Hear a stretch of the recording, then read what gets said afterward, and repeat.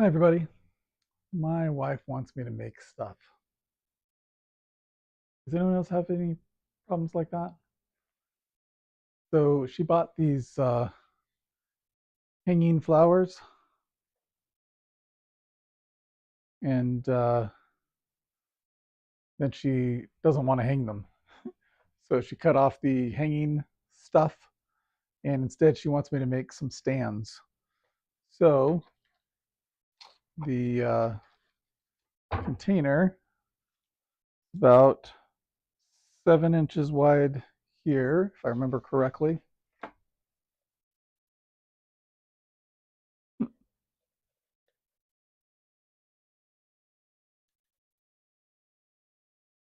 see here.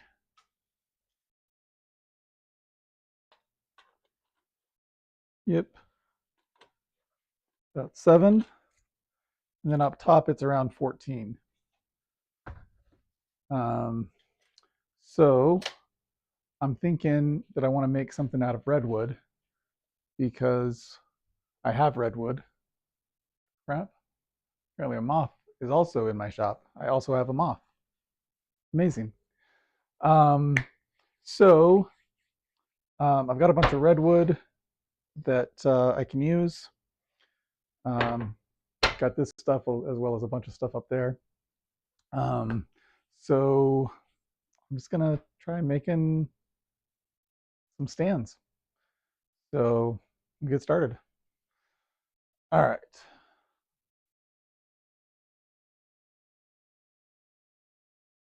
Let's see here.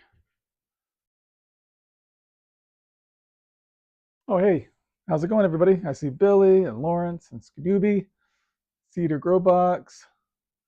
Thanks for being here, everybody. What happened to CTP? I got a little burned out, and I need to get this done. So, sorry to Mike, but I'm gonna try and get a project done. So, let's see. All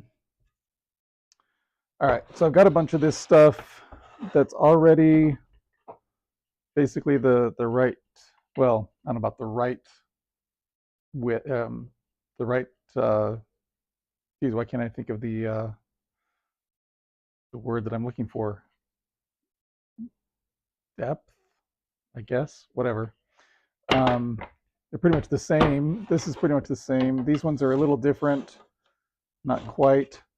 So I'm going to do a little panel glue up, but I need it to be a little wider. So I'm going to cut off a couple strips of this guy. And so let me grab a pencil. Do there. This doesn't have to be particularly exact at the moment. So let's see, is that going to give me enough width? That's 4.5, almost 1.5. So that gets me to 6-ish. I'll need at least one more.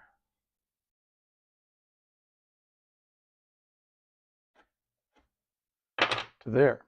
All right, head to the miter saw.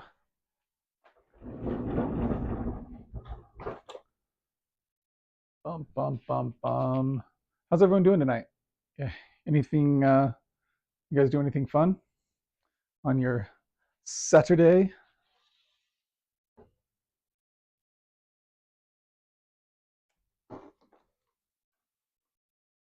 Get the dust collection connected. Get the miter saw plugged in. Some eye protection and ear protection.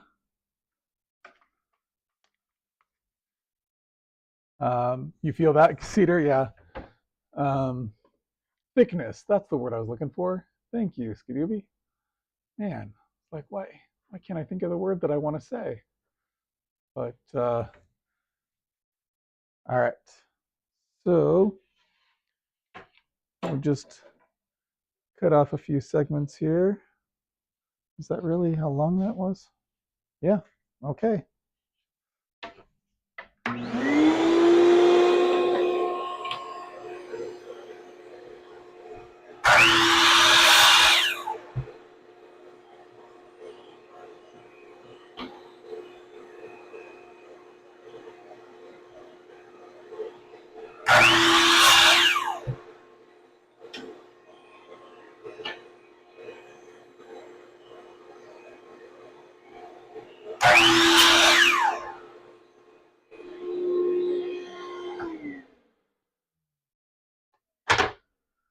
All right. So I got my 3 pieces there. But since I want these to be part of a glue up, I need for these to have less gap between them. So these guys are all pretty good, but I'm going to clean up these 3 that I just miter sawed. I'm just going to clean them up on the table saw, clean off those edges, so that hopefully I get much nicer connection there. So bring you over to the old table saw. Of course, that means I have to get the table saw set up.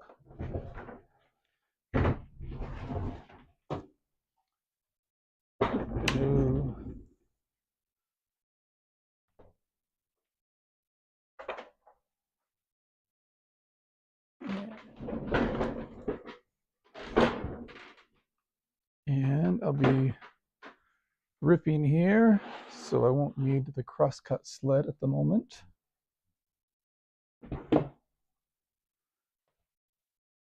Nor will I need these scrap cuts. All right. So that doesn't need to be nearly that high.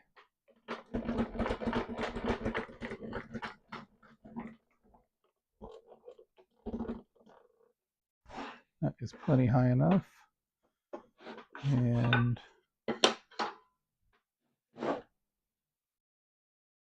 bring this over here.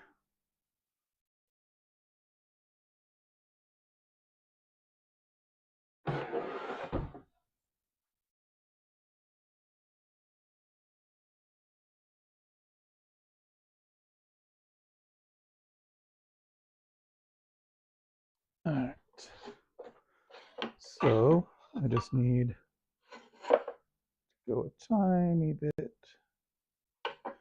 over, take off the curvature here. That should be enough. So we'll run those 3 through. Lock that in. Plug it in. So I've got power. Okay.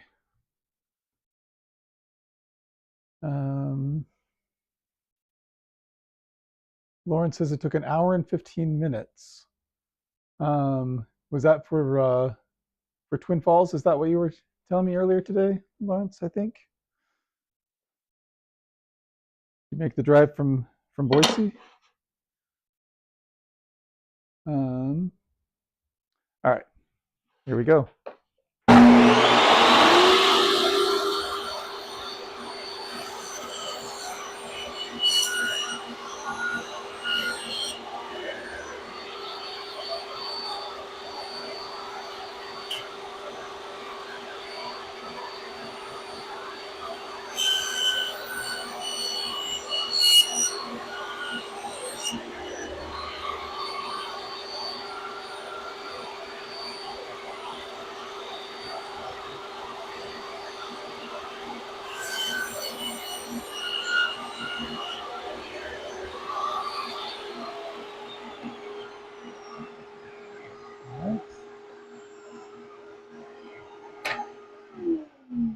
Now we just need to clean off the other side, taking about 1 blade width off.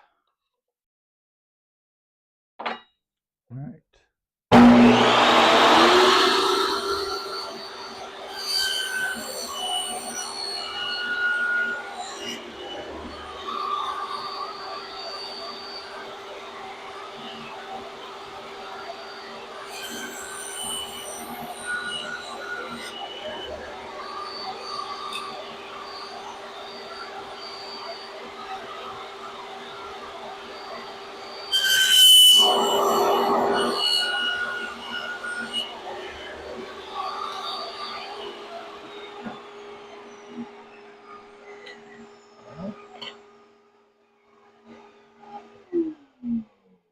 Looks like those should fit together much nicer now.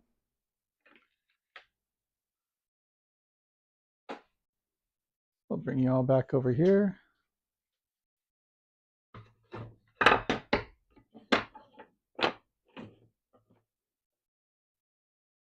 Okay. And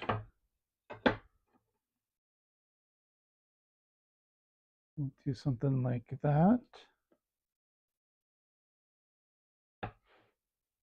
That should work, right? All right. And let me find some clamps for our panel glue up purposes. These are relatively new. So I hope they work well. All right. I'm going to set these up over here.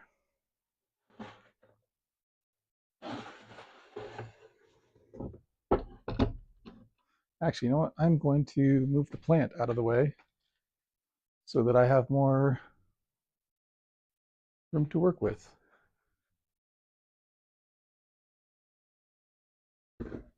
All right. Much better. All right.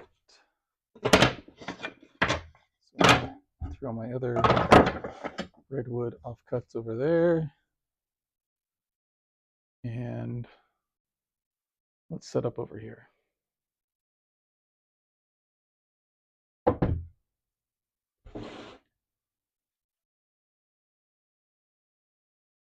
And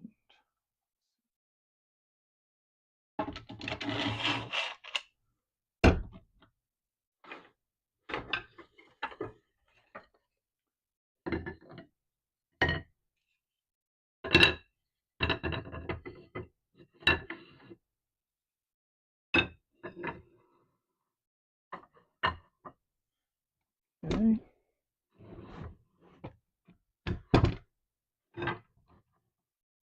Try to position these about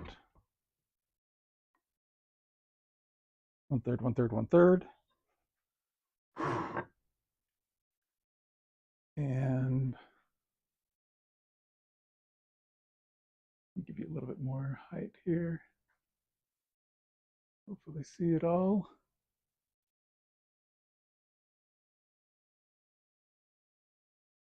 Okay. And let's see. Cutting an owl out on the scroll saw took an hour. Okay. Some serious concentration. Really enjoy that's my peacetime. Nice. Cheaper than therapy. A little less detailed than a turkey pattern. Turkey pattern took 3 months. 5 hours. 5 hours at a time. Whew. Crazy. All right.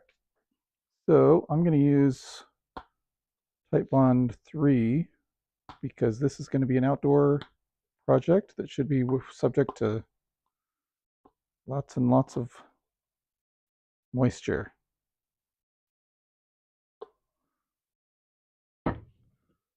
So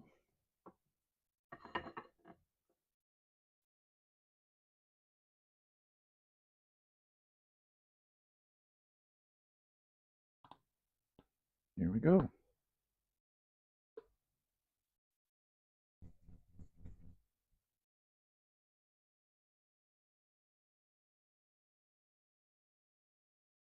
Maybe here we go. If I can get any Type Bond 3 to come out.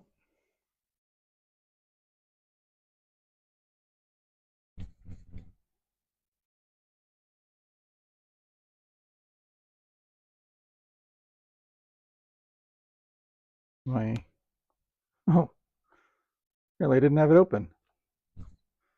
That is usually one of the requirements for accessing the glue.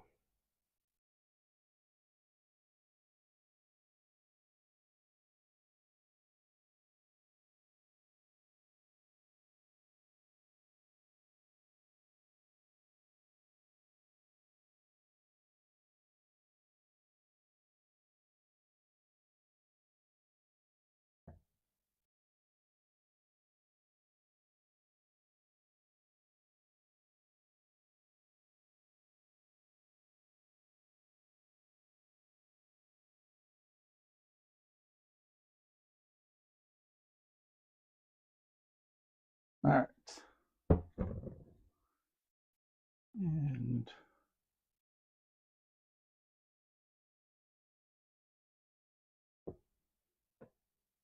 probably a lot more glue here than I need.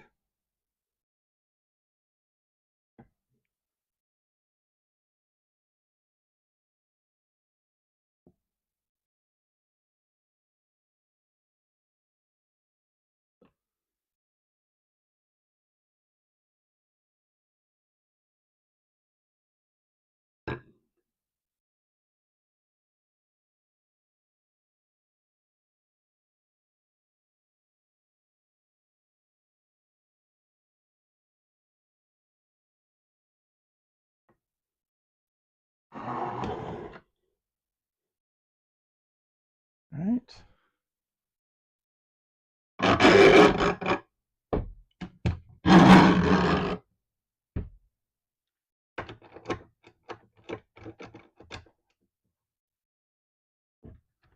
And tighten those a little bit.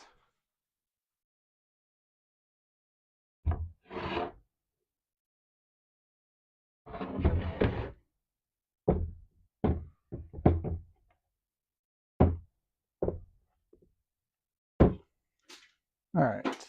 And I'm thinking it'd probably be good to have some cauls on there. So what have I got over here that I can use as cauls? Nothing. Let's see.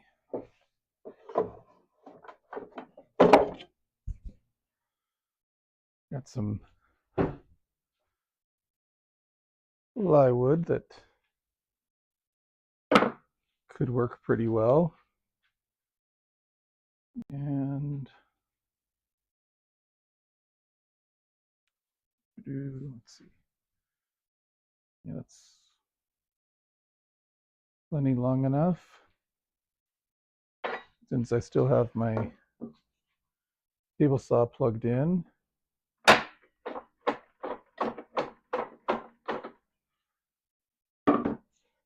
I will just throw my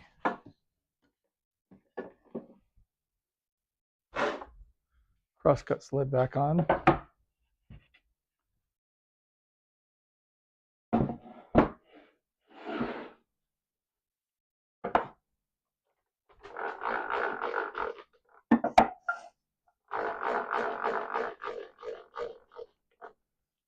Okay. So that is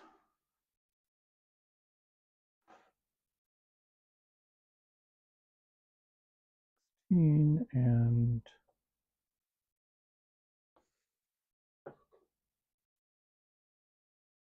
5, 21. So if I want it to be in half, I'll cut it to 10.5, give or take. Right about there. And then, is that going to be, yeah, that should be plenty long enough too. It's going to be so awesome. Here we go.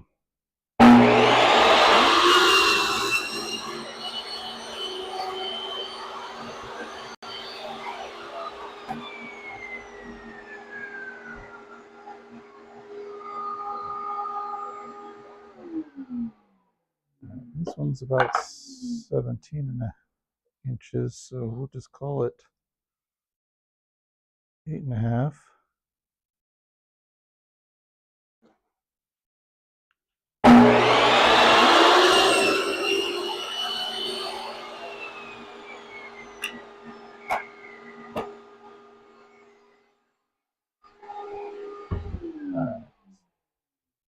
So I don't want the glue from here to stick to the cauls.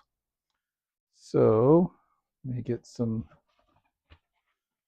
parchment paper out.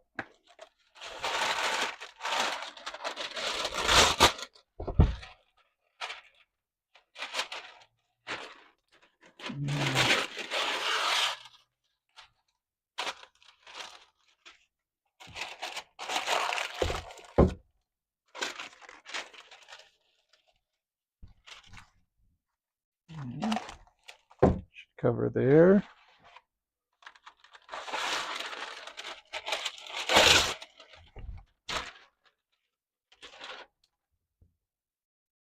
And we've got that guy for over here, this guy for over there, and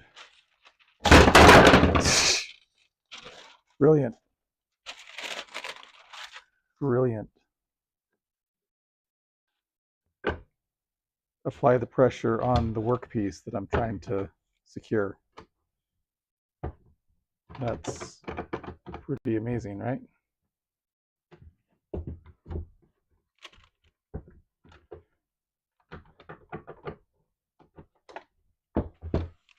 Okay.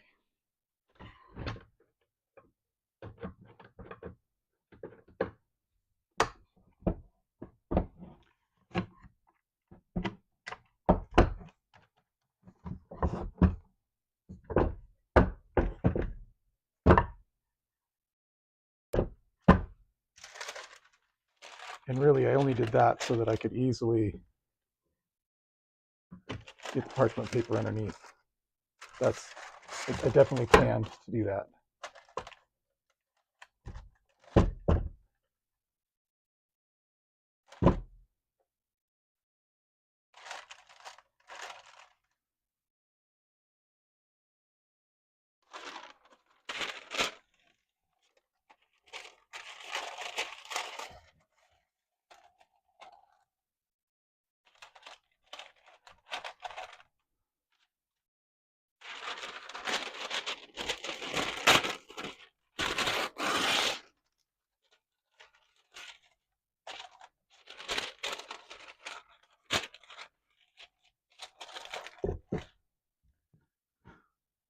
All right, so got a call for over there, got a call for over here.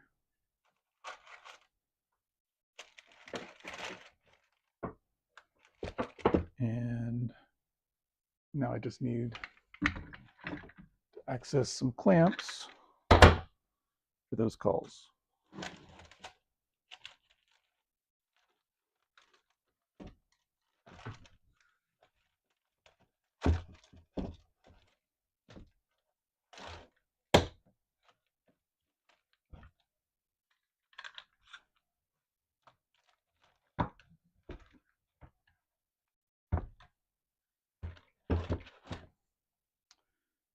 Okay.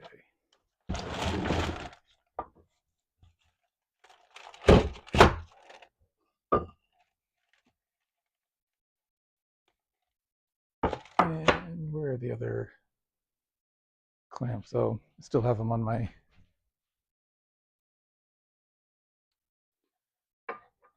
belt sander from last night.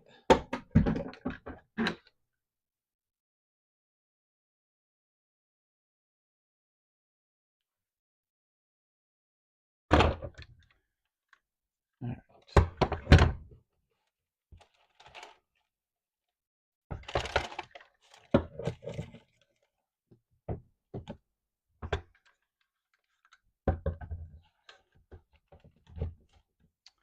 All right. Now let's see if we can get. I'm really good at panel glue ups, by the way, guys. Really good.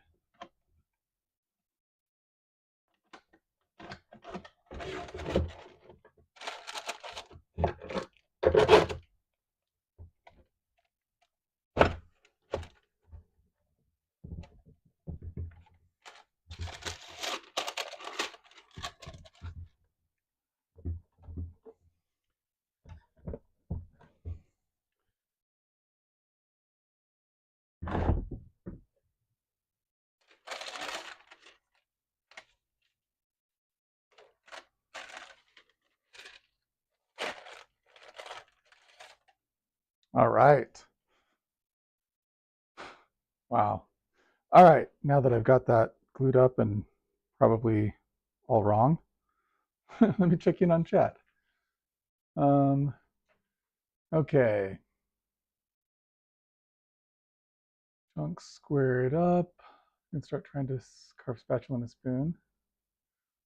Nice. Turkey pattern was designed by Michael Williams in Beckley, Mississippi. Close to Natchez, Mississippi. An old used scroll saw. Oh, cool. Didn't know folks made patterns for them. And Southern Illinois, just used a chisel, mallet, and block plane. Spent about a quarter of my time sharpening, finally getting better at it. How big is the owl? Yeah, that's a good question. Jim Bloom is one pattern designer. If you want to start simple, look up Steve D. Good on internet. His patterns are free, but he passed away a couple weeks ago. Oh no. But designer is his wife. But awesome designer, his wife. I run on the webpage. The info. Wooden teddy bear has just about all the patterns that others design. Scroll saw. Scroller Online is another good source. Pretty sure at least 5 arms are needed for panel glue up. Yeah, that could be. Sit back and watch the glue dry. Yeah, let's do it. Let's do it. Watch that glue dry. All right, so now I need to design the rest of the thing. So I might need some input from everybody, because my idea was that this panel is going to be big enough for, if I cut it in half, then I've got you know, the tray, basically part of the stand for each of the two planters, right? Each of the two hanging planters, because I only need a 7-inch diameter, and I think this is like 16 total, so that'll give me about 8 inches on both of them. So then I just need to figure out the best way to go from the top down. So let me just use this as a sketching it out, and warning in advance, I'm a terrible artist. So so I've got my tray, right? And that's the same size, or basically the same diameter as my planters. The planters, though, go out to about 14 inches. So these are 7, that's 14. So I was thinking I would like to do some legs that also go out to 14 inches. You know, obviously I do 4 of them, not just these 2. And my wife wants them to be visually interesting and not just looking like 2x4s. I've got a bunch of redwood 2x6s, so I could just make them out of 2x6s and then they wouldn't look like 2x4s. Sadly, I don't think that's what she's envisioning. She seemed to think that it would be nice if they could be turned on the lathe so that they would be round. You know, and I'm terrible at the whole perspective and everything here. And then, but I figure I'm going to need something probably holding these guys together, you know, kind of like chair legs, really, because if I'm going, or like a stool, especially if I'm going round on these, you know, I don't think I'll be able to do, you know, like a dado or rabbit, or, well, I don't know. And then the other thing is attaching them to the tray up here. I haven't really figured that part out either yet. So I'm open to ideas. Were you guys able to follow what I was doing there? Let's see.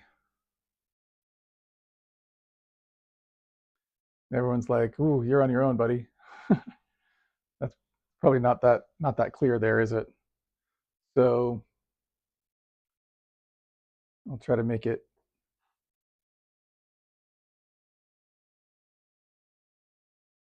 All right. So this is 7 inches. Then planter goes up to 14 inches. So I'd like to kind of mimic that. And let's see.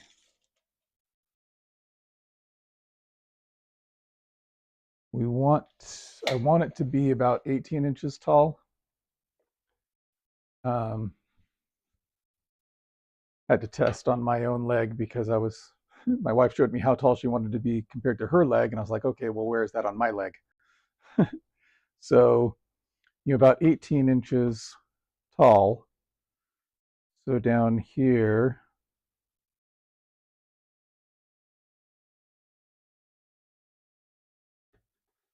would have a slight angle out.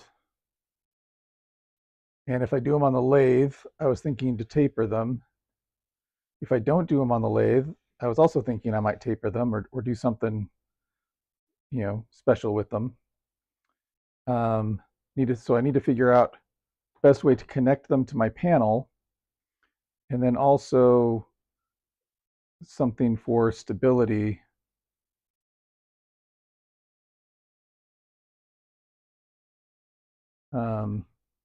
And or decorative, so that my wife thinks, oh, I'm really glad that you made these. Skadoobie can't help out. Check in tomorrow, see how you solved it. Good night. All right, thanks, Skadoobie. All right. So one thing that I'm pretty sure of is that I'm going to need more material. So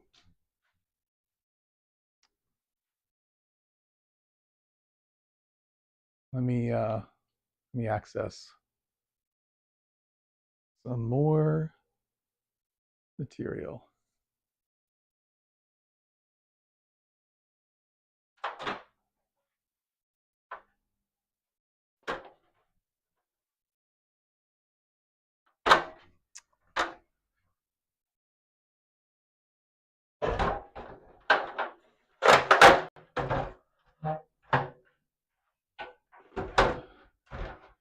And I'm going to take these off as I'm getting up there. I don't need any more distraction than otherwise.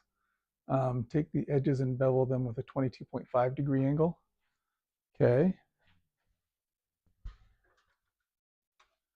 All right.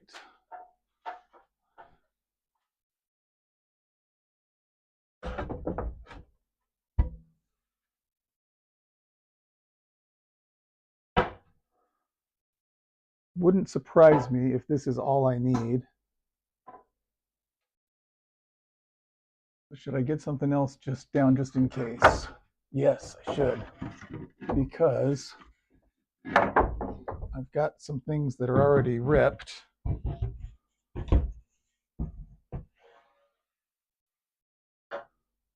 That guy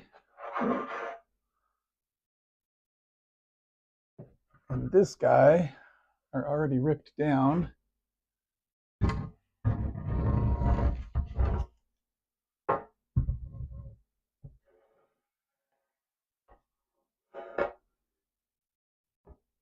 So I will see what I can do with those. And actually, I have a couple more similar to those.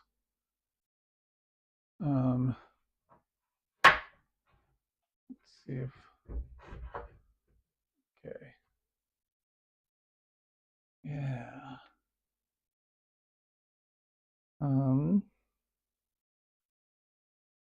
Let me get one more down just in case.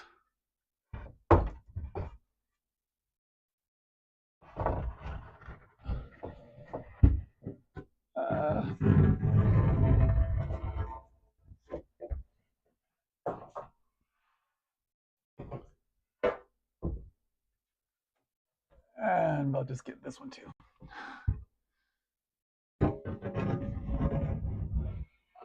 Shouldn't need all of this, I wouldn't think. But I'd rather have more that I have to put back later than have to get more mid-project. Okay.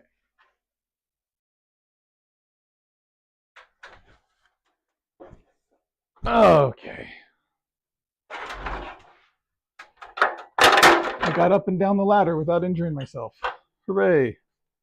Now let's see if I can put it away without getting hurt.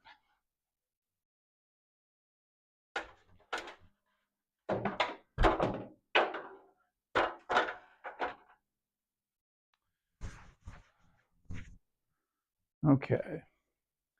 So here's the material.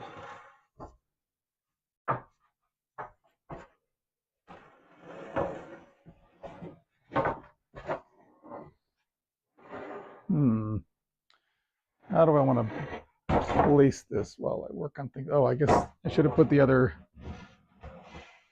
2x6 away, but whatever. All right, we'll just put it there for now. Let me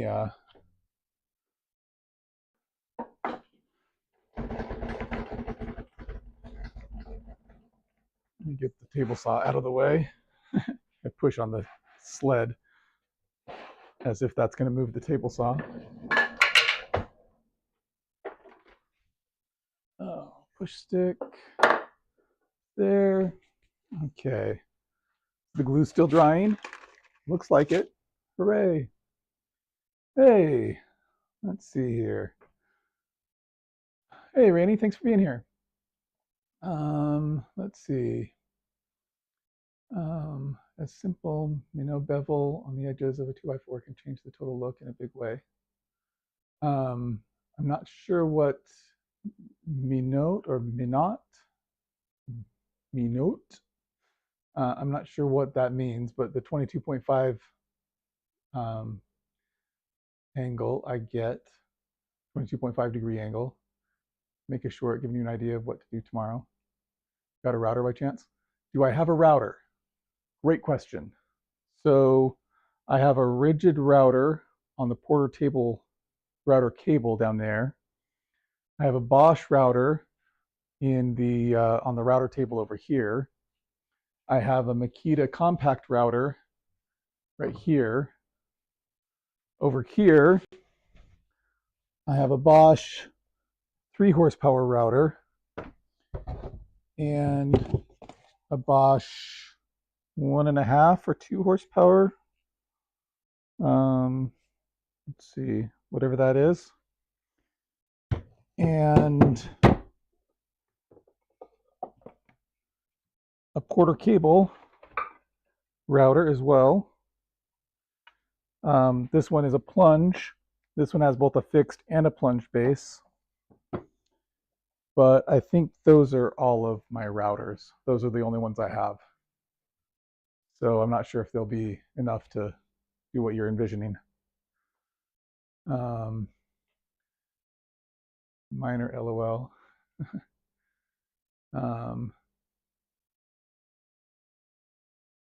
Minor. Oh, okay. Minor bevel. Okay. Gotcha.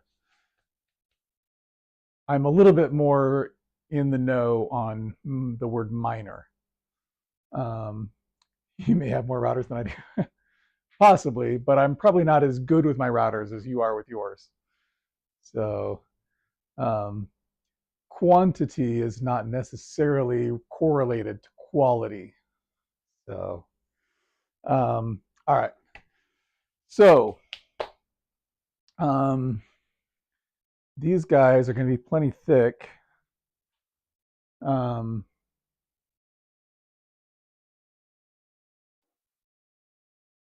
We're doing something with. You know what? I don't usually do this, but why don't I just start cutting stuff up and playing around and see what I can find. So I want each leg to be about 18 inches. So I'm going to cut this one at 20. And that should give me a little bit of play for making them smaller later if I want. Hey, Todd. Thanks for being here. Appreciate it. Center, not venter. Down the center of the board, do a V-notch groove with a beveled edge. Okay. All right, so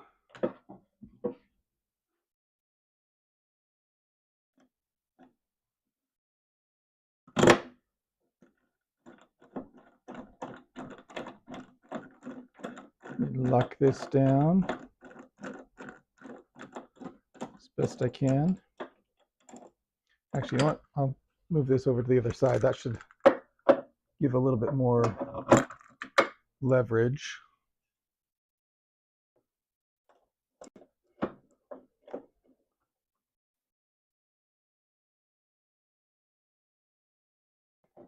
That's one thing that I've wanted to do for a while is build a better miter saw cart or in-feed and out-feed support.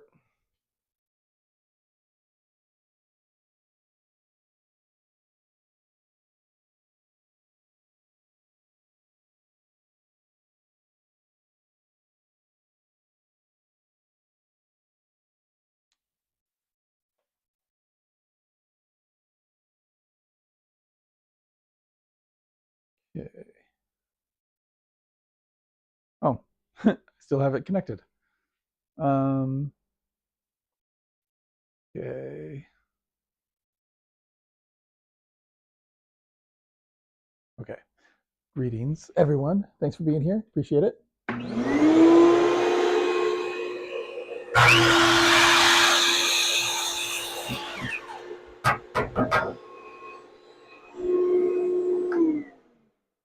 All right. So we'll move this guy out of the way a little bit. And all right, so we're talking about having it come at an angle. And from here to here, I want about 7 inches of movement. You guys can see that from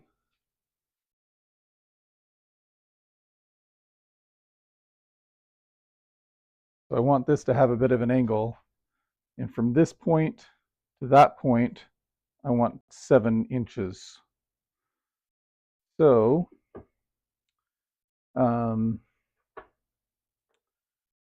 let's see. I mean, let's just try the 22.5 degree angle that Sarah was saying.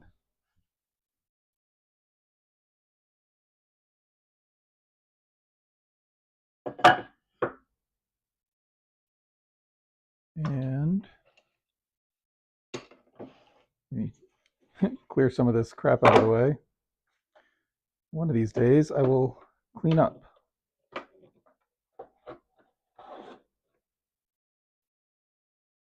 $22.5. There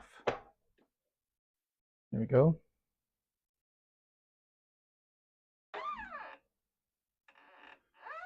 All right.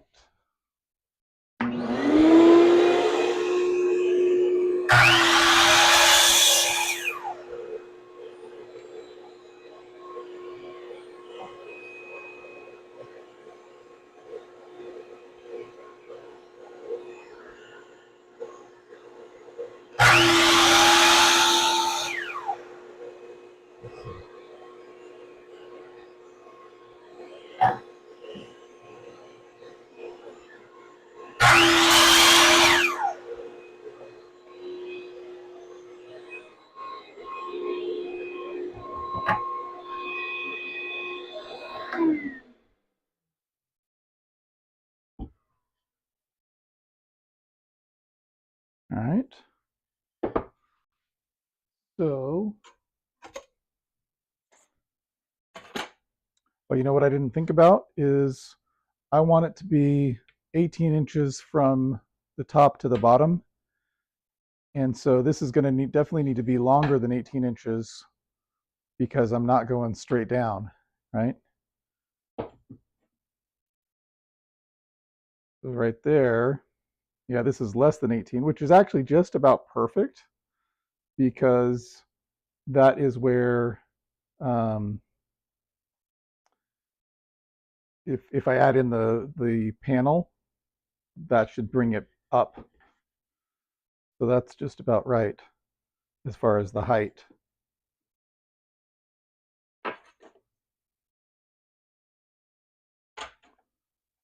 And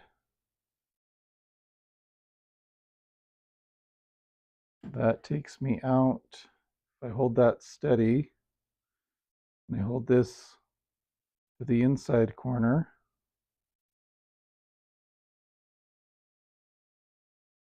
that takes me out to 8 3/4.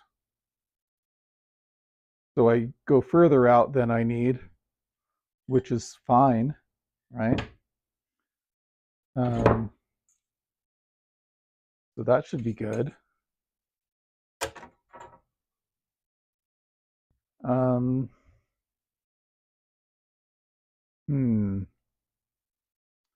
All right, so let me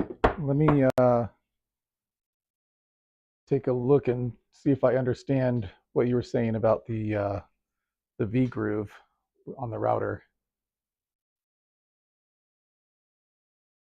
Okay, down, or the V notch groove. Down the center of the board, do a V notch groove with the beveled edge. I'm not sure that I'm envisioning exactly what you mean with that. Let's see. Going to add fold down wings. For the miter saw cart, I would like to. I also want to do an outfeed fold down for the table saw for outfeed support. That's kind of what I envisioned when I first built the table saw. And so you can see down here,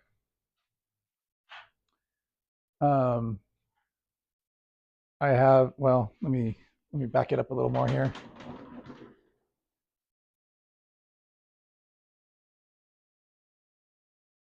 So I've got this support, for the back rail here, but then I extended it out here because I wanted somewhere for the dust collection to go, but then I wanted this to be able to come up to support my outfeed support table.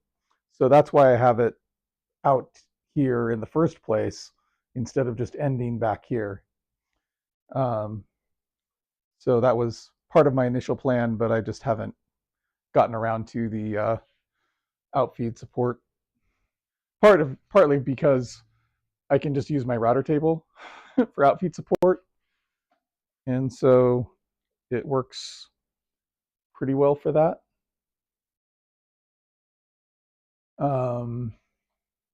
Okay.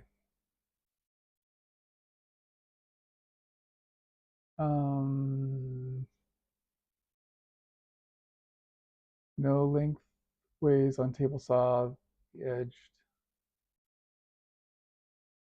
Soakatoa?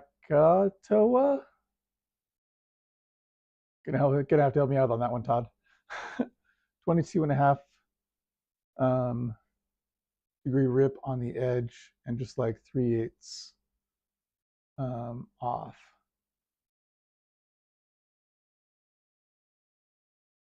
28.5% rip on the edge and just 3/8 THS off.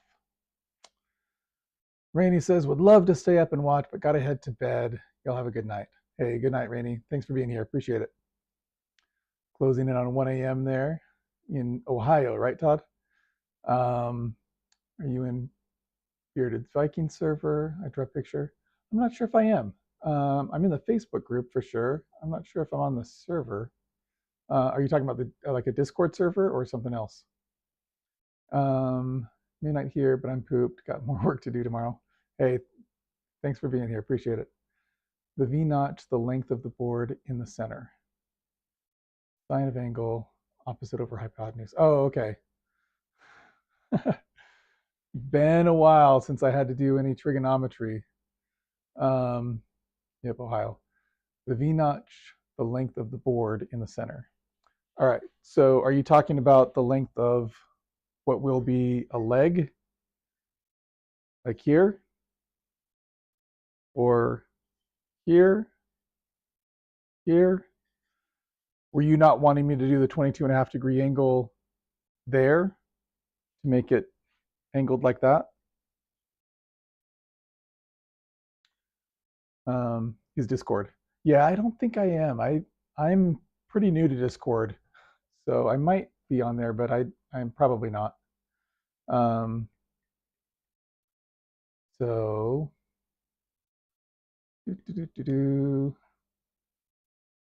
yeah, I really wish I understood what you were meaning. The V-notch, the length of the board in the center. So I could definitely do a V-notch down the middle here and down the middle there. I mean, I could do it on all four sides. Is that what you're trying to say? I've got a V-notch, a V bit for the router right here in my Bosch 1604. So CMT, V-bit, V-groove bit. Yes, that. Okay. So, so you're thinking just down the middle on all sides, or just the outside?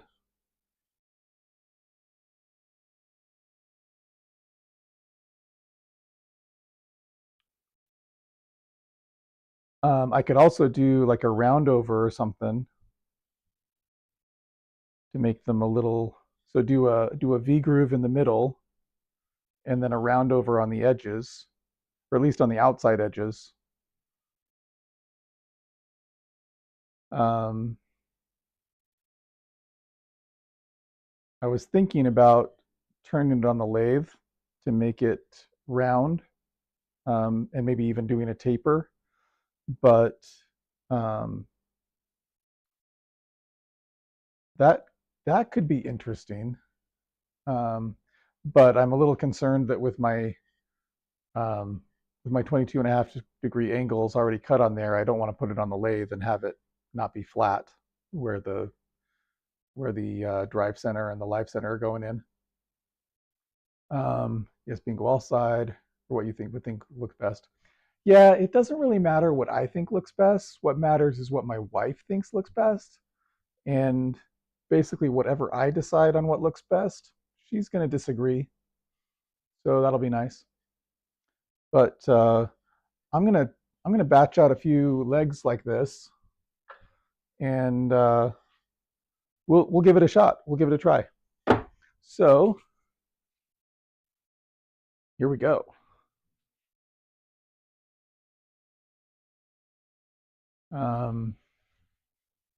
Whoa! The table saw grabs me. All right. So then, all right. Try to take it from the same. Whoa! I hit the lighting.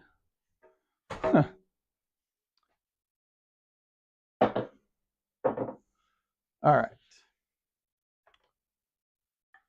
So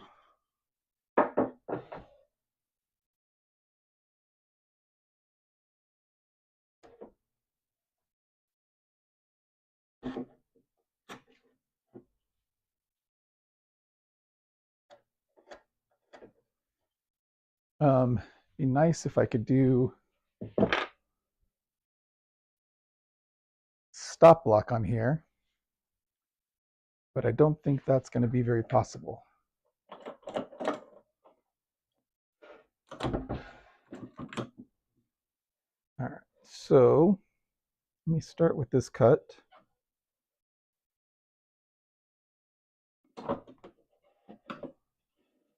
And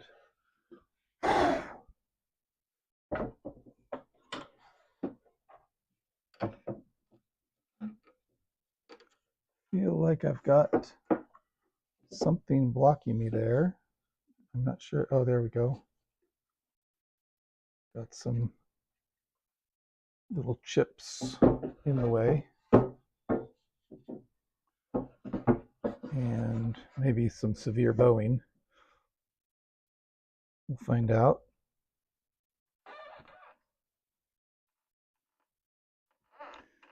All right.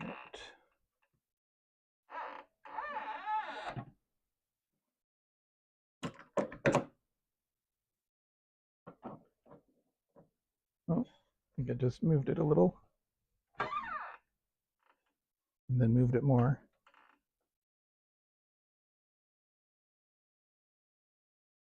There we go.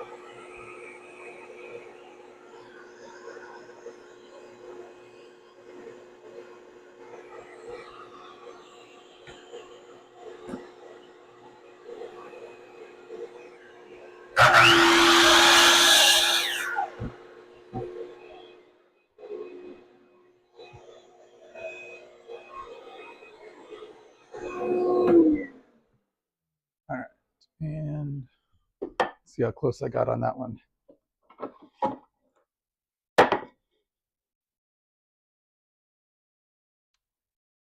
Damn, that's way better than usual.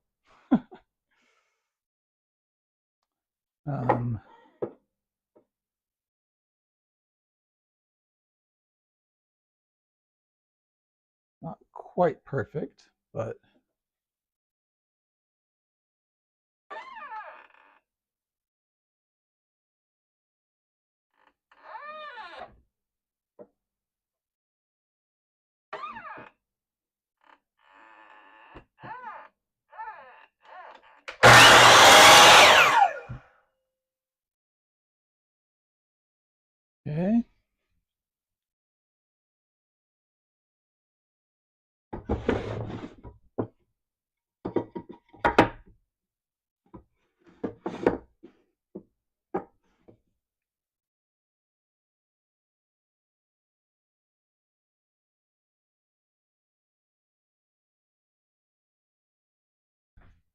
Bring you over here.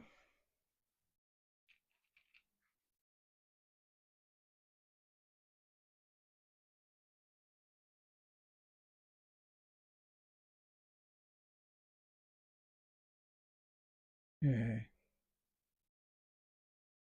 Yeah, turn it. Yeah, but Todd, with my angles already on here, isn't that going to be dangerous to try to turn with instead of having a flat surface? I mean, if I were going to turn it, I probably should have done that before cutting it. But then I'd be, if I'm going to have an angle on my turned leg, um, I think it might be difficult to make sure that I've got the same angle at the top and at the bottom after I've turned it, because I don't have a a flat surface to register it against. Am I thinking about that correctly, or probably not?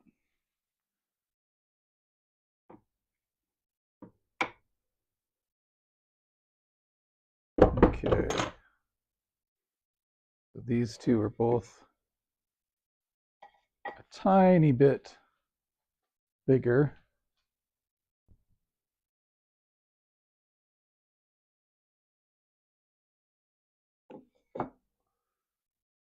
So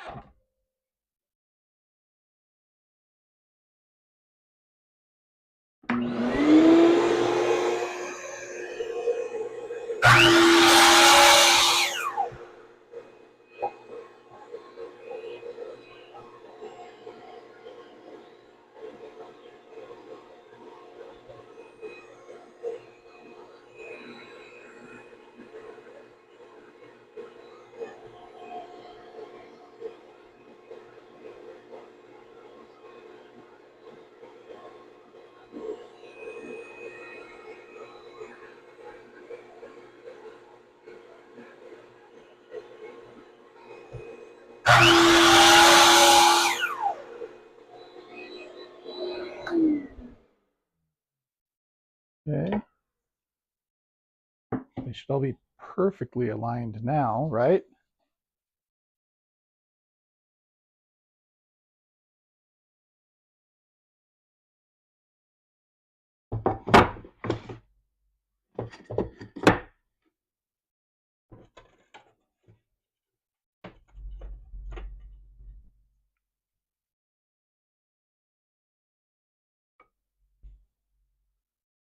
Ooh. You know what? I kind of want to pat myself on the back. I'd say those are just about right. Okay. So let's set up the router table. And that router table is currently occupied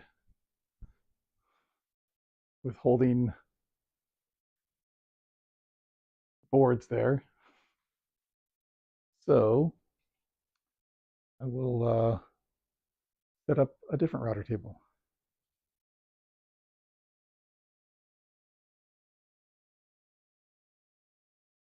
Let's see.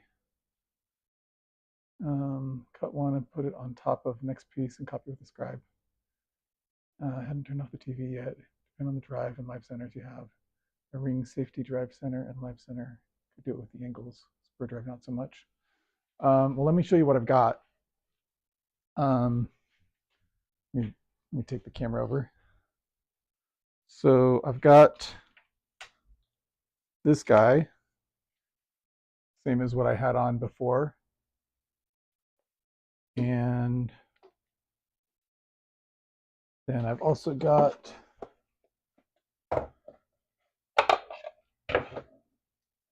these guys.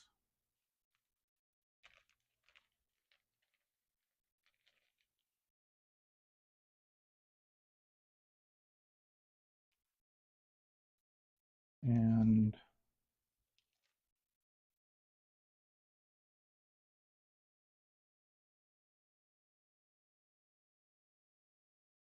So you tell me, any of these worth trying to do anything with, or is that just asking for trouble?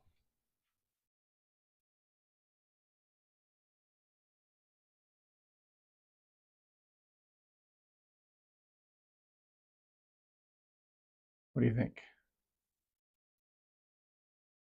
Spur drive, that's a spur drive that I have on there right now. And I'm presuming the other one was also a spur drive. All right, so my V drive, my V groove bit is in here. My panel is here, so I'm going to move it out of the way, stand it up, because that is a thing that I can do with these parallel clamps, I think they're called. And yeah, just do it like that. Hopefully that's not going to fall over. And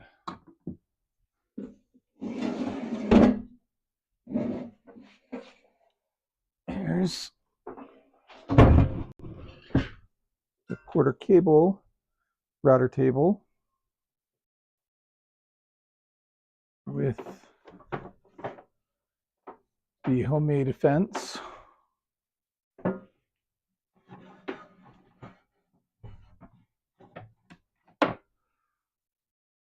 So the fence that came with this guy was awful because of the dust collection issues. So it had the dust collection port went way back, and then you'd stick it in back there. And the way my system is, that means I'd need like another foot and a half out behind the back in order to get the dust collection. And because it opened up so wide near the actual bit, it was, really not very good dust collection, because it would just lose so much suction power. So I made this that I think is way better. So it basically take that off, and then I can take my vacuum hose and stick it right in there. And then this collapses in over the top. And then I can stick this in. Maybe I can stick this in if I'm not talking about it while I do it.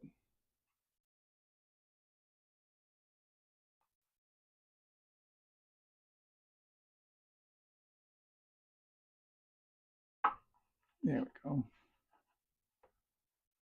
There we don't go.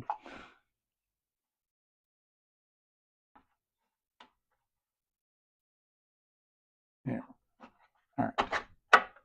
Oh, so that has a nice tension fit. So, it's nice and, it's pretty sealed. There's not much air that's going to be escaping from that. And so pretty much all of the suction is going to come through right here. So I get a lot better dust collection this way. And it takes up very little space. So I can actually have my router table on the workbench where I can work with it without having to have it at some crazy angle or something. So what do you guys think? You like it? Hate it? All of the above? Clean up some of the garbage I'm finding around here.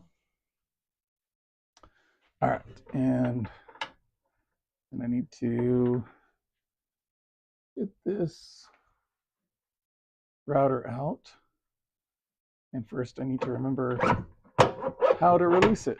It's been a while since I've used this router table in this router. We've got a chamfer bit in there right now that I will remove after I remember what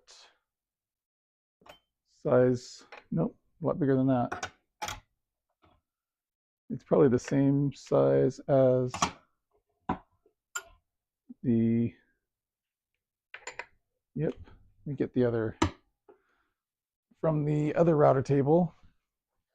A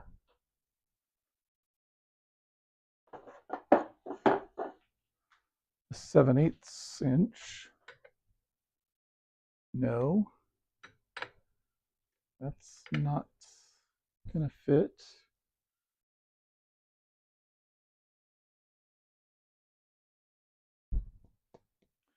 Okay. I guess I'll just have to use the adjustable wrench then.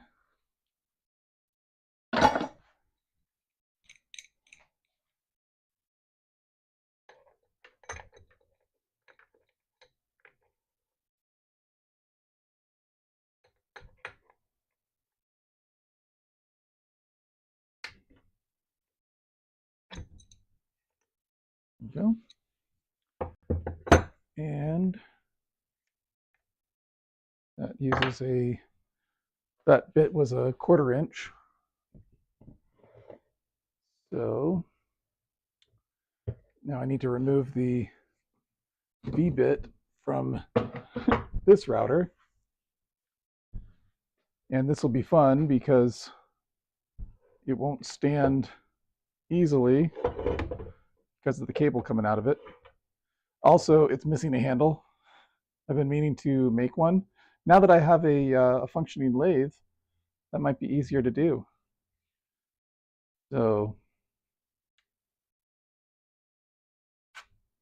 this is a bit of an older router, thus the relatively simple setup there. And to remember, is that okay? Yeah, it's got a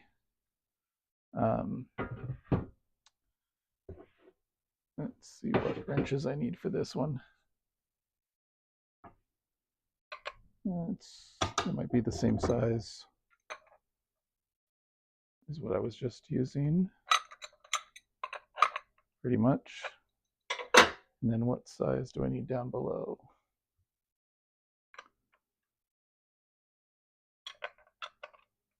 There we go. That is 11/16.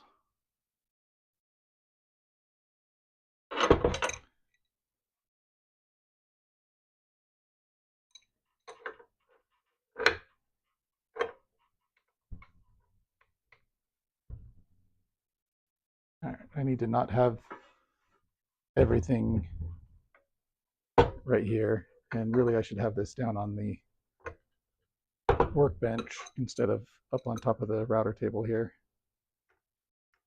There we go.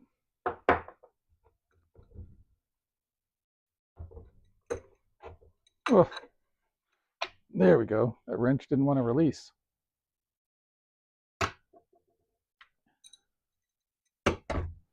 Okay. So I'm going to throw this guy back over here. I guess I should have put the fixed base back on it first.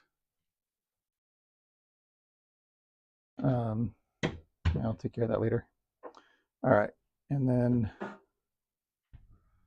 we'll get the V-groove bit in here. Just hand tighten.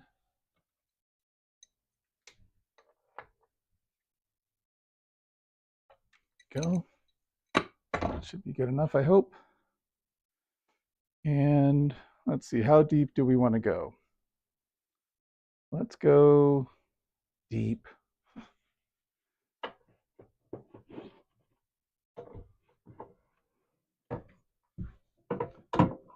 And any bets on whether I can get this back in without hooking? I would bet against me.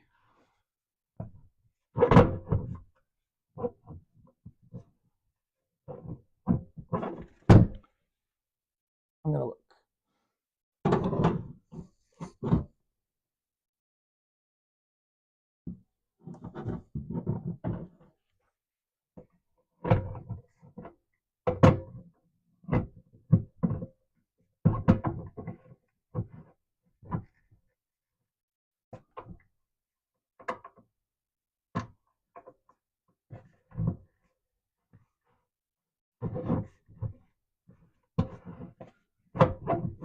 There we go. And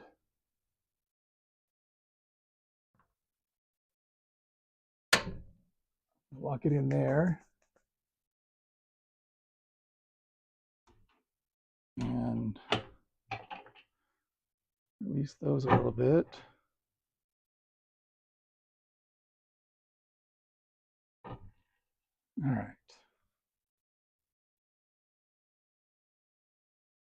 Let's figure out where our center is on here.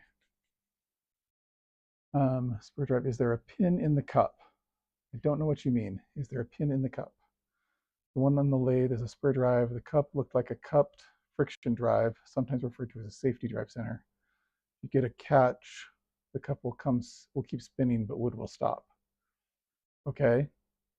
You want one with a center pin in the cup to ensure good hold on a cut angle. Heading to bed. Good night. Hey, thanks, Todd. Thanks for being here.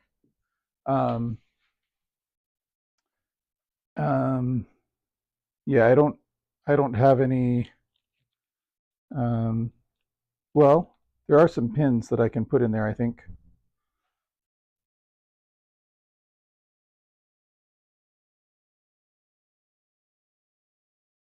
So I think those are my options for what goes in this guy.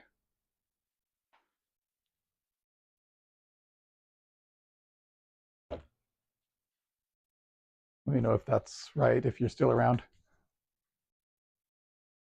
Okay. So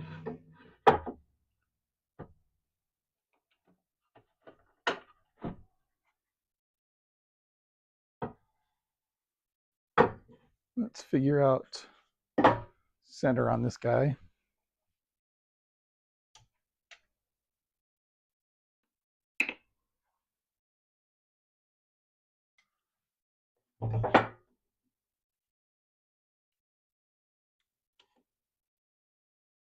So 1.5.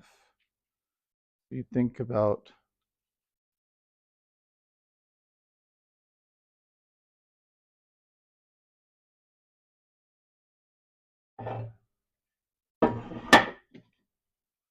so I like to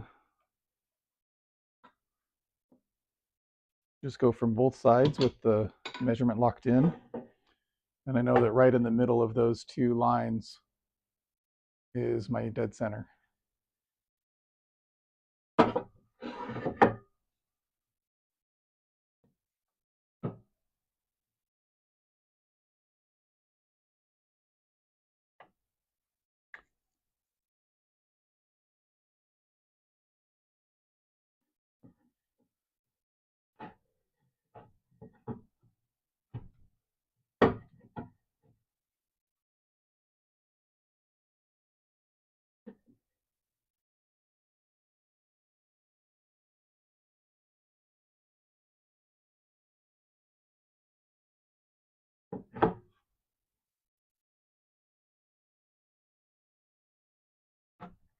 Oh, come on.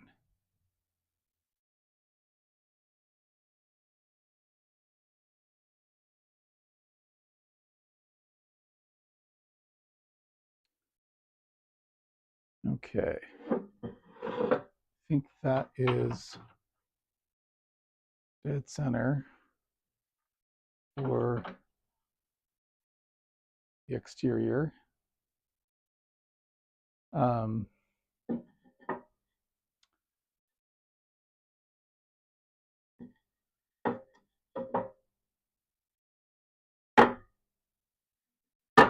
I'm not sure which is going to be the exterior, so I think I'll just do both sides, all 4 of them.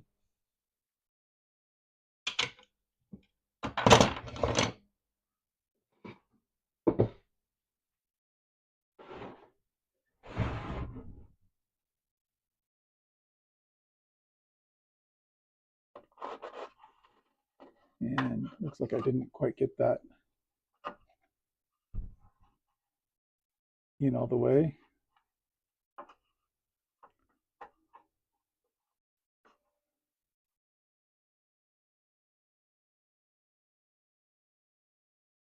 for the dust collection, I mean.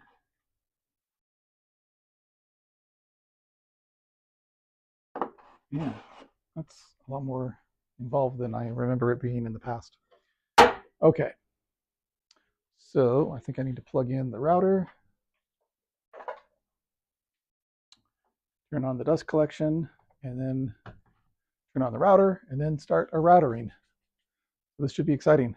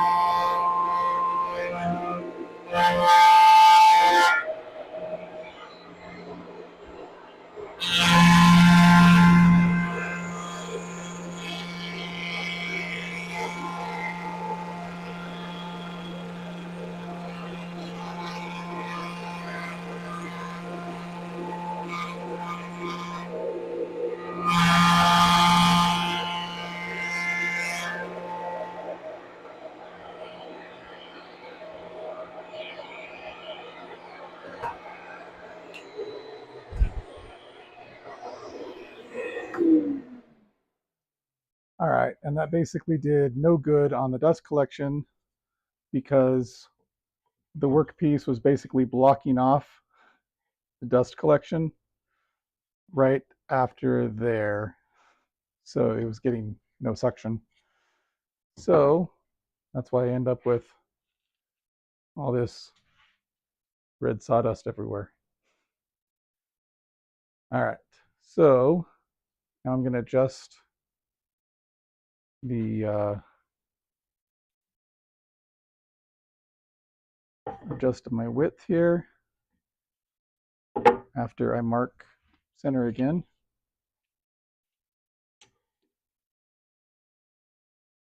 So now I've got 1 3/4. So that would be 1/2 plus 3/8. So 1/2, 1, 2, 3, right around there.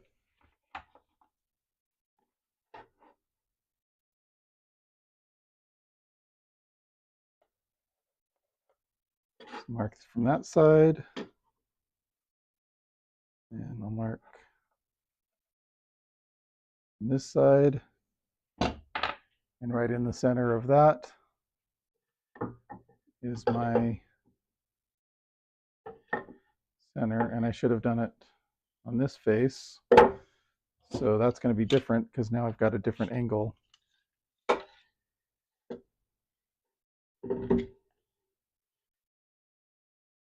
My angle there, so there I've got just about 2.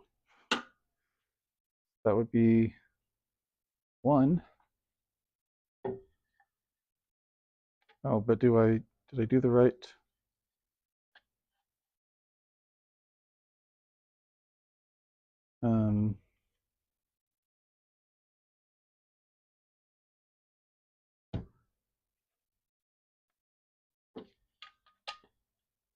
Yeah.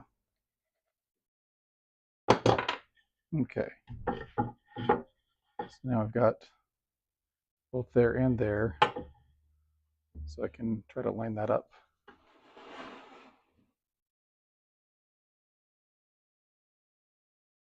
So,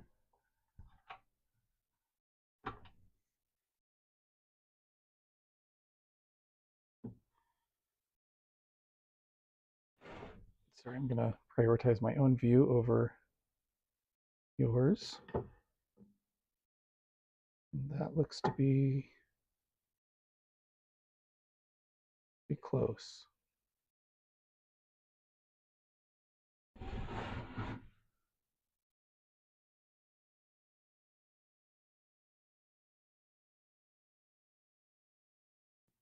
All right, I'm going to lock that in.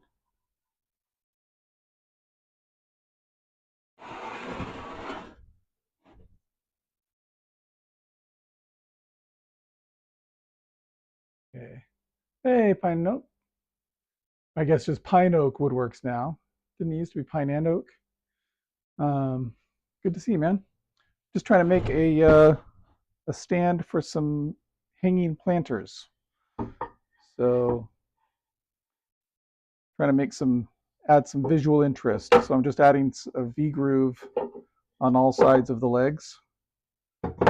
So let me put these legs over on the other side of my router table.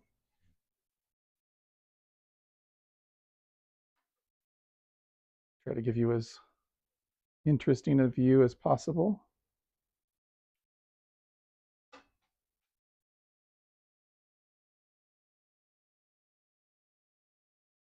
And I'll turn on the shop vac in spite of not really believing it'll do much good.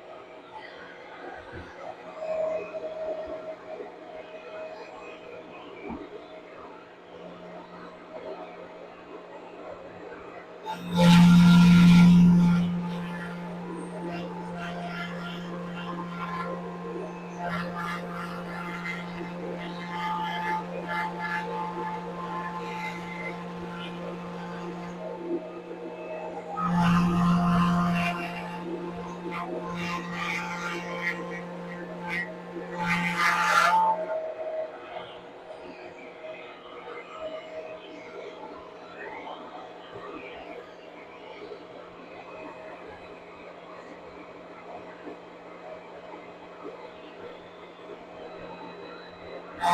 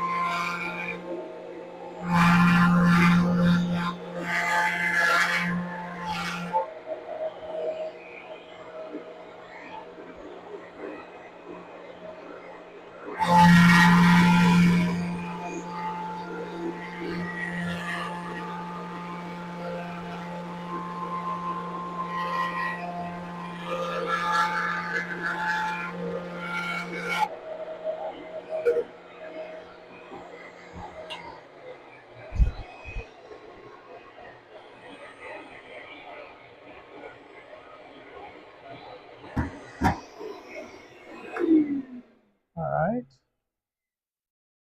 I am back, looking good. Oh, you are looking good.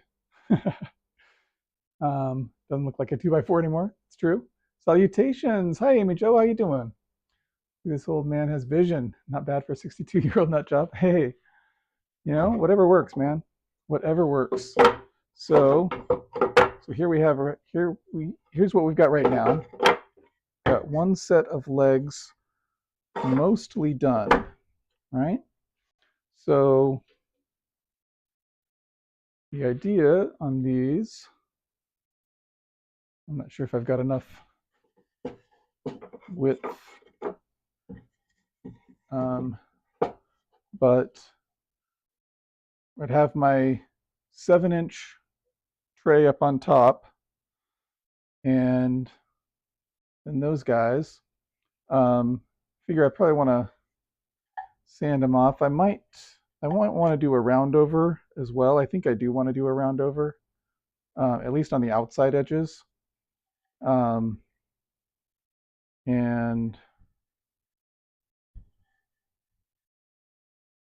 yeah.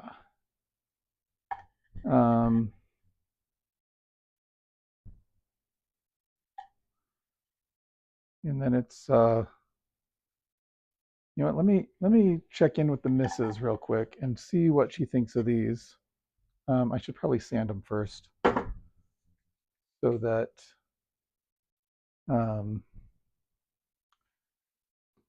yeah.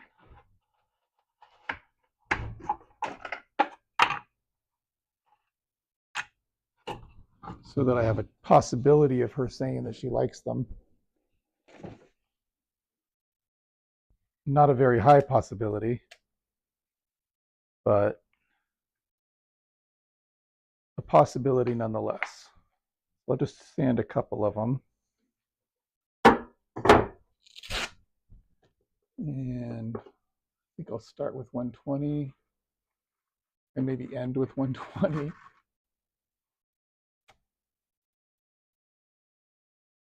Uh-oh.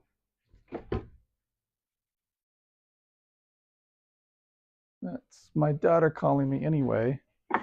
So I think it's probably time for scriptures and prayer.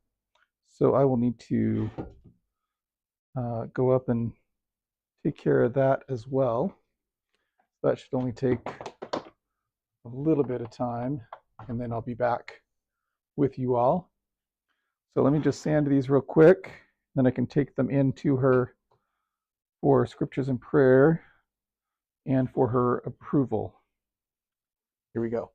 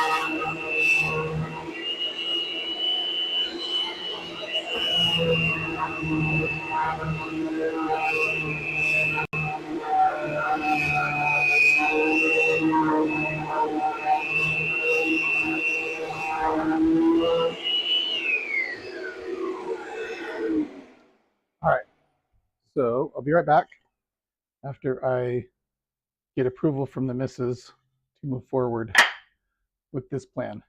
So don't go away. Talk amongst yourselves. I'll be here, be back shortly. All right. I might even cut off my microphone when I'm talking with the missus so that you don't hear her derision of my handiwork. And here we go. All right.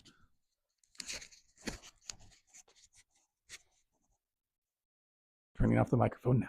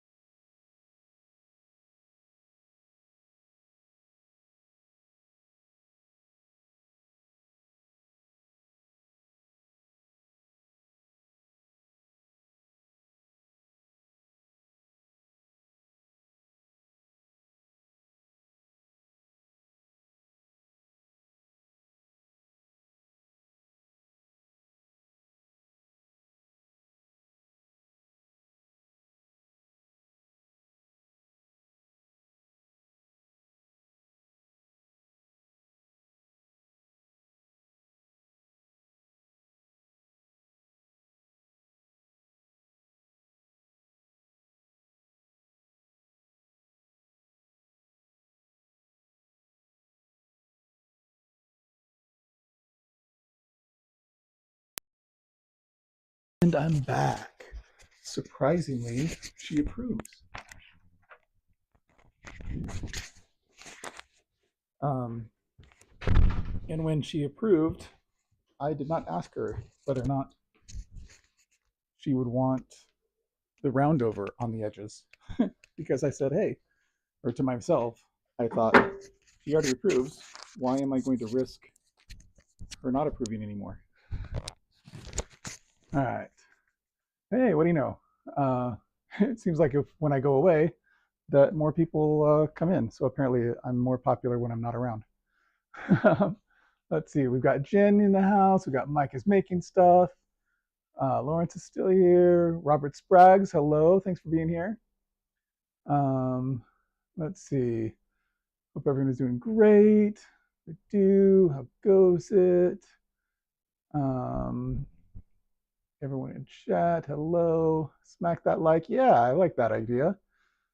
I knew she would. Yeah, I did not. You never know with the misses what's going to be a hit and what's going to be not so much. Um, so, all right. So we've got our panel right here that is drying from its glue up.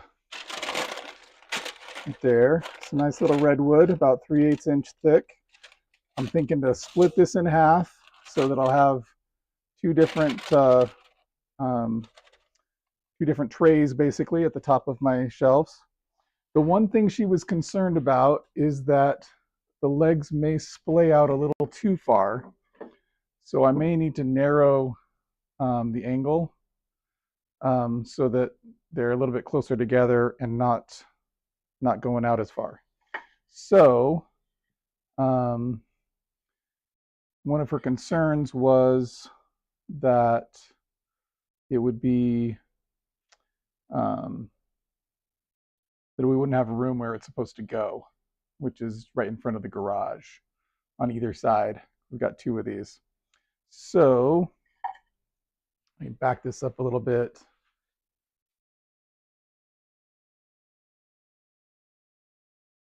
And well, let's see.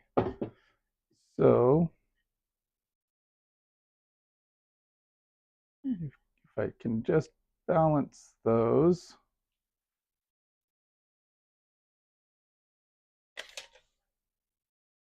So that is 20 inches. Up there is a little less than 4, and I'll need at least 7. So that means it'll be at least 3 inches wider, so at least 23 inches. So let me go check the space where I'd be putting it to see if I've got 23 inches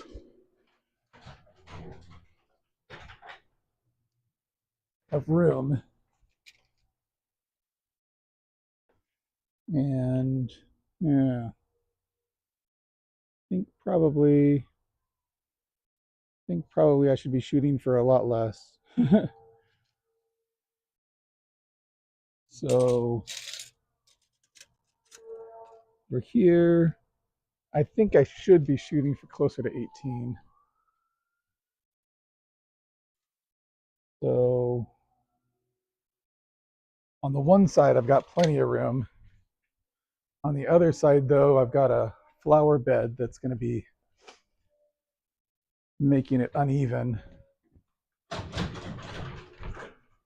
So if I shoot for 18, that should work out pretty well. So how close together do these need to be? I need an extra 3 inches up top. So I need to make these 15 inches apart, which is just about right there. So what angle is that?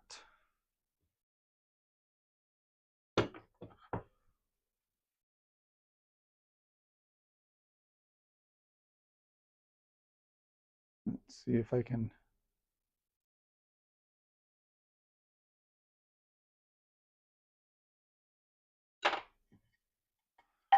Just try to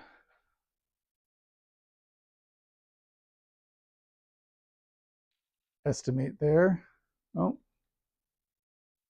that frozen? Looks like my camera is frozen, but let's see. Nope, not frozen. Just the display was being a little wonky on me. Okay.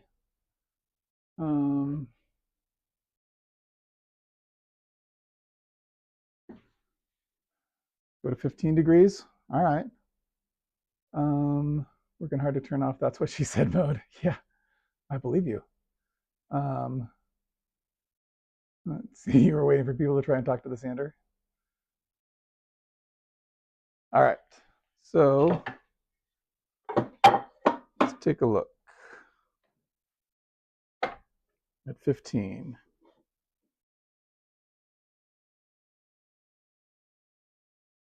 Let's see how well that works. Get some hearing and vision protection.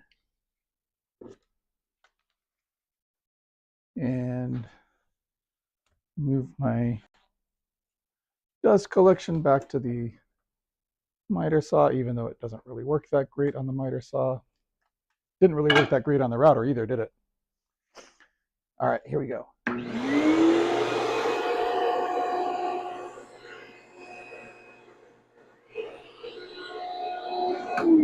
You know what works better is if I plug in the miter saw before trying to cut with it. That's what I've been told anyway. Yeah, pretty close to 15 degrees. Yeah, let me see where it's the mark that I made. There it is. Not that I can. And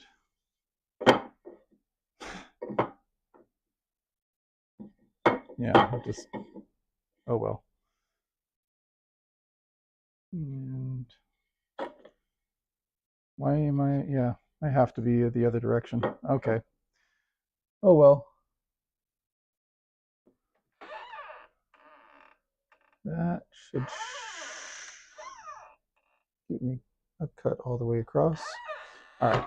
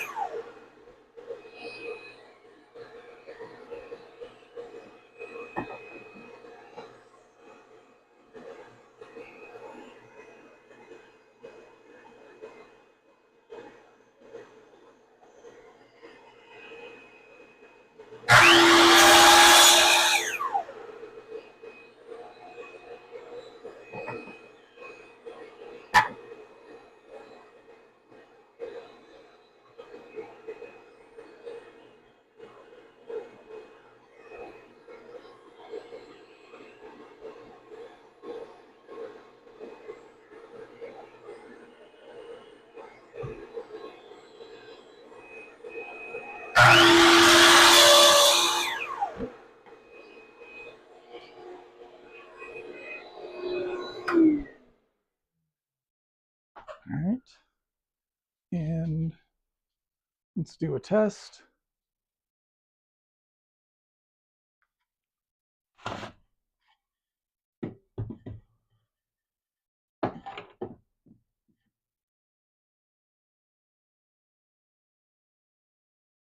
At 15 degrees. That's 17 inches. Add another 3. And gets us to 20. So I think she'll want it to be, well, actually no, because I didn't have them actually contacting the ground. Let's measure that again. Surprised at how far off it was. That's 13 plus 3 is 16. That's great. That should work just fine. Excellent. Good job, Sarah. 15% was pretty dang close. Just an old man who lives in the forest with 7 cats, maybe a little crazy. We're all a little crazy. Some of us are more than a little crazy. 2 miters that are magic number, 22 and a half and 15. You can make some amazing things with them. Nice. Every miter on a sawhorse picnic table and bench and yard chair is 15 degrees. Sweet. Okay. Yeah, I'll go with that. So let me cut these other two to the same length. And we should be mostly in business.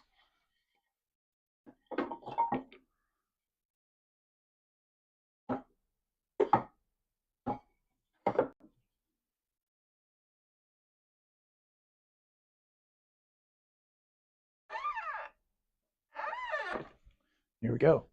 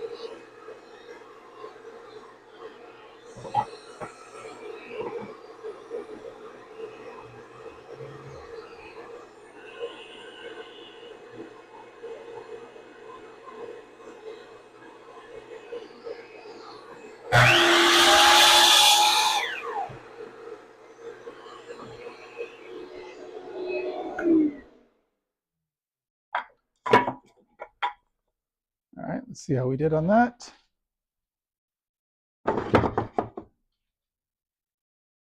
Doo-doo.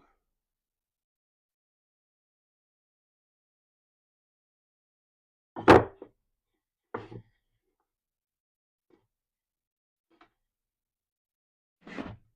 right, get a ruler. We've got some chip out down there, but I'm not going to worry too much about that. And, ooh, this one's a little shorter than the other 3.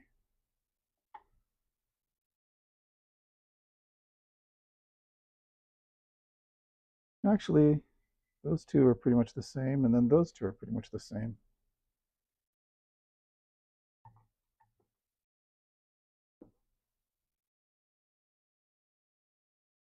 All right, let's make all 4 of them the same.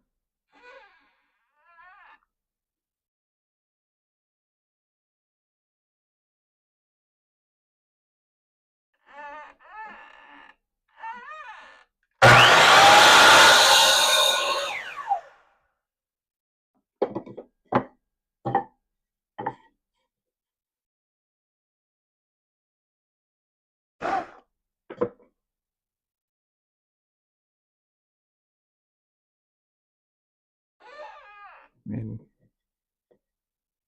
that feels pretty much the same already.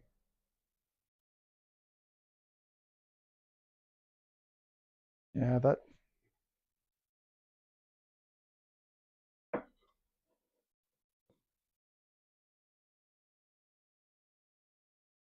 They're good. They're good. Okay.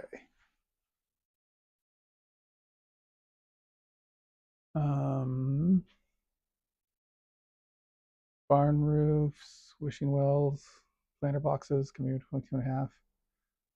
Less than a 16th, no one will ever know. Yeah, I'll know. I'll know. That's what's important.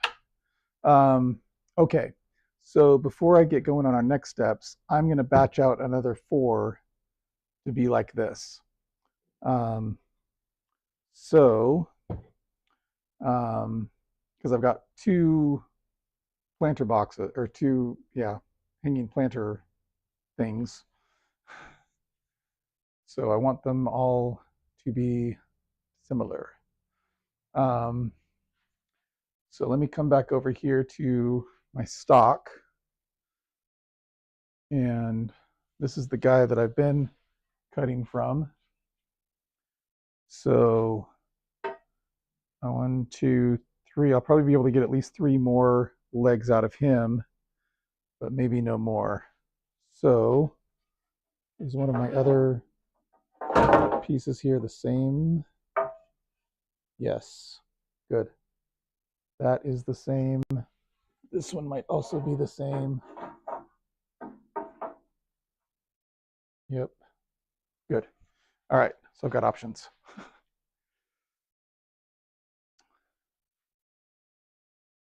So I need to get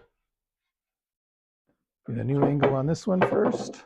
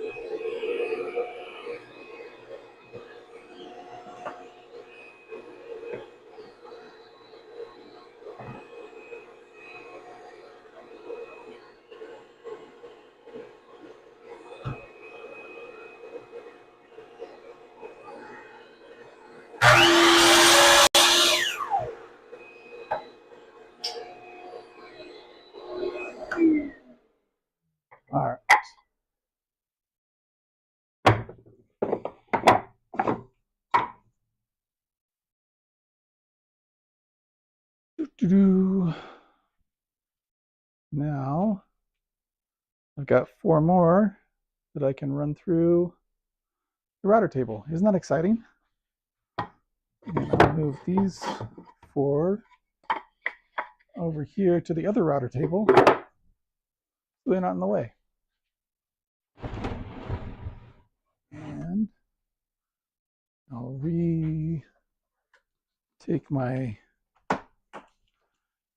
power and my dust collection that didn't do any good earlier.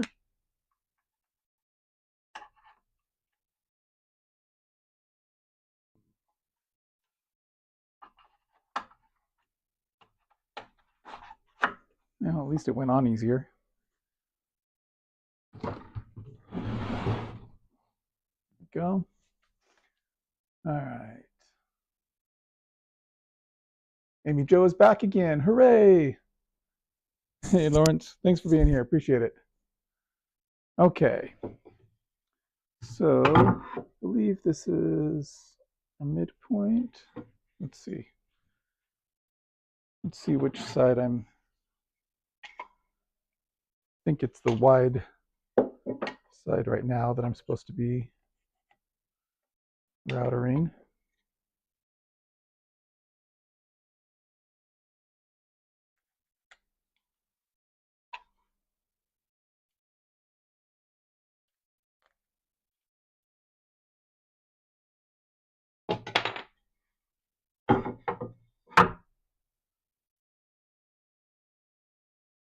No, apparently not.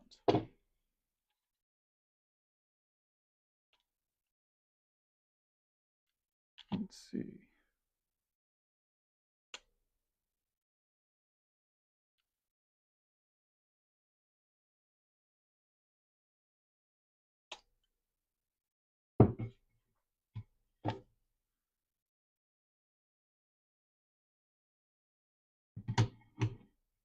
And again, for those that weren't around, this is just how I like to find middle.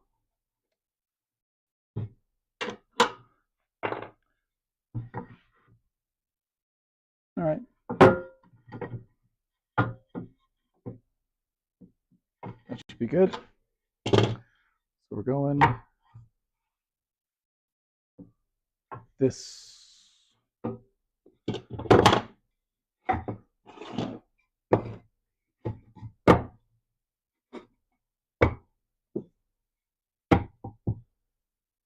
Okay.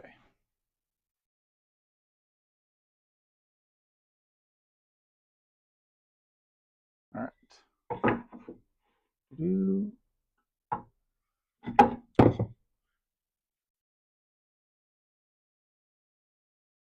Oh, Amy Jo going to bed already? Oh man, we're just barely beginning. Have a good night. And let me plug the router back in because that should make it easier to turn on. Here we go.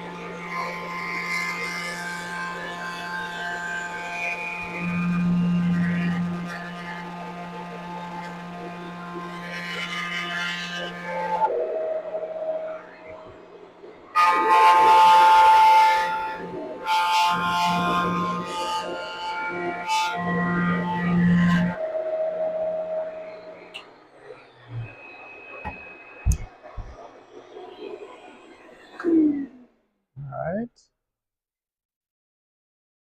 So we've got those done. Let me just bring, oh, you know what? Looks like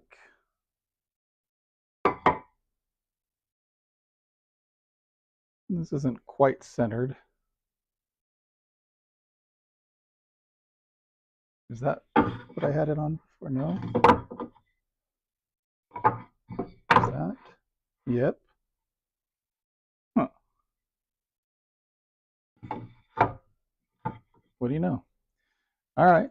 Well, those look pretty close to centered. So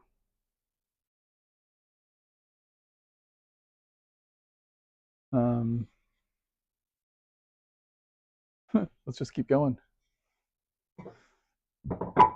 Just leave it where it is.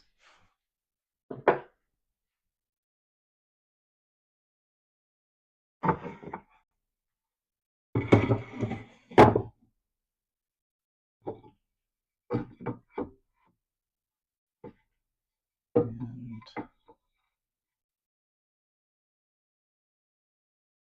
let's see if we go like this, and then that should be same distance. But why didn't we just get...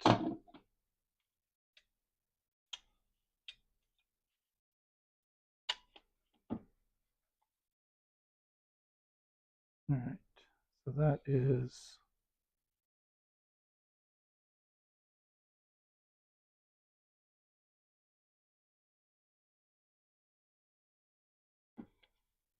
Oh, I think I know the problem here, because measured from one side.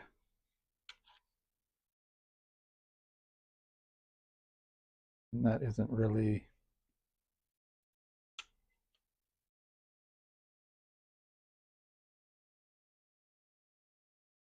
I couldn't really get the same. So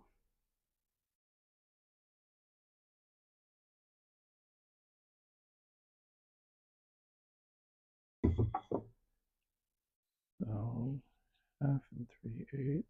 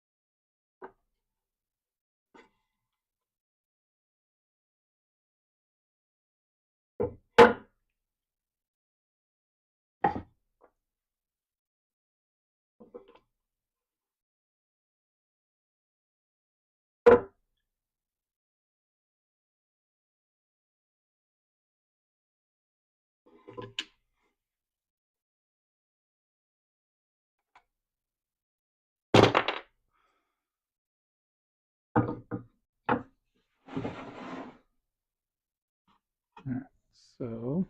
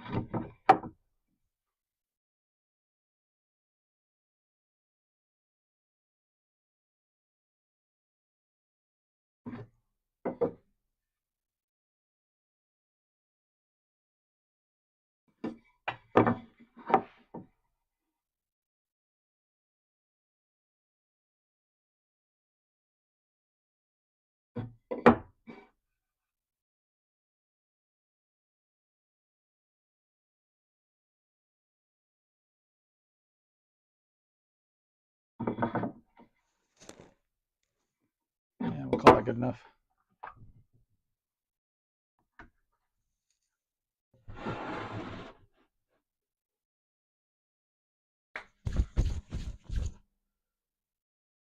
Okay. Go to the backside. No one knows. Yeah, pretty much. You understand my thought process. Here we go. Let's do the rest of these.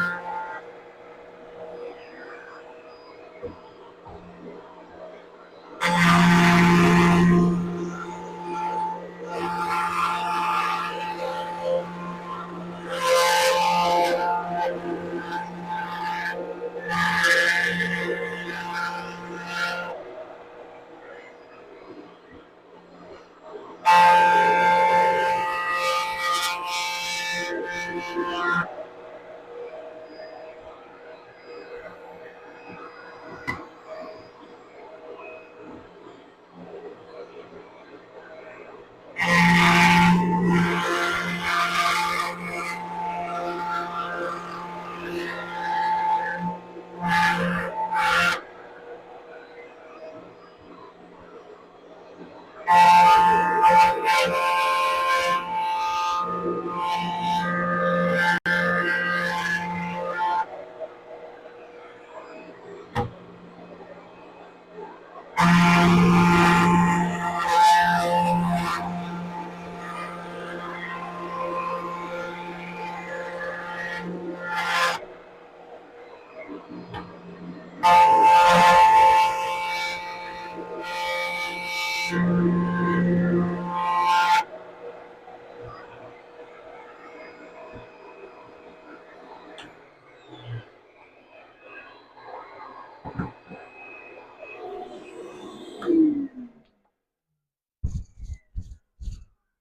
right, here we go. So we've got 4 more.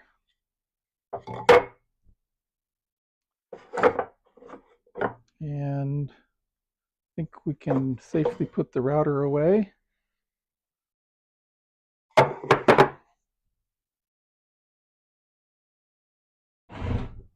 So unplug it and try to clean it up a little bit.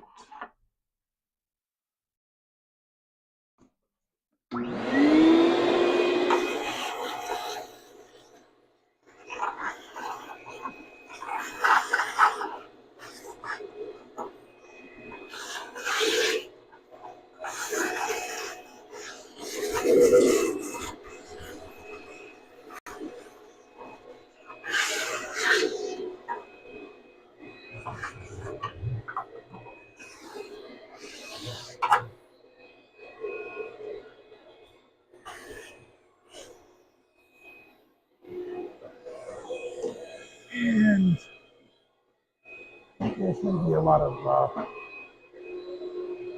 sawdust under there.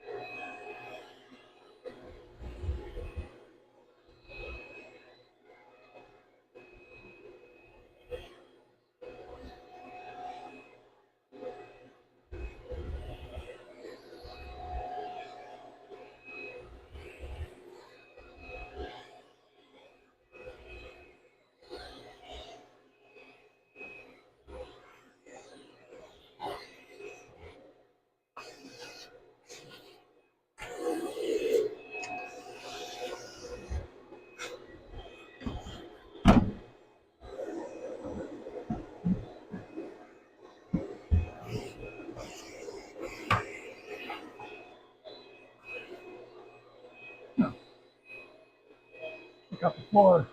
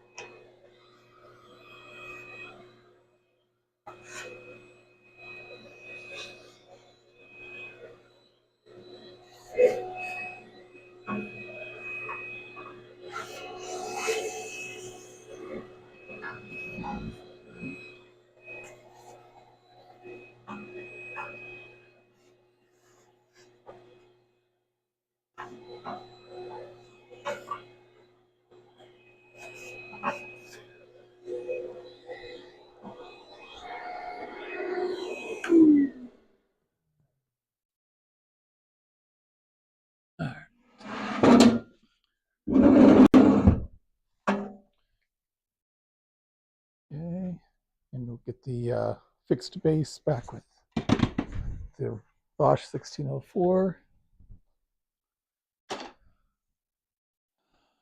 All right. Let me get my legs back over here.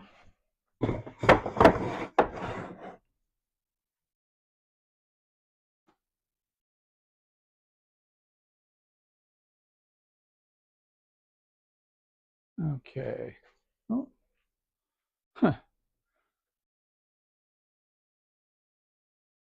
My planer, that one right there, fell off of the magnet and hit the keyboard. Wasn't sure what it hit, but whatever it did brought up that.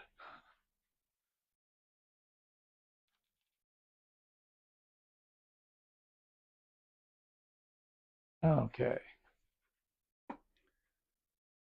I'm going to close that out, I think. I can.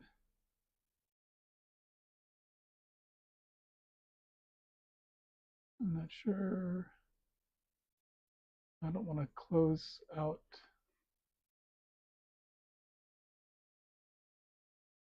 the whole live there. Let's see if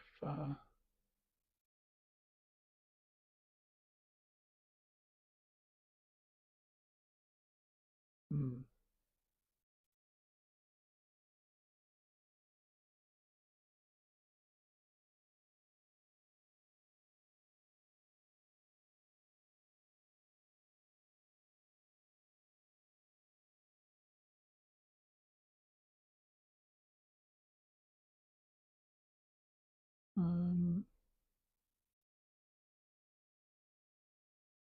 That's not what I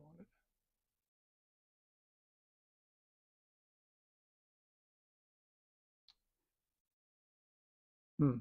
Okay, well, figure it out. All right. So I try sanding all this stuff.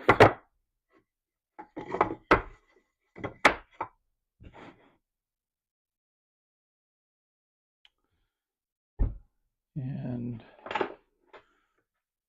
get my random orbital sander plugged back in, get the dust collection set up on it. Then we'll go to town.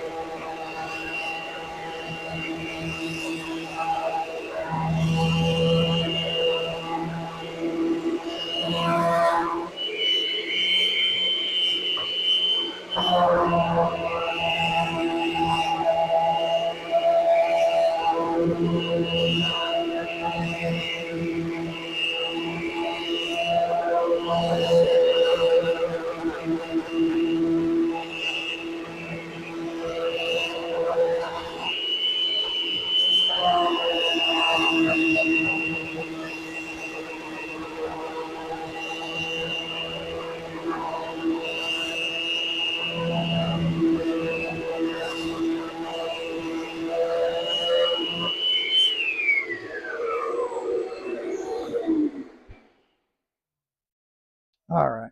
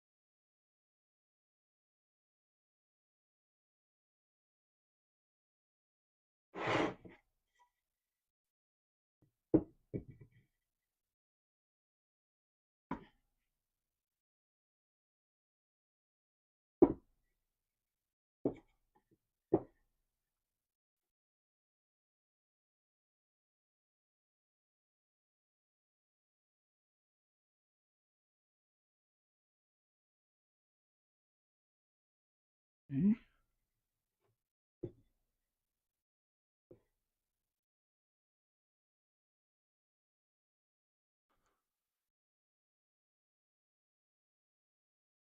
They're looking kind of nice, I think.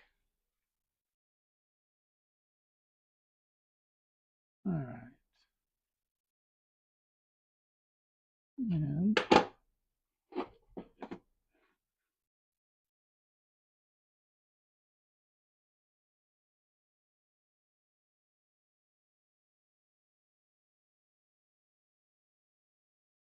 can everyone hear me okay? All right. So I think these are pretty much done. So let's look at our panel.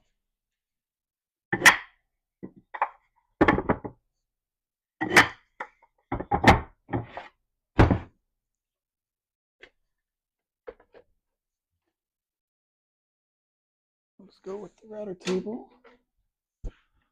That goes in the garbage. That can go up here.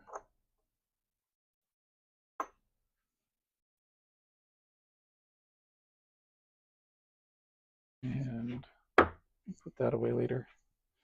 All right, so this should definitely be ready to not be clamped anymore, right? Been, whoa, over an hour on that.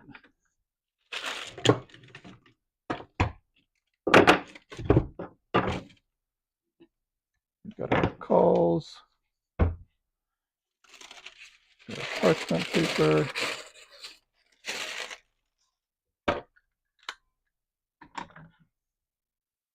and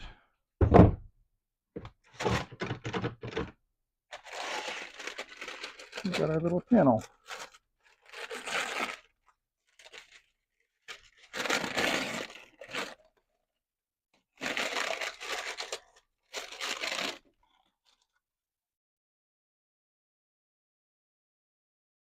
What do you guys think, huh?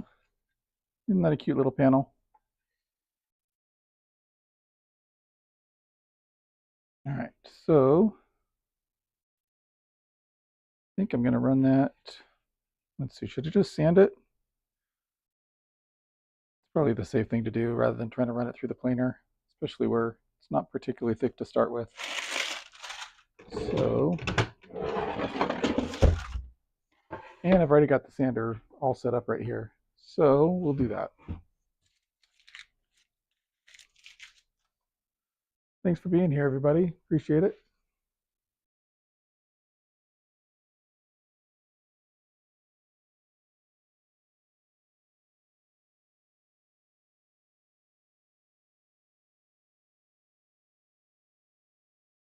Okay, got my 120 still.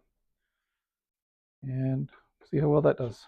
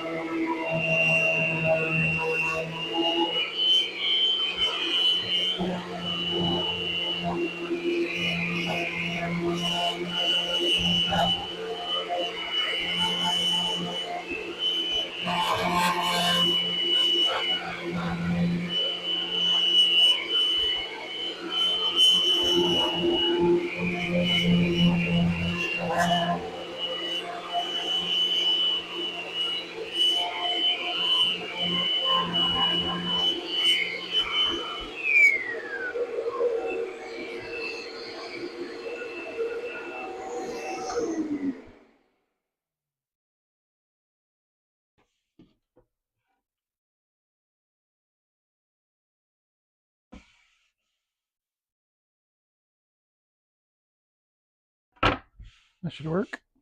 All right, I'm going to clean off the edges here and cut it in half.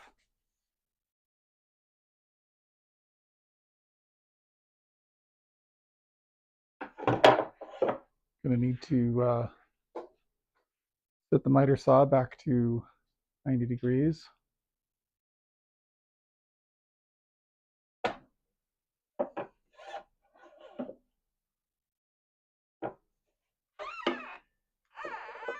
And we'll have to allow it to slide. And even though it doesn't do much, I'll connect the dust collection.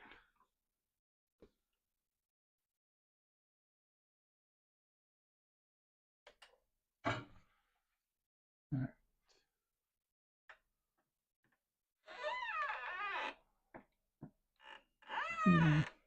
I'll let it slide freely.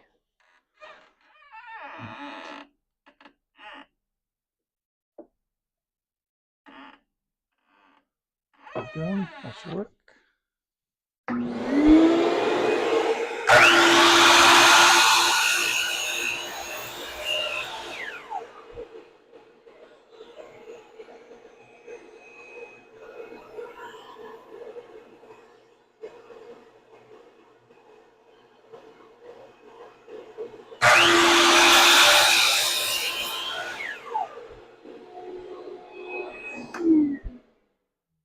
All right.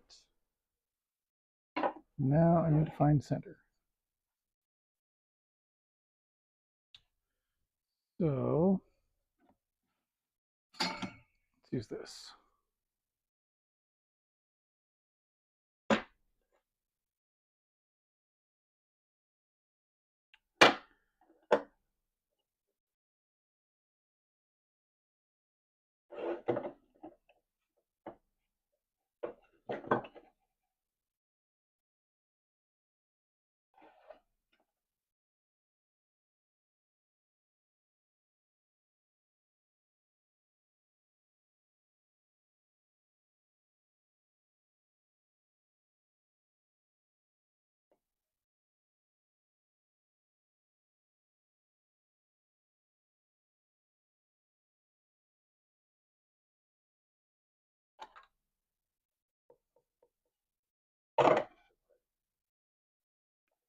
Okay.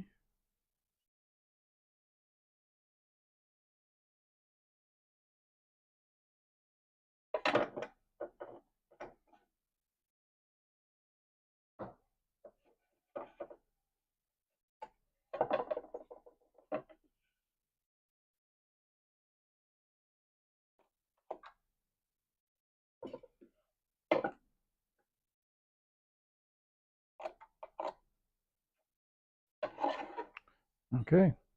That looks to be center.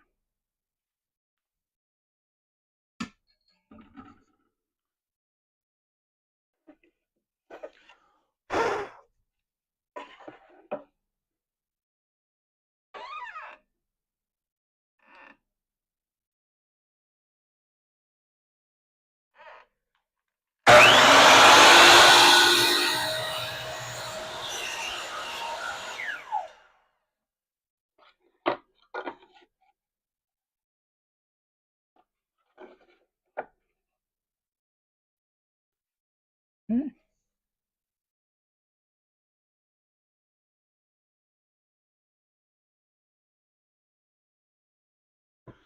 Or, you know what, maybe I want these to be squared.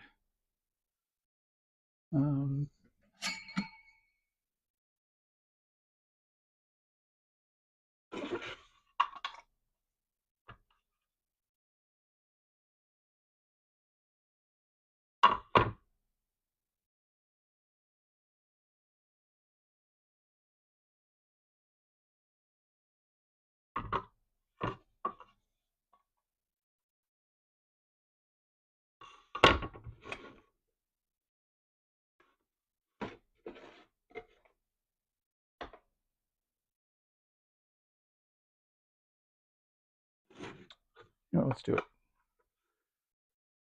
Just under 7. Actually, I'll just do a stop block over here instead of trying to measure.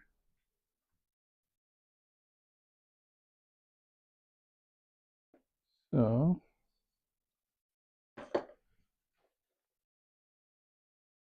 use this.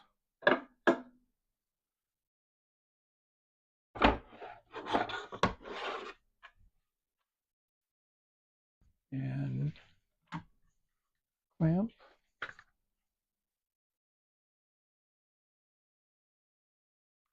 Apparently that is not on tracking mode right now.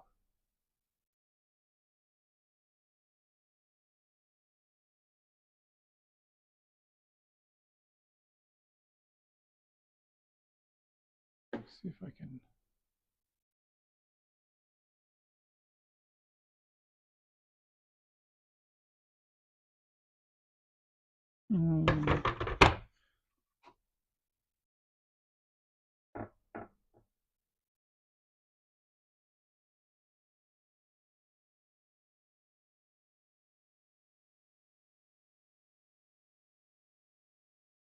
There we go.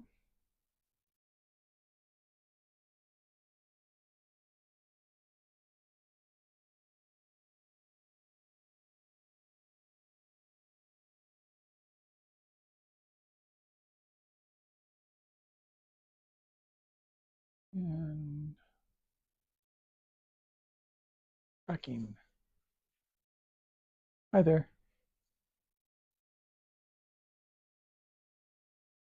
Okay.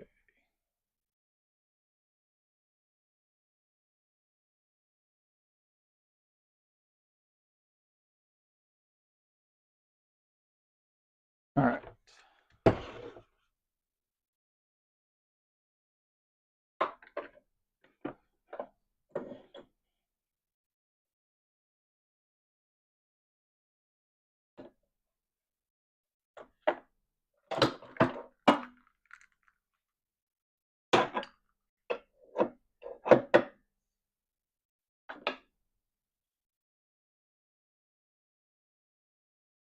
And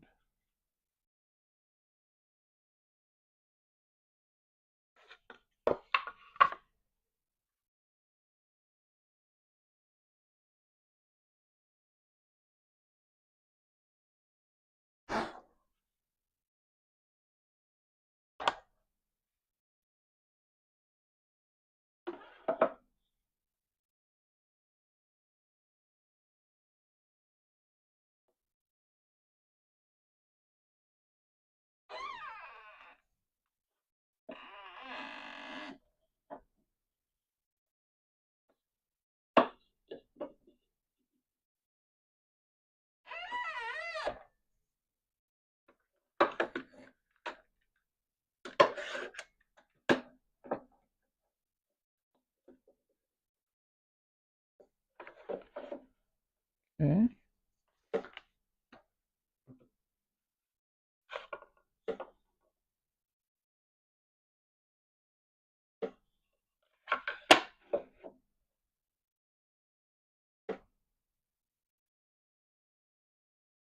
All right. There we go.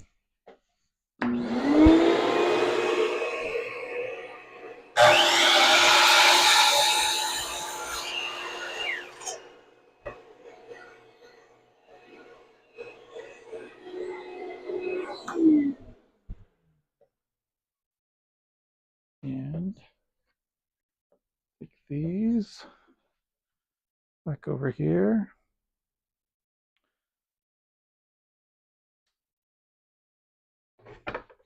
And reconnect the vacuum to the sander. Plug the sander back in.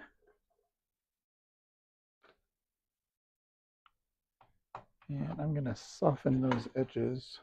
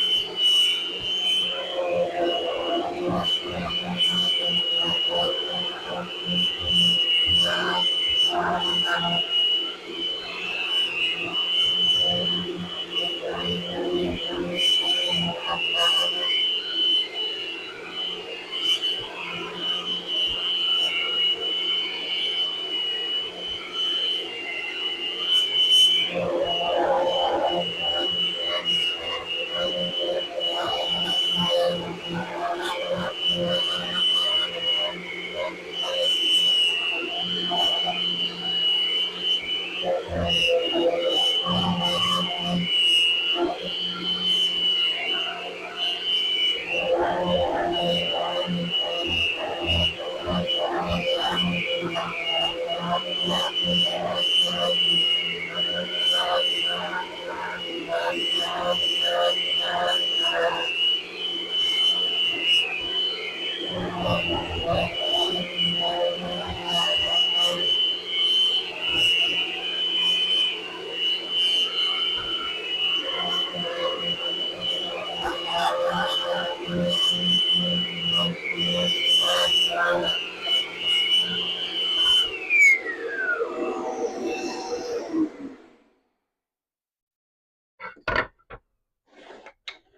right.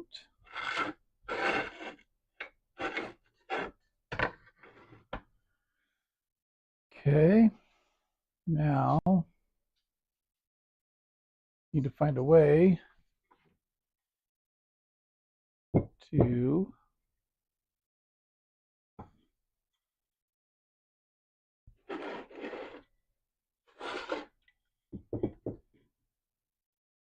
connect each of these. So this guy go like that.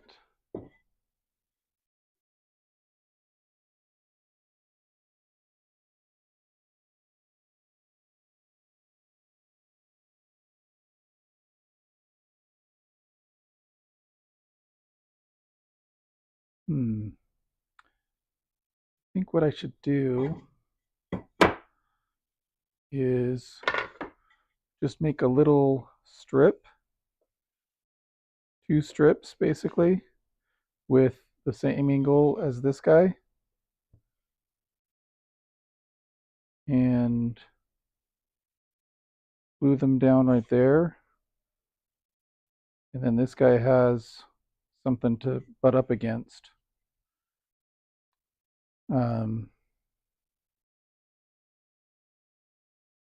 So I think that would be good. That's probably all he needs. And then just glue. So glue those pieces down. Probably brad nail them in. So I don't have to wait for the glue to dry. And then glue and brad nail these guys down. And then I think I'm done. I was thinking that I was going to need to tie these guys together, but right now I don't think I'm going to. I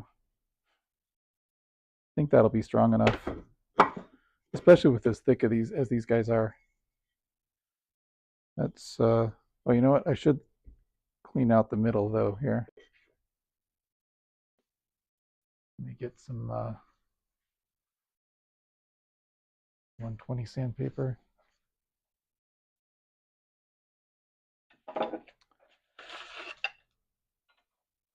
see here.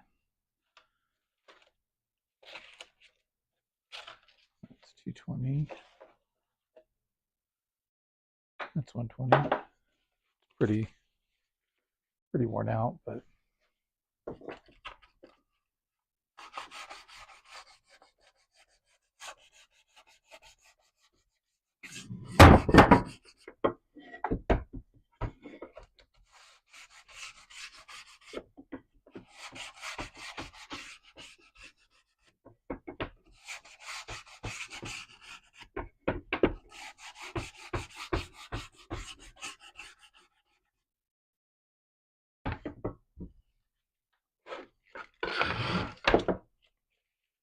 I'm going to get some fresh 120.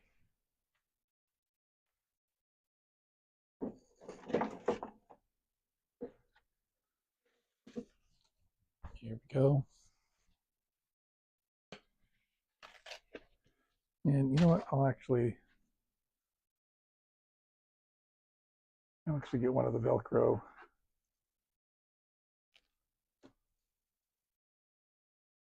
pieces. Usually I save the Velcro for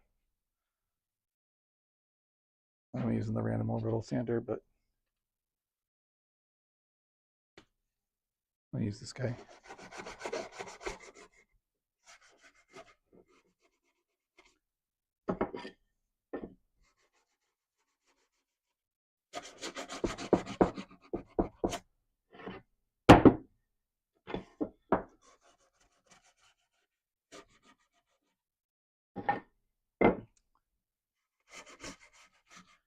I should have just done an extra pass on the router for each of these.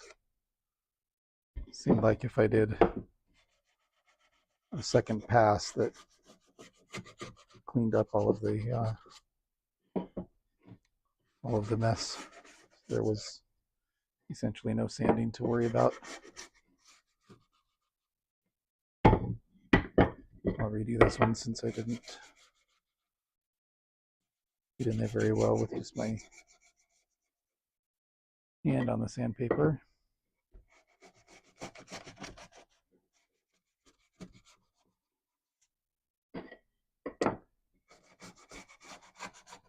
This redwood, by the way, I just salvaged from somebody who was replacing an old deck.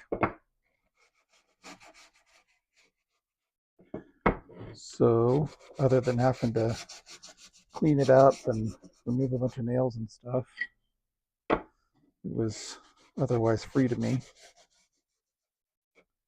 And free is my favorite price.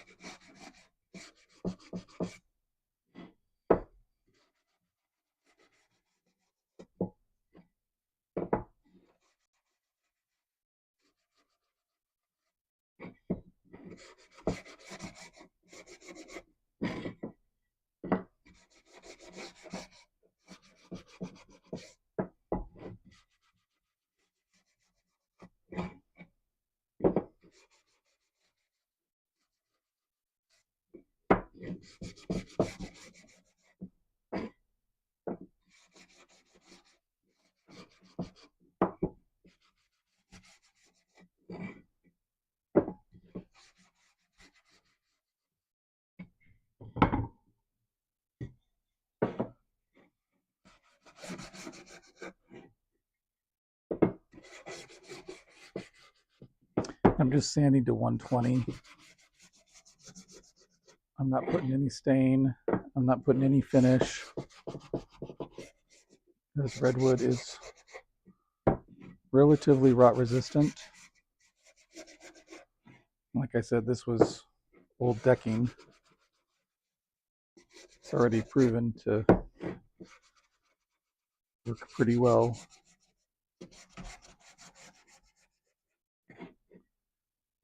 Even without any finish or anything on it.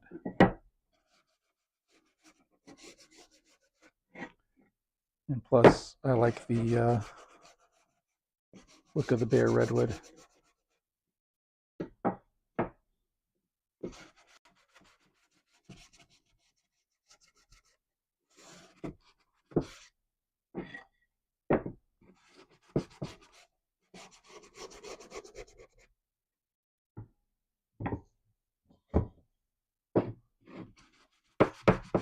Half of them done with the sanding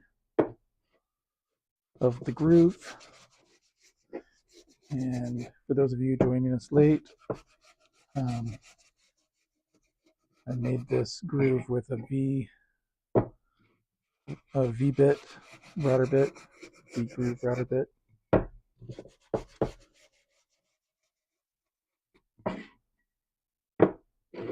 Ran it over the router table repeatedly.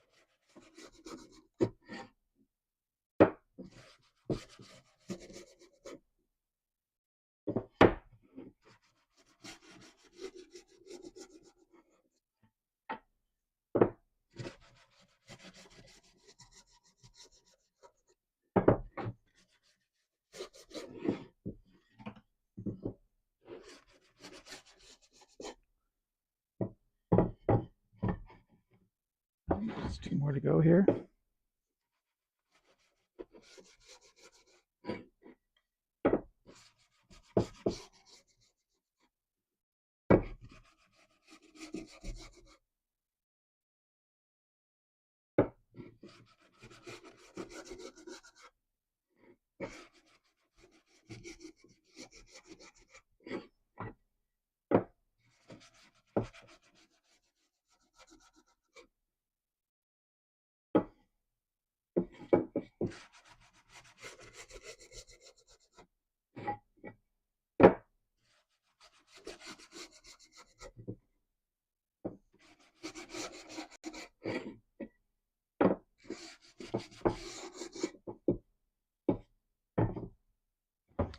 And the last one for the sanding of the V groove bit. V groove, not the bit. I'm not sanding the V groove bit. Just the groove made by the V groove bit.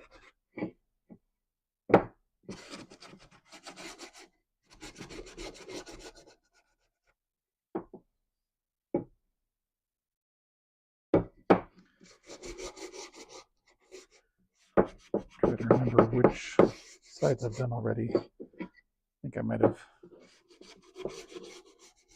missed some of the sides, but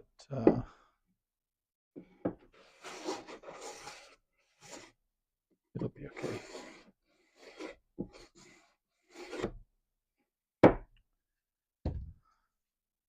All right.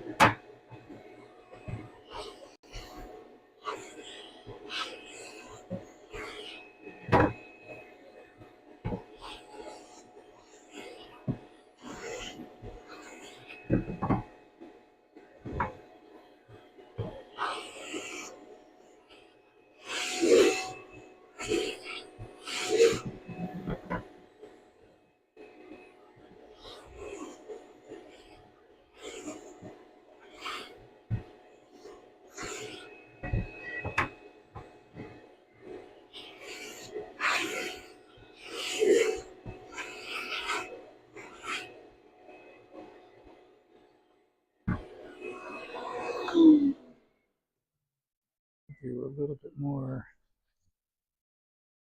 on this guy.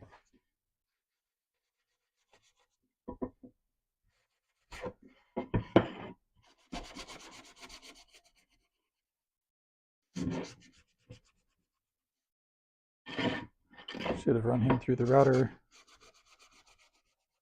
Another pass.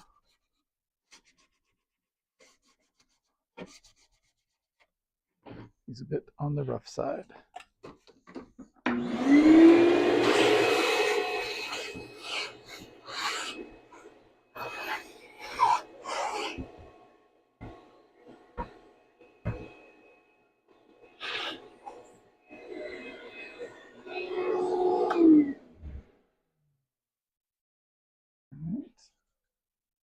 Hey, Cedar, how's it going? Happy to have you here. All right, so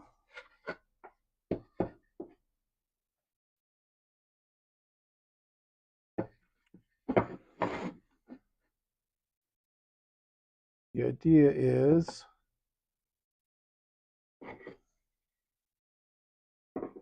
that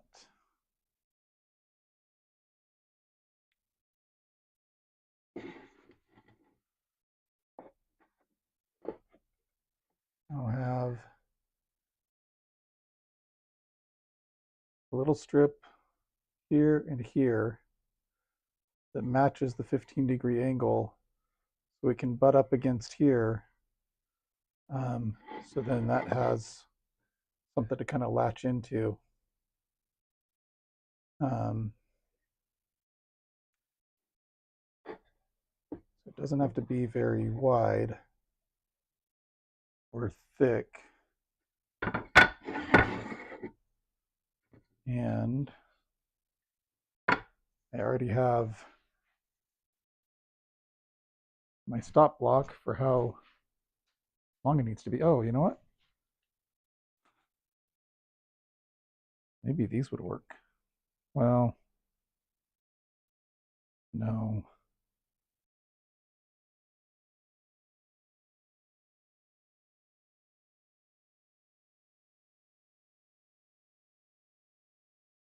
Yeah, they're not. No. No, Roy. No. But this could. For just a little bit longer.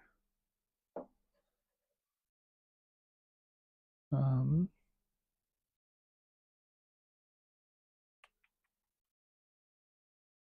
um,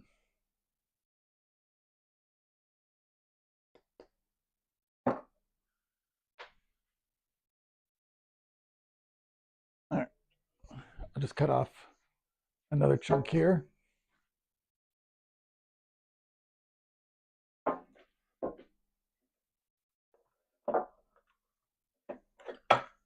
And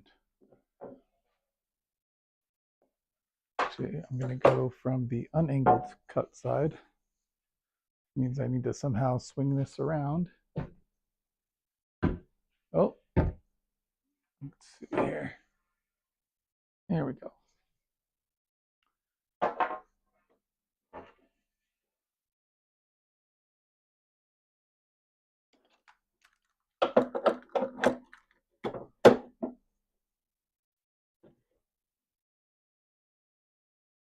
All right.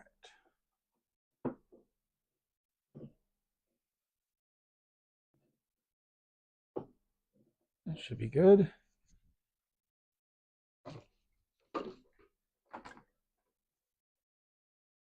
We'll try to collect a little bit of dust at least.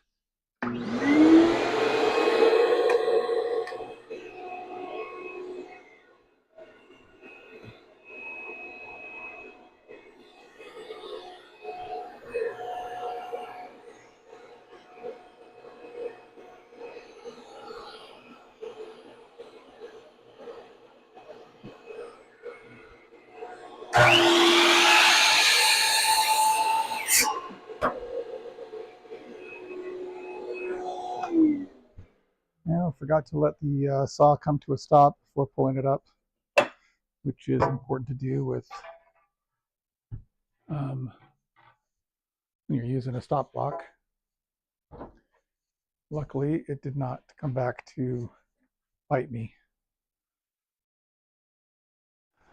All right, so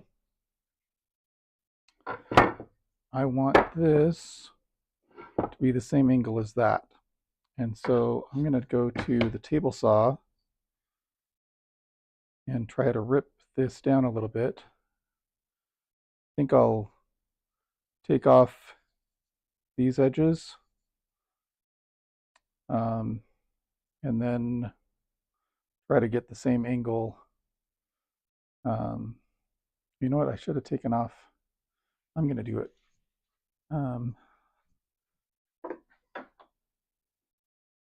It'll make it a little shorter.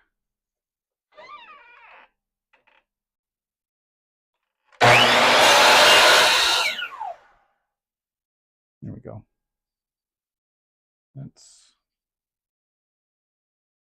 It should be square now to these sides. And didn't remove a lot of material. All right, so let me get the old table saw set up again.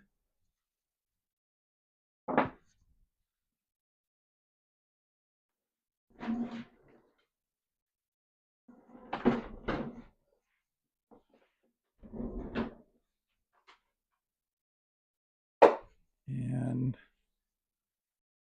I'm going to remove my crosscut sled.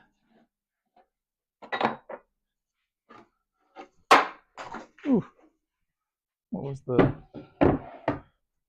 piece that I had? Oh, that's my the stop block for the crosscut sled. All right.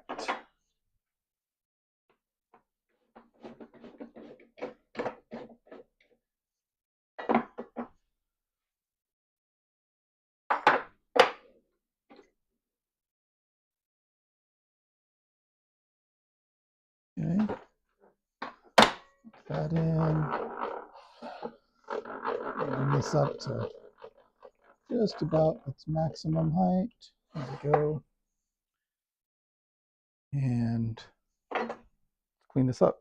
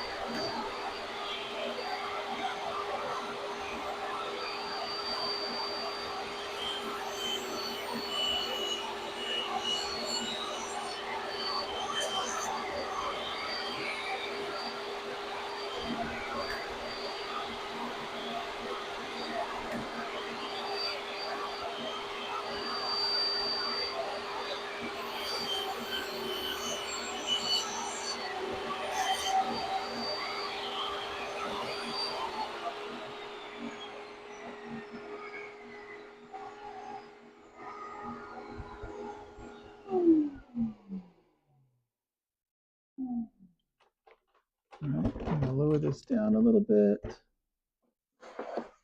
and cut this guy in half because I need 2 sets. We'll need 4 of these.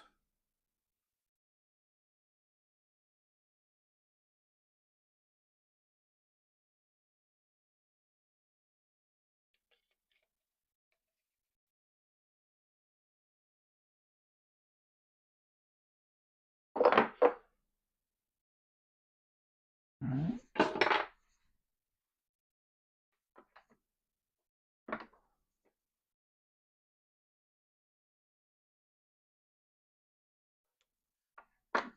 That should be what I need.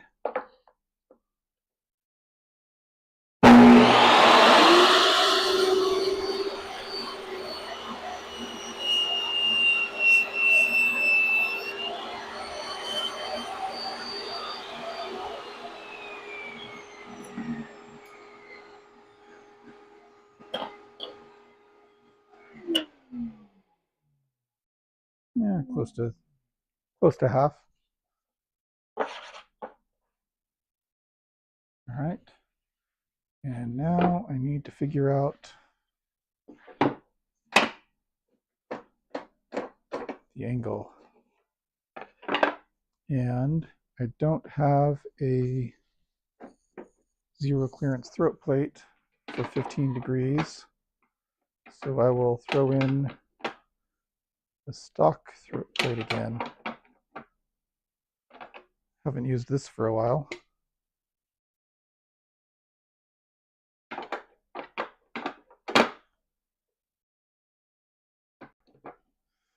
All right.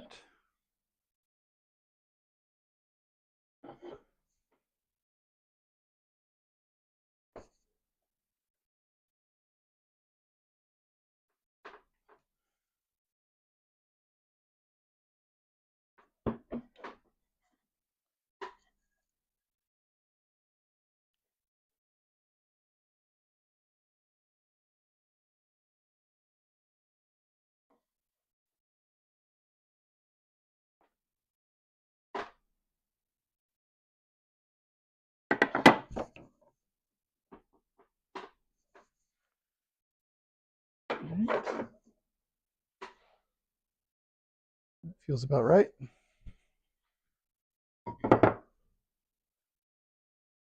You guys see what I'm doing there? Hope so. Get a slightly different angle here.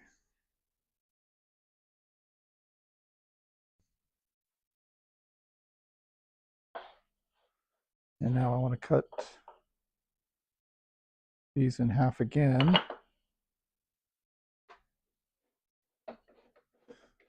It'll be a little bit harder to figure.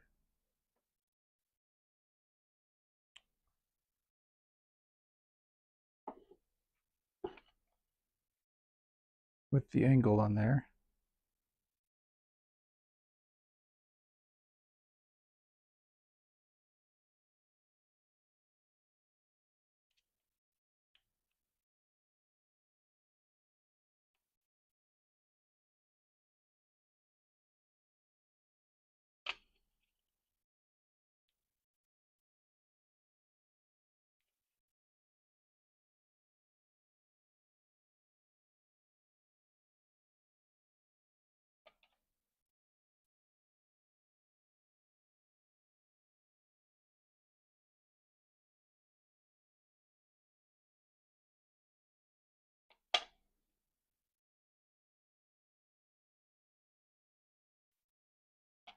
And again, I just mark it from both sides so that I know right in the middle of the two marks is my center.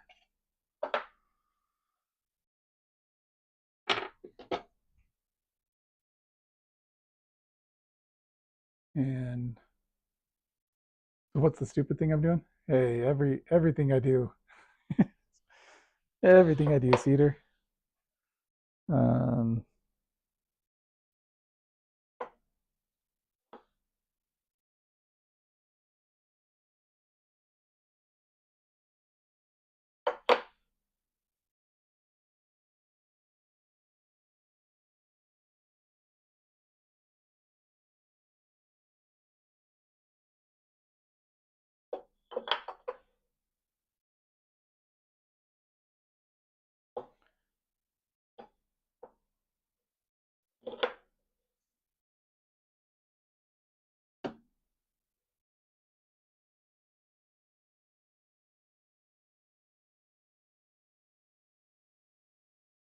Let's see here.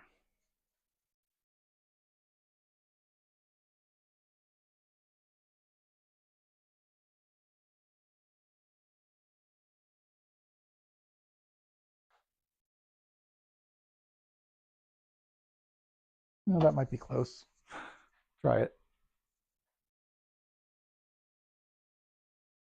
And I agree with Cedar. Everyone should smash the like button.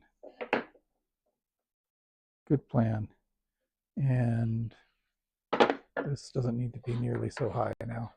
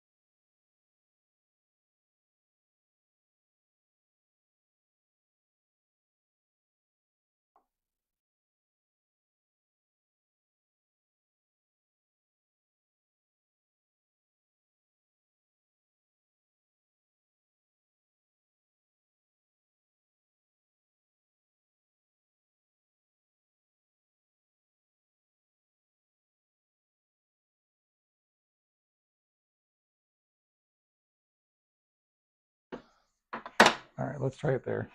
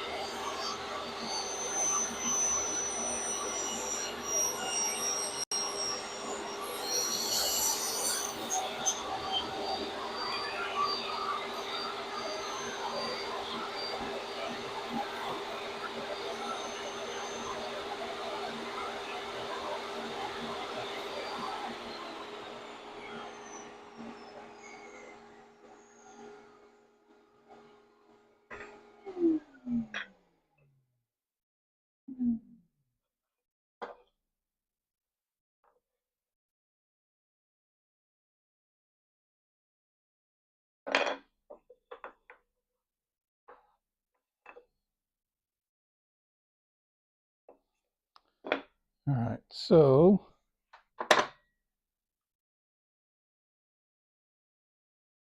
let's see over a little bit. Now I've probably put it too far.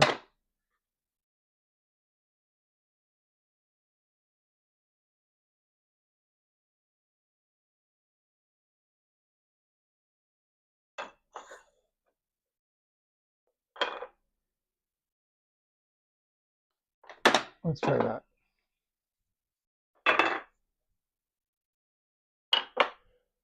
Or do this. Let's just say, let's just cut them to the same size as the smallest one.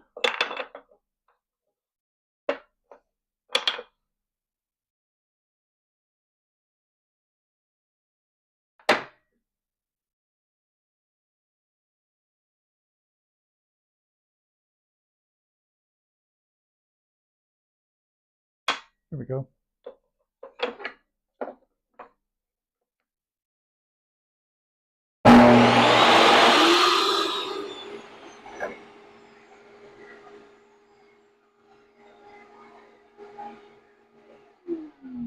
Thus being stupid again, I adjusted it to the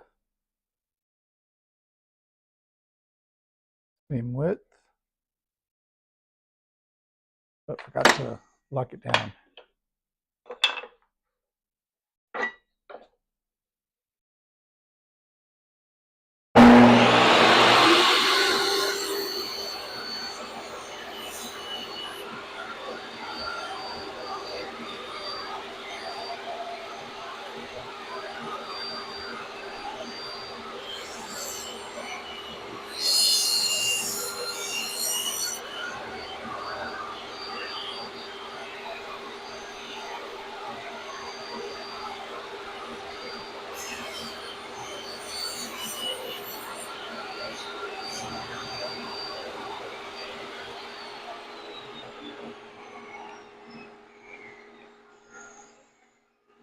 And what I should have done before I cut all of them was test the first one to make sure that it would work.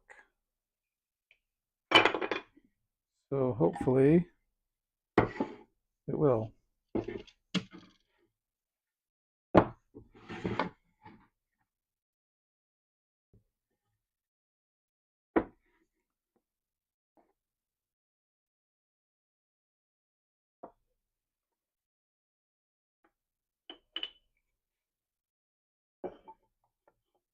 Well, I think that will work nicely.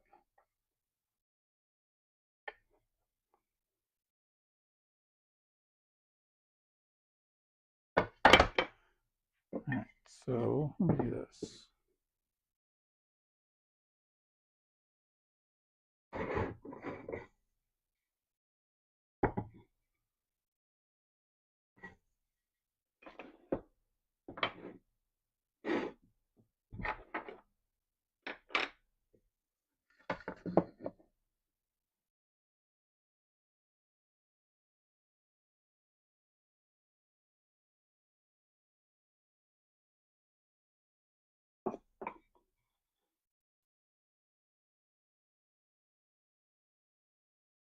Okay.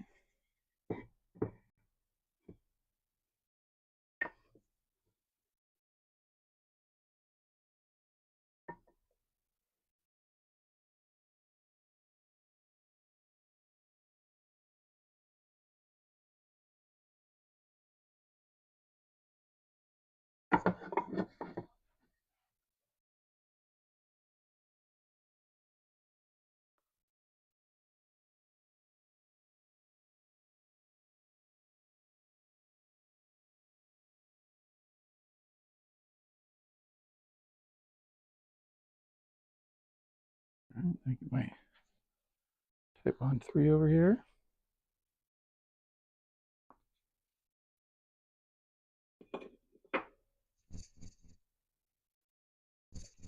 I opened it this time.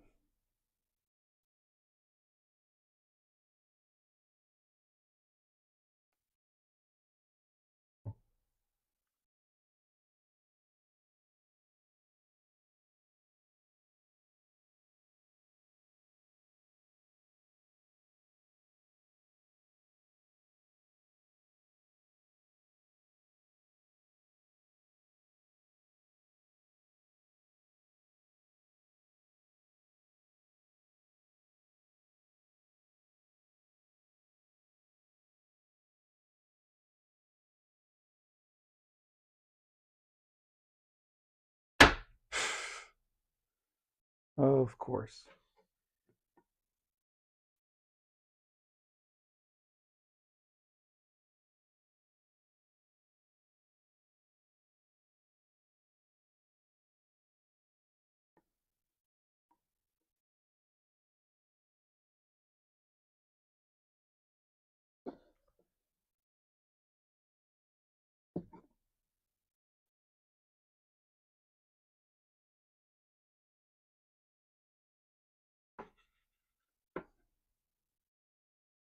Come on.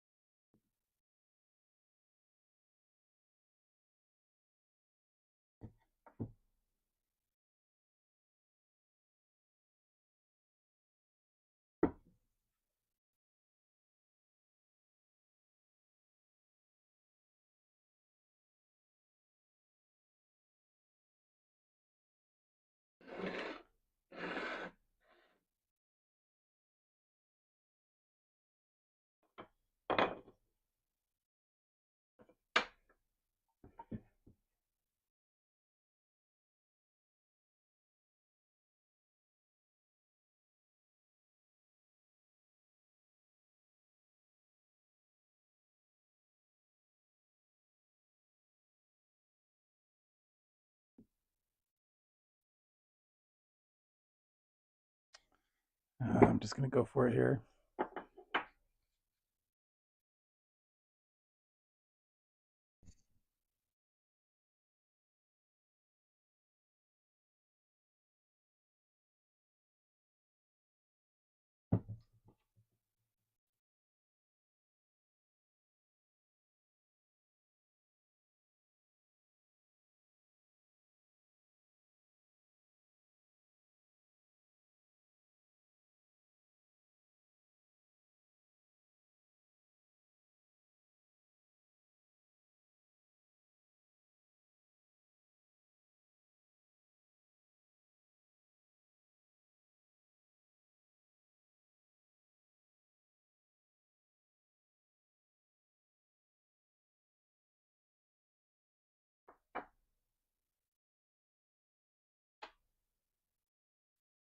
I'm just going to let that dry a little bit before I put it on, so it'll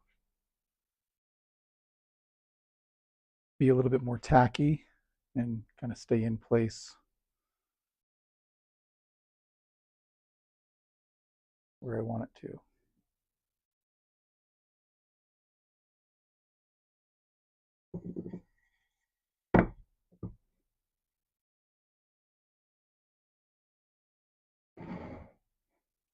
Be nice if my workbench were flatter.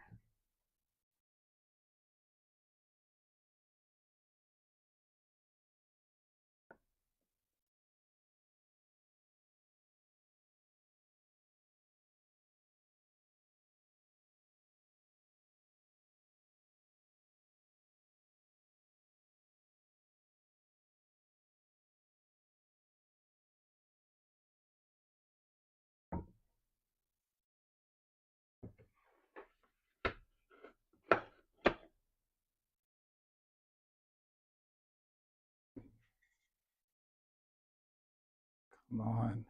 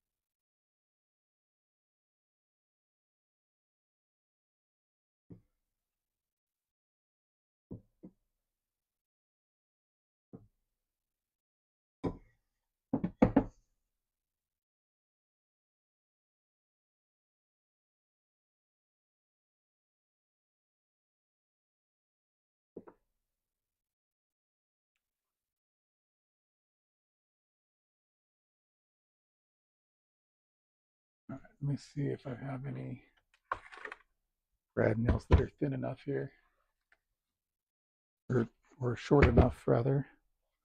So 1 inch is my thinnest, or my shortest. Let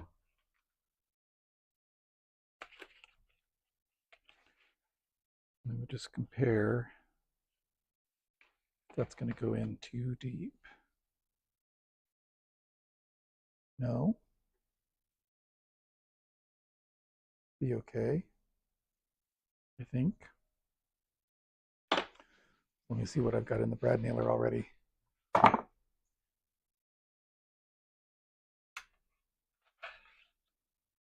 Nothing.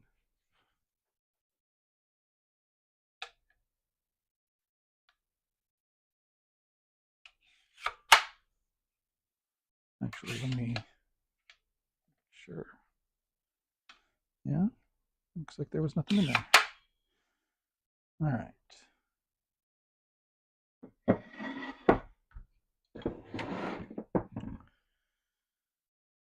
Let's see if I can make this work.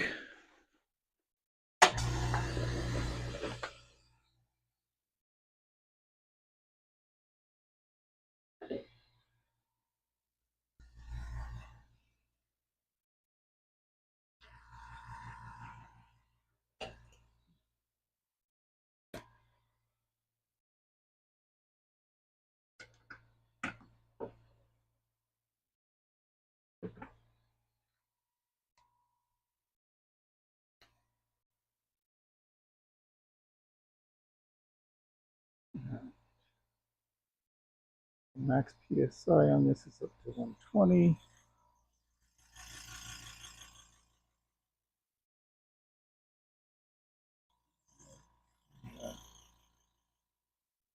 Lower that down a bit.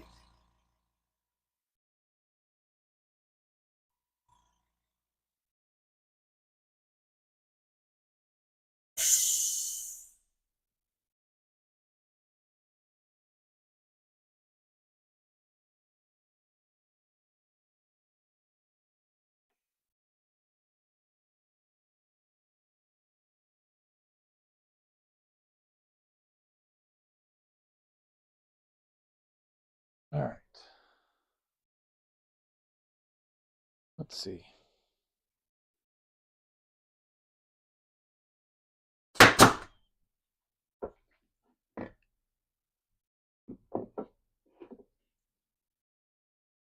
It seems to have worked.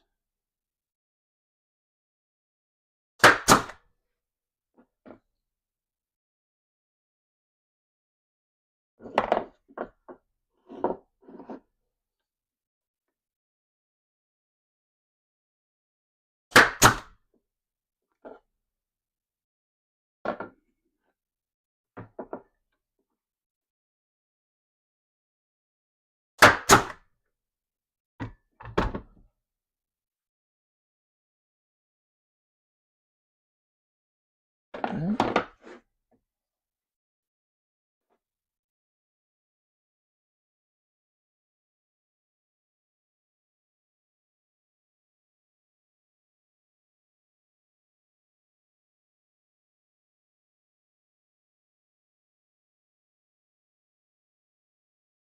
All right.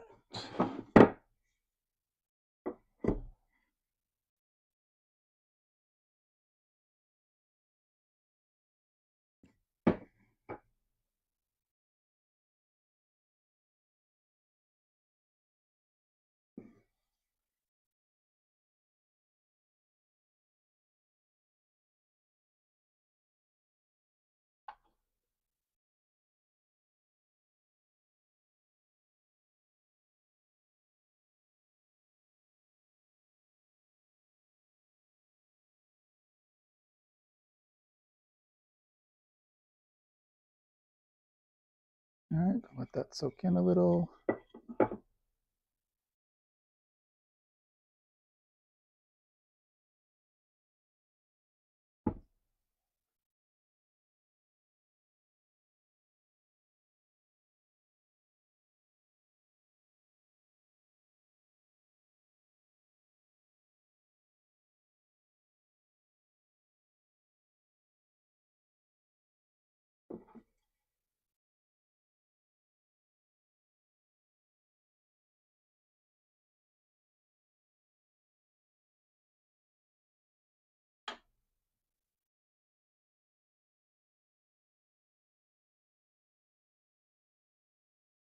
End grain tends to soak up a lot of glue.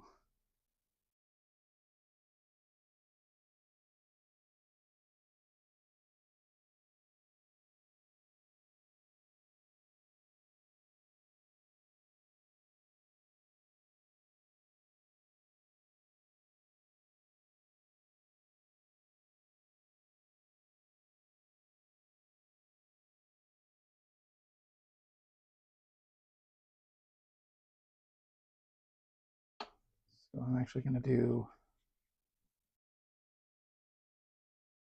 another helping here.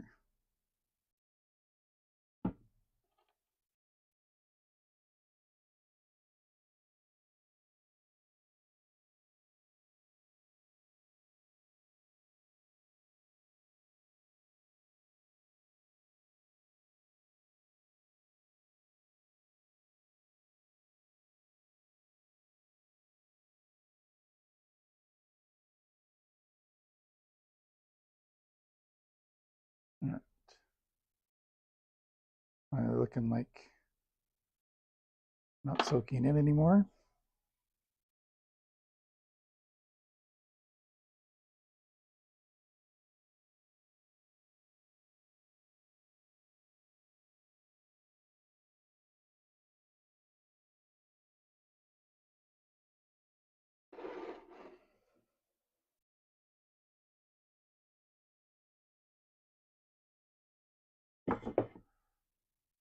Move on to the next.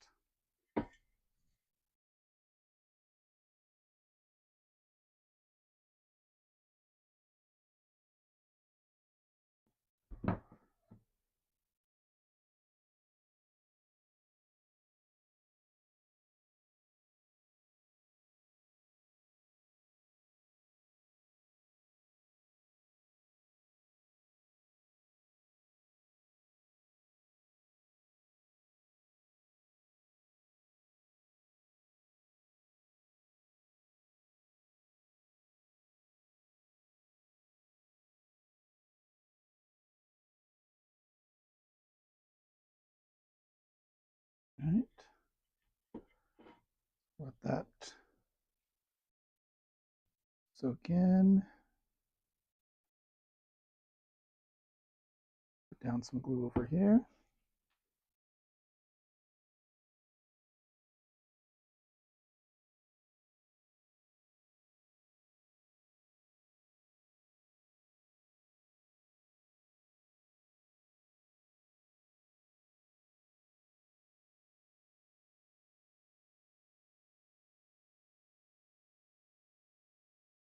Okay.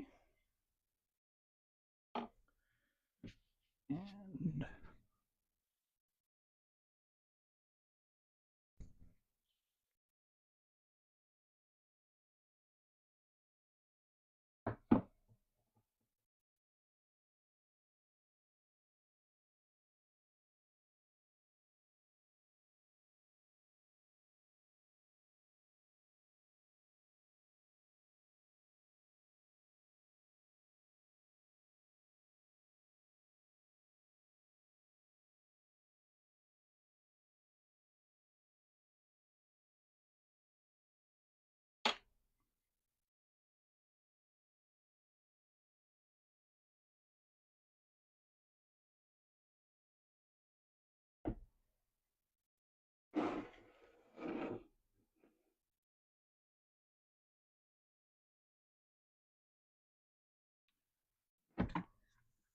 all right.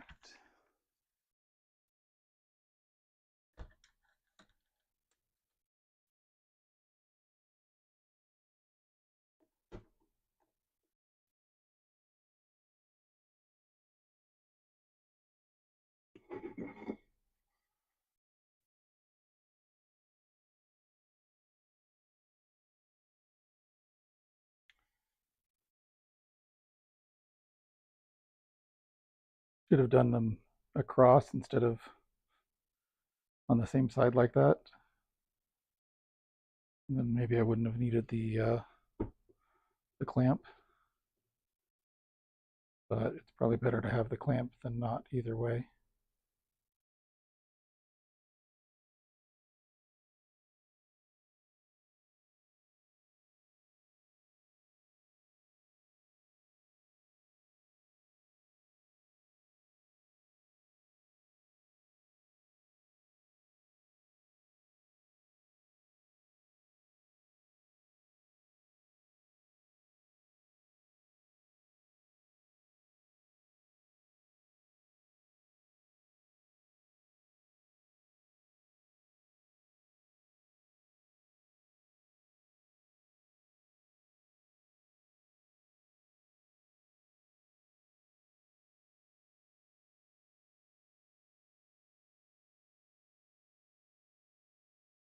Yeah, this end grain isn't soaking it up nearly as fast as before.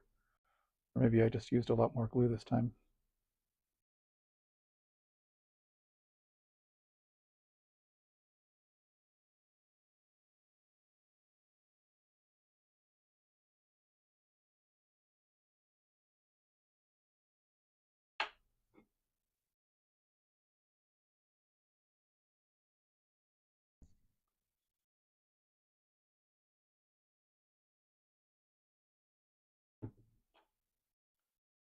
Just supplement a little.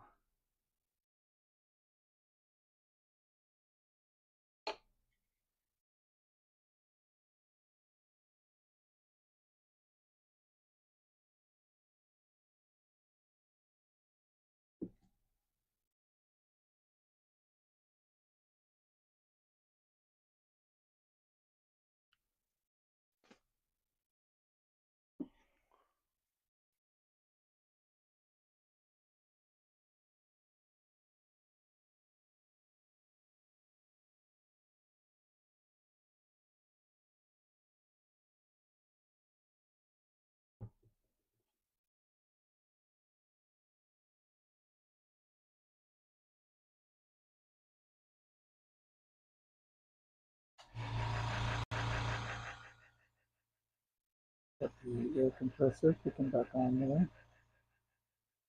Getting ready to put in more nails.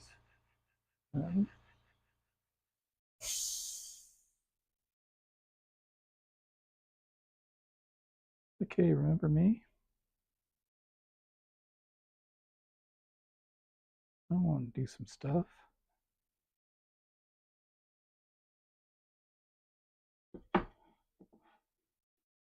Kind of like the closing song of the Breakfast Club. Don't you forget about me. Don't you get a copyright strike.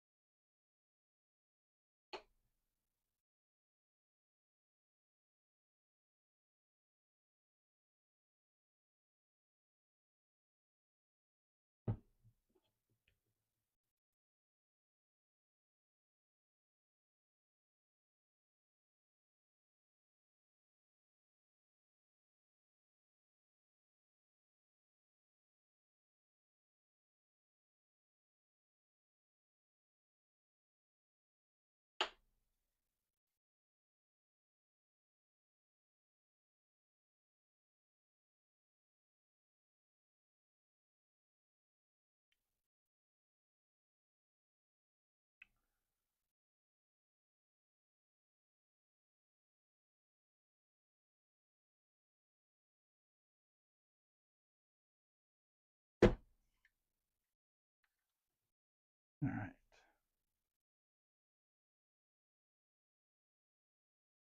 Now I'm going to do something potentially stupid.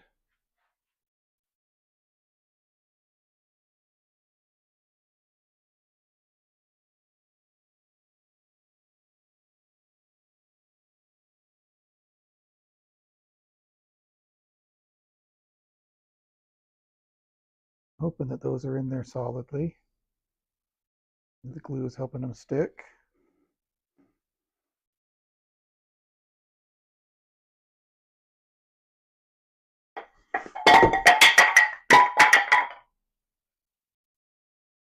Yep, stupid. All right.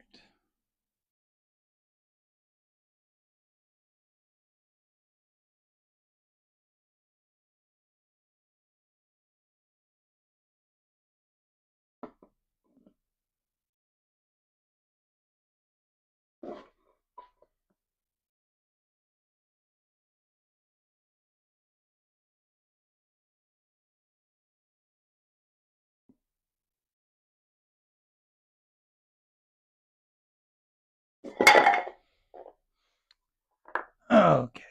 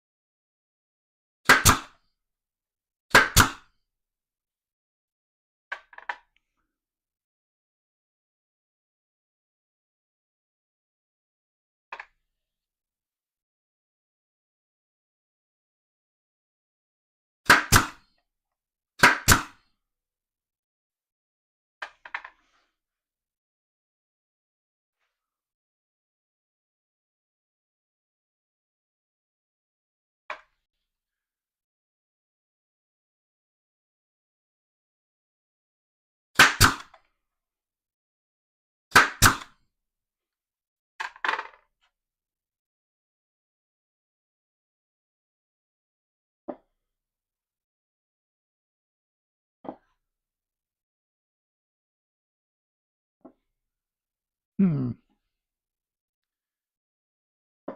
Yeah, not nearly as solid as I was hoping.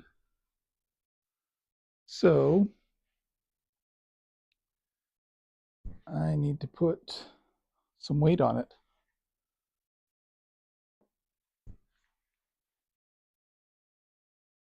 Oh, you couldn't even see that.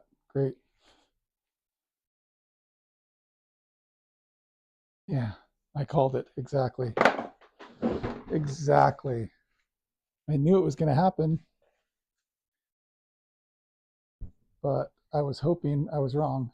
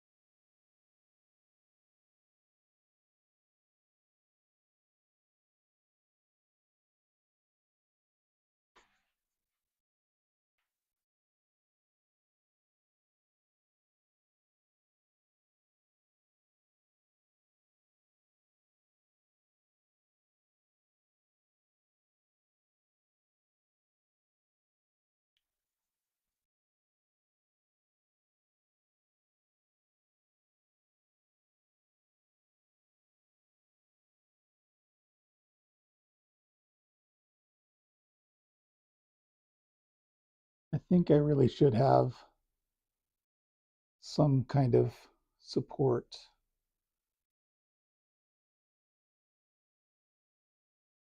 down here.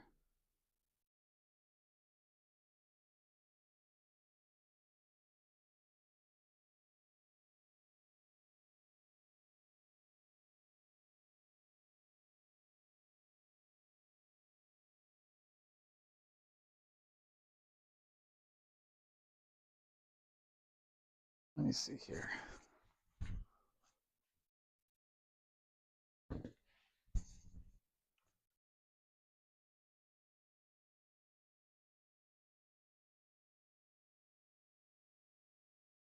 Yeah, because these guys are flailing. I mean, if I have enough pressure up here, then in theory they'll glue in where they're supposed to, but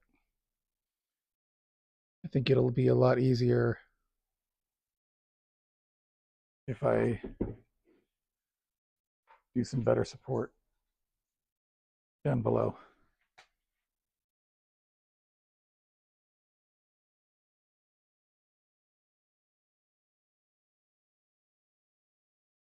Let's see here.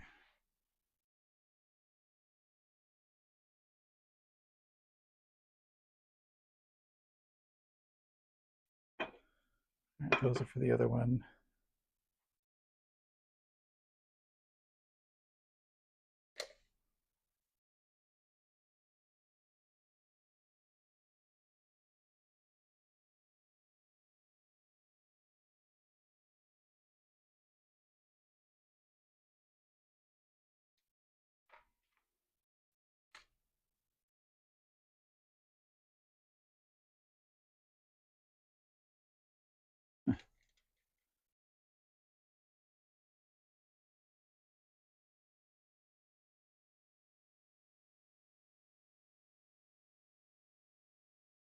Okay. So I think what I'm going to do is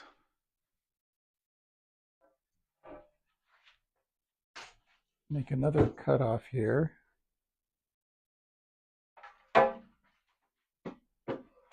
Using my stop block. But this time I'll try to remember not to raise the blade until after it has stopped spinning.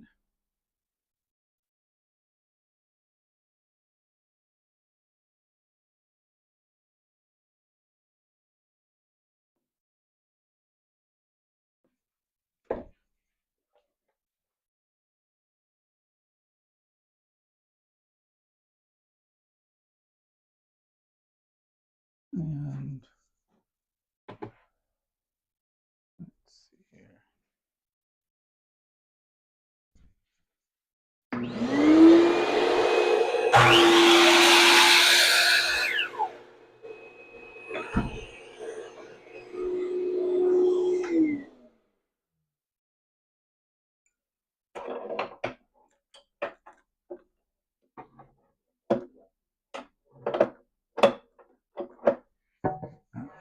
And put this back over here. All right. So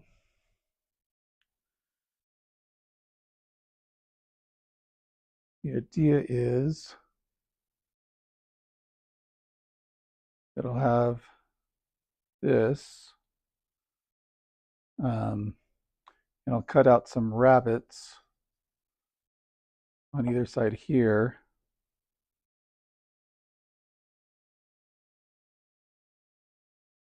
Notch it. So I think I can cut this guy in half, then cut out a little bit of a rabbet, and then I'll be able to have that guy hang out in there.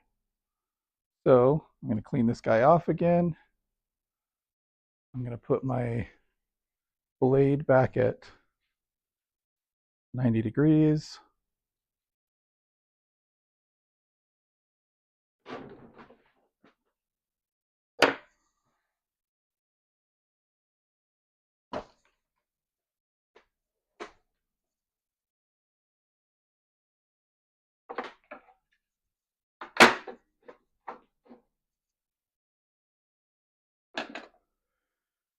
Go back to my 0 clearance throat plate.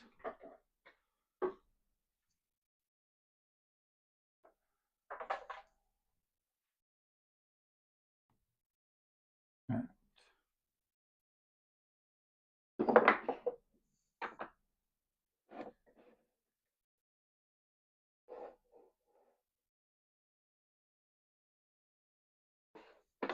Lock it in, raise it up.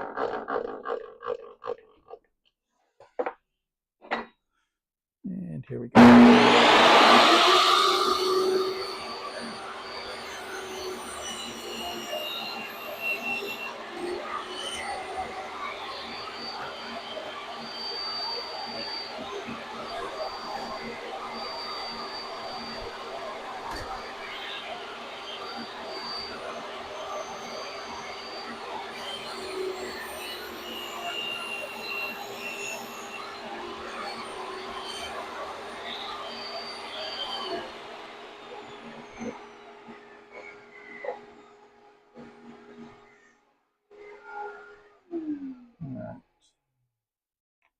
So I'm going to try to find the middle of this one again.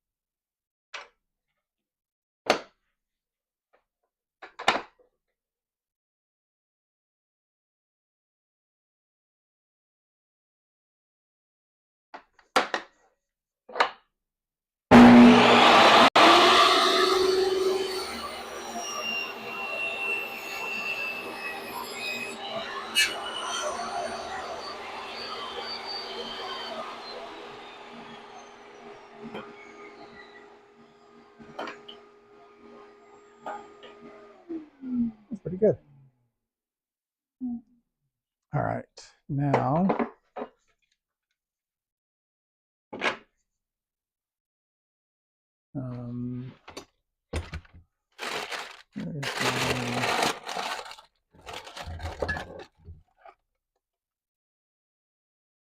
where are my calipers? Did I leave it over on the lathe?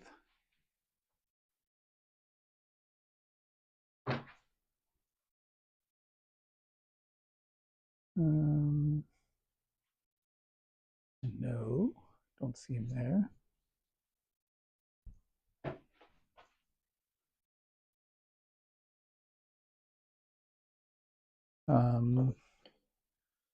But before I do the dados on these, I think I can cut them again widthwise.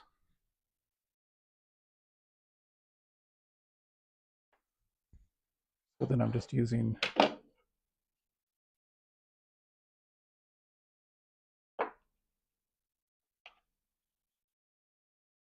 one of these offcuts instead of more.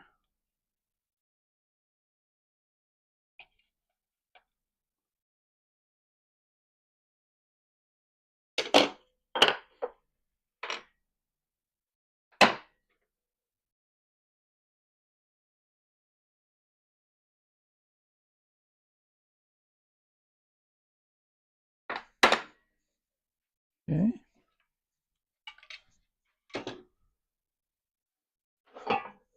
It's going to be a lot lower. Sounds like it might be ready for some more dry lubricant.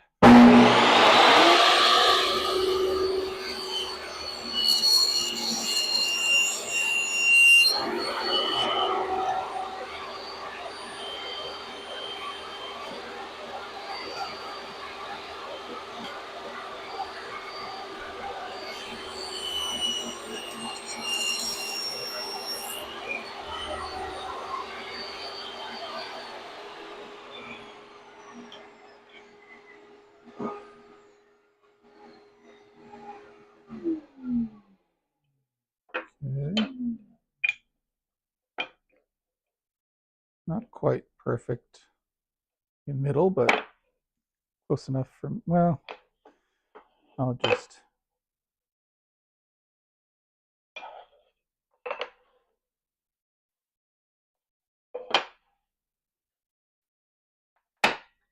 cut them all to the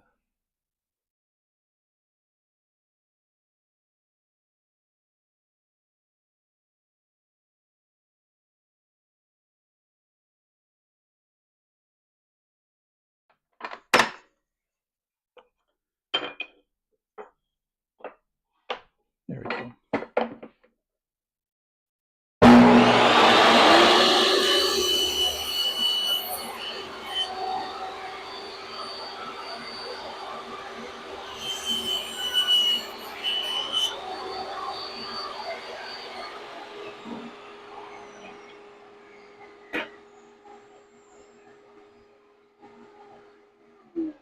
All right. Those should be pretty perfect. All right. Now,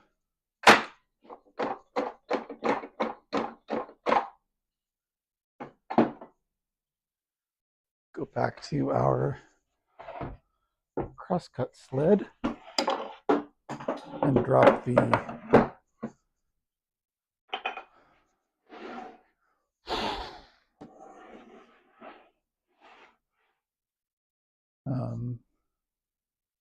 where's my stop block? Where did it drop to? Under the miter saw? Yes, it is. There we go.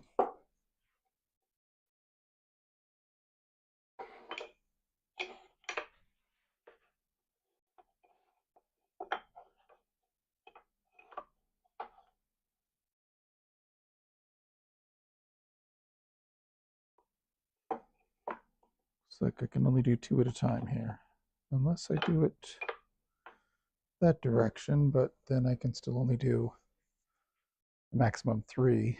So I'll just do 2 at a time. All right. So what is my width on these guys?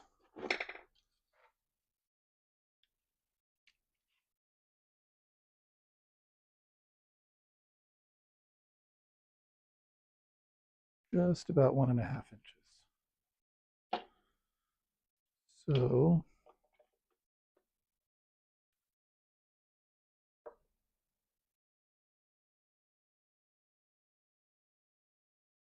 put it right there.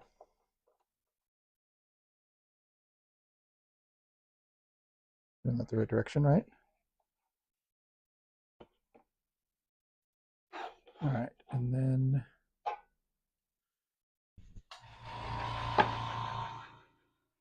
I'm going to raise that up to about halfway.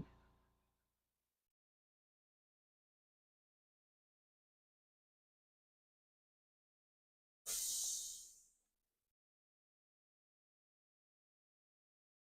not particularly critical, but might make it easier.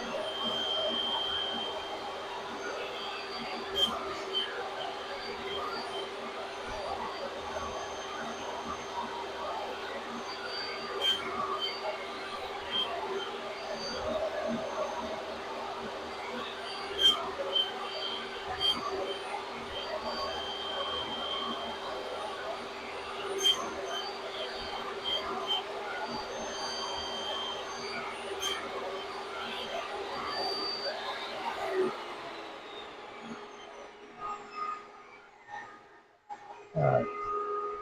So I just want to test if that width is going to be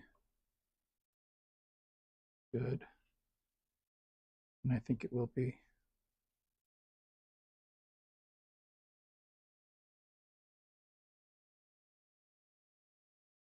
Yep. All right.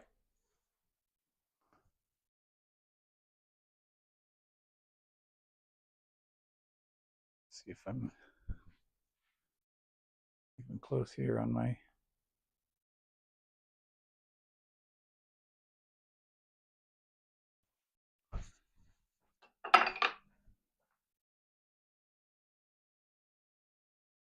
All right, just keep going on the dado here. Thanks everyone for bearing with me. Sorry I haven't been checking the chat very frequently.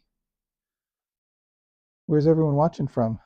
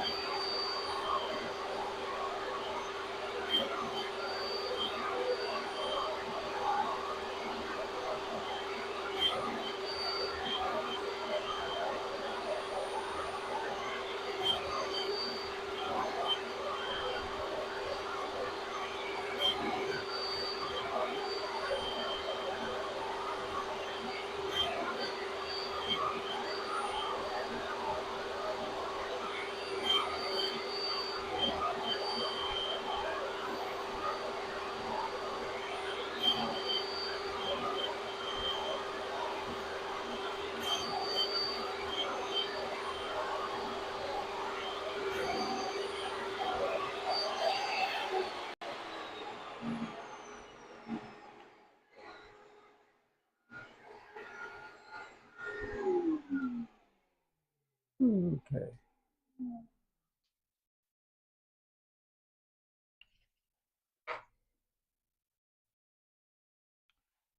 All right. So, thinking it would go internally here.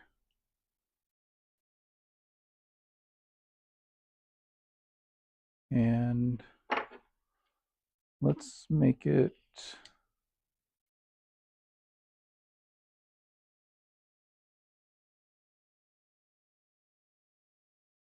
well, the angle there is going to make it difficult. And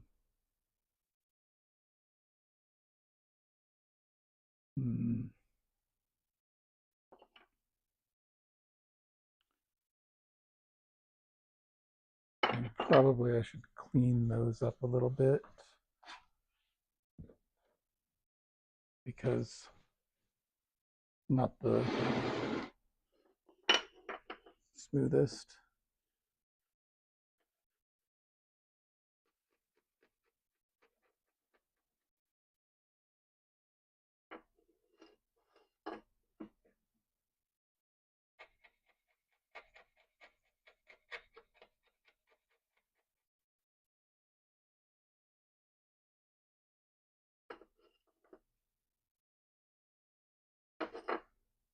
Uh,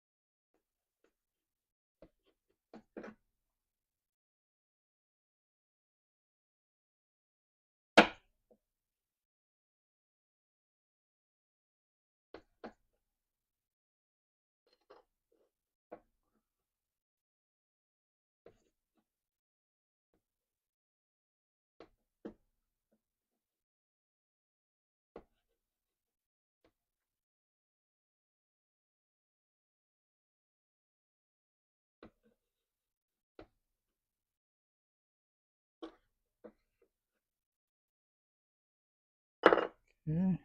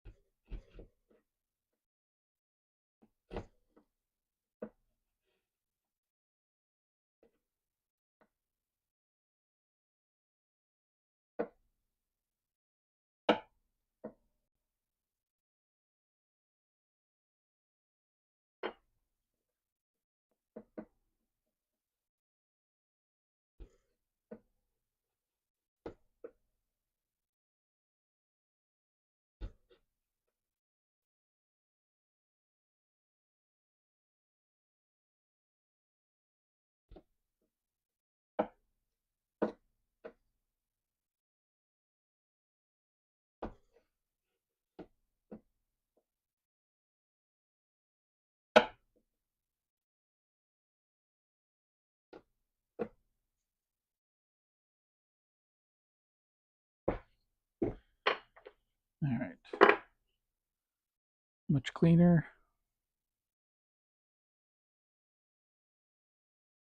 Not perfect, but my stuff never is.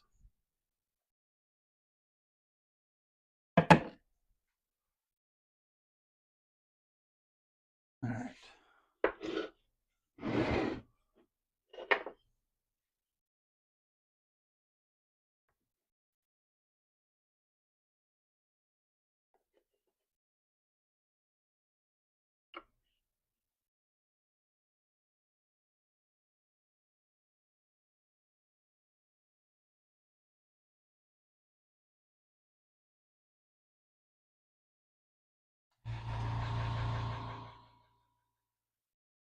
Okay. So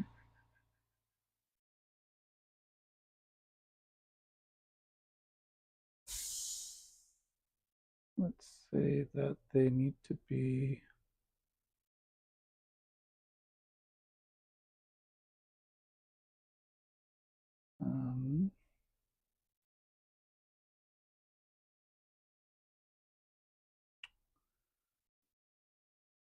I know, this little ruler. They need to be 6 inches from the top.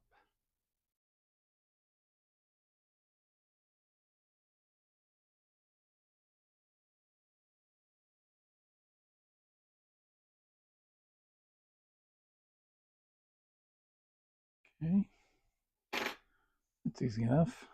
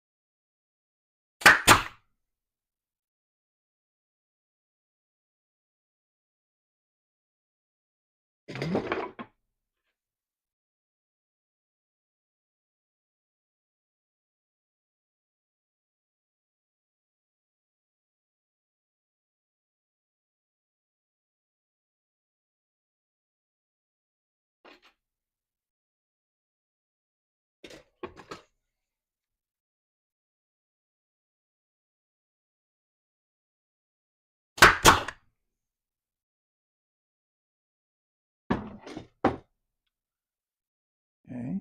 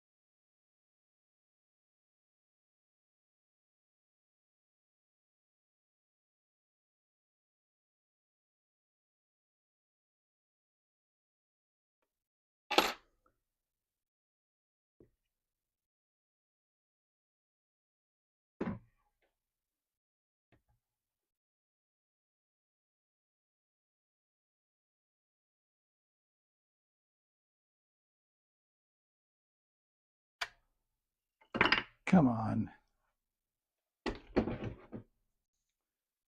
I think I'm going to move it to the other side.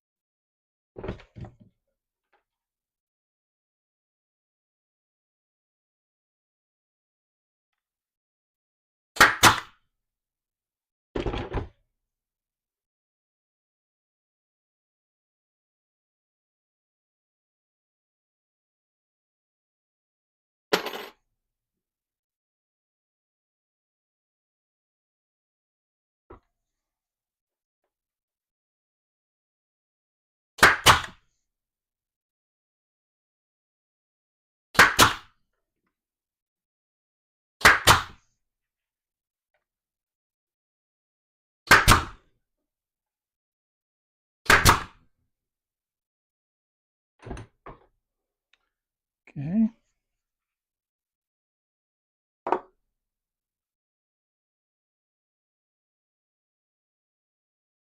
All right. I think that's a lot more stable, but I think I still ought to have like a stretcher or something that goes between these.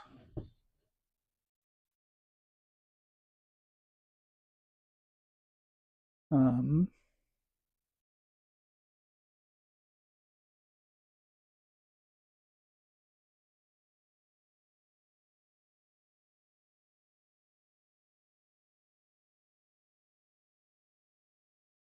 let's see.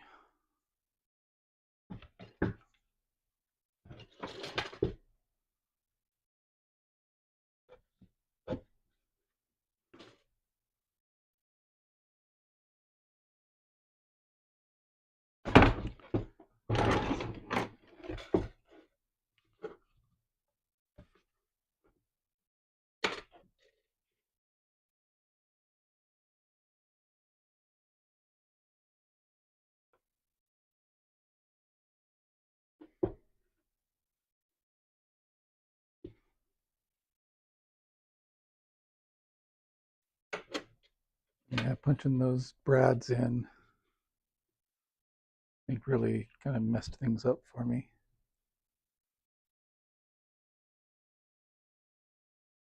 Um,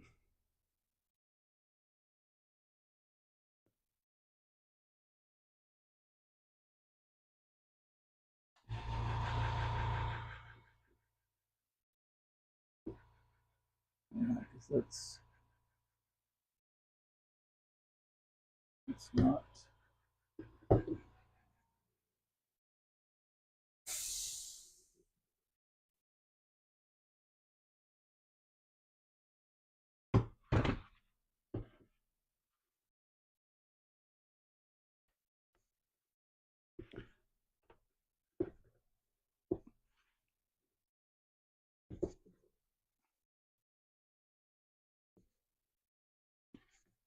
Well, that's better, I think.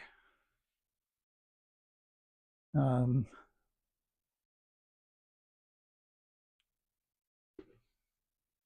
I think I should also put some sort of spacer on either side here.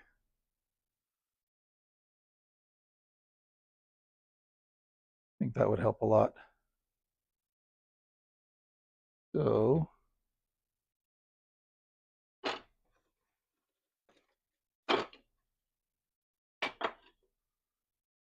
how wide is that?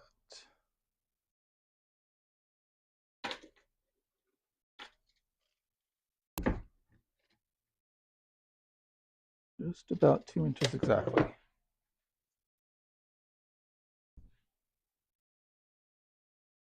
Hey there. Okay. Actually, we'll just use the table saw. Actually, no, we can't use the table saw. Yeah, we can, because we've got a piece that's just this big. Thinking I was going to have to cut off another chunk from the long piece, but nope.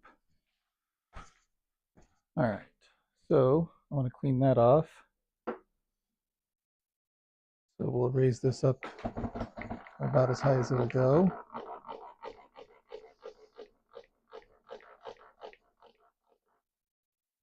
Okay.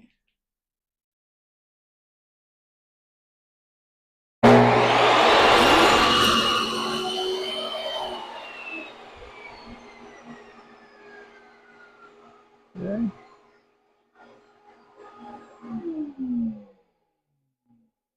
And now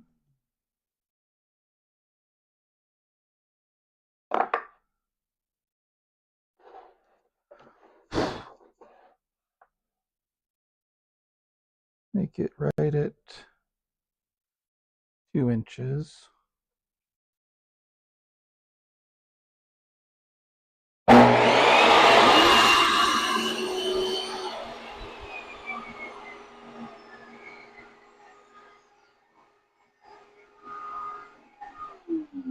And then we'll test that width.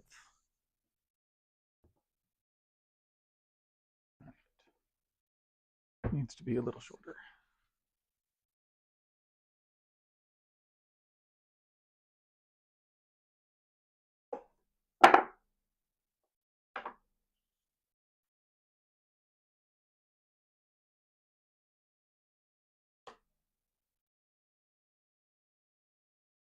I'm taking off like a 30-second here.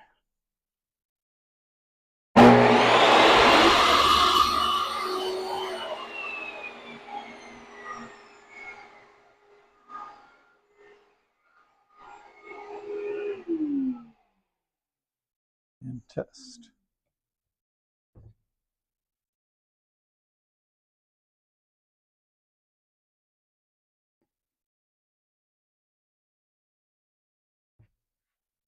Looks like I didn't take off the full thing there. But it's still too short.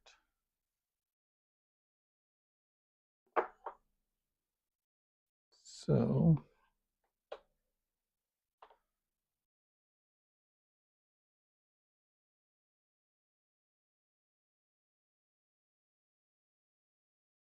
try for another 30-second, give or take.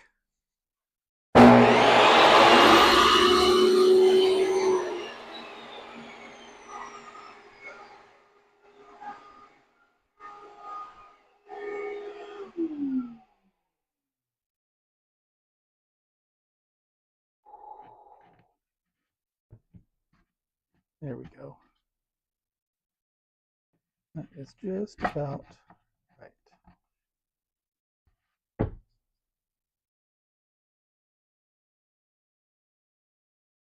Okay. So got the right length. So now I'm just going to clean off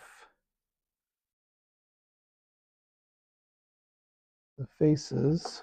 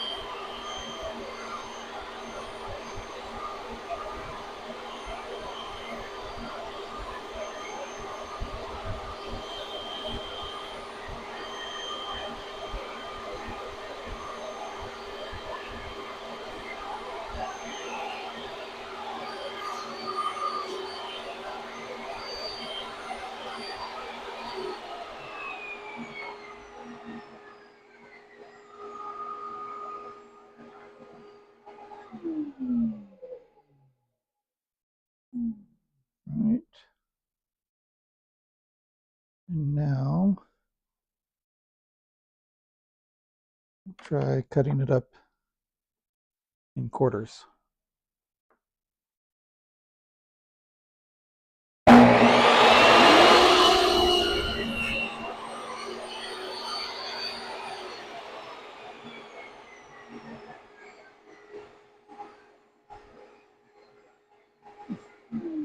Pretty close to half.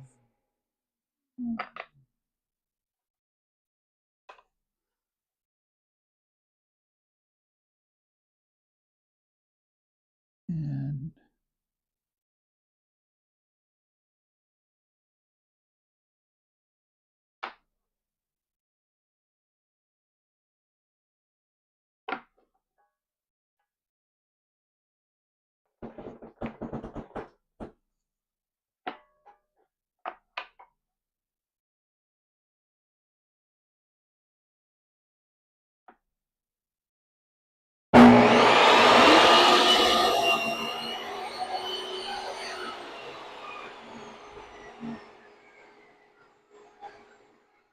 there we go.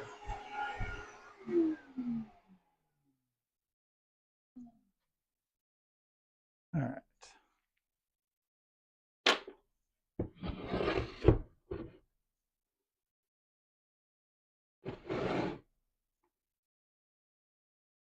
Get these guys and go there and there.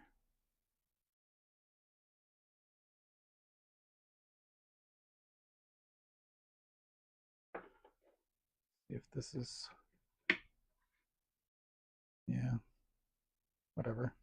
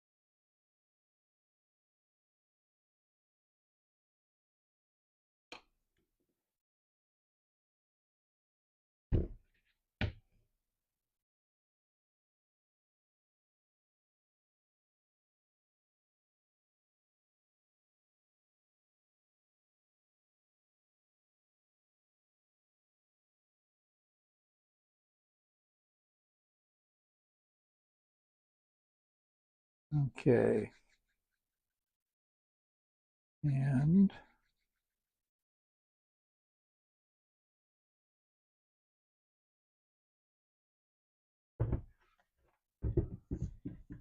let's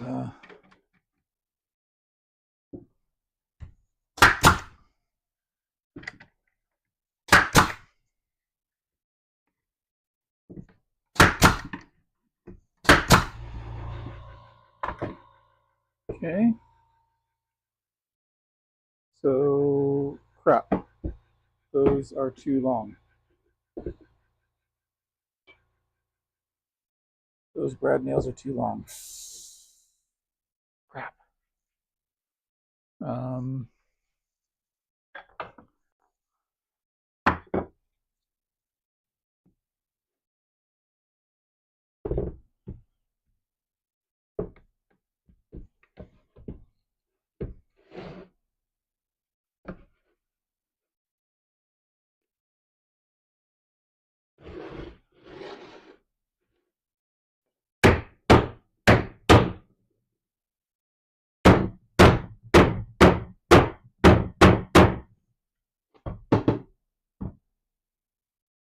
Well,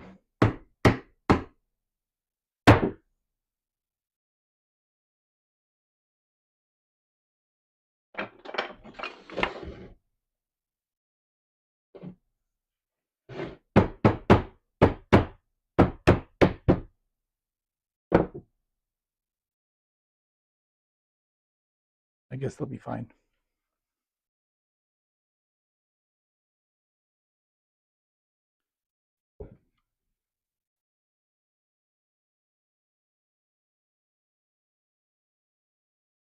All right, but still,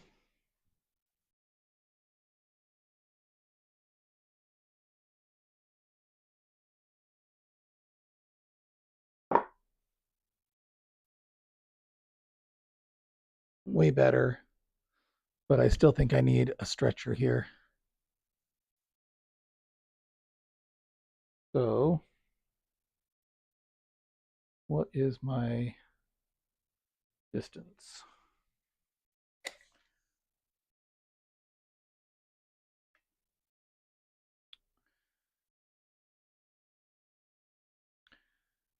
All right, about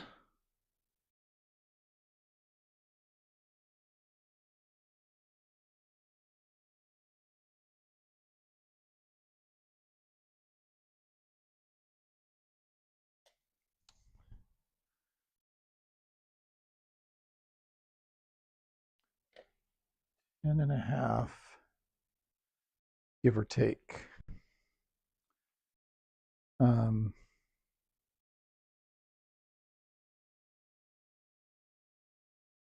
and the part that needs to be given or taken is that I'm at an angle.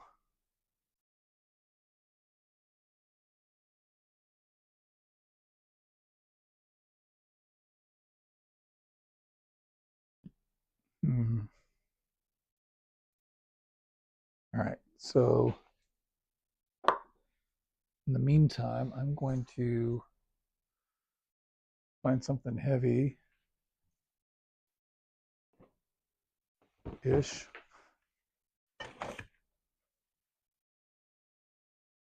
Put on there.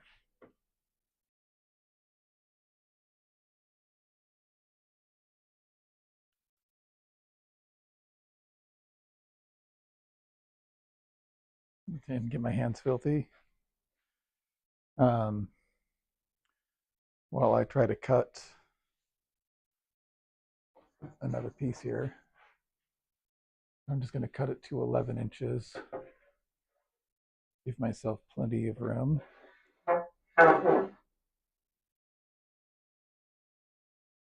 And up and over the table saw. And I need to unplug the table saw anyway in order to plug in the old miter saw.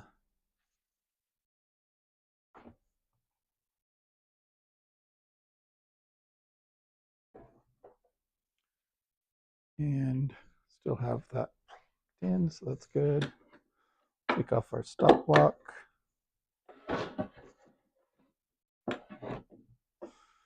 And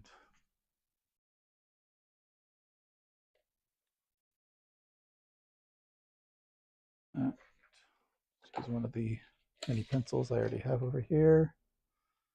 11 inches right there.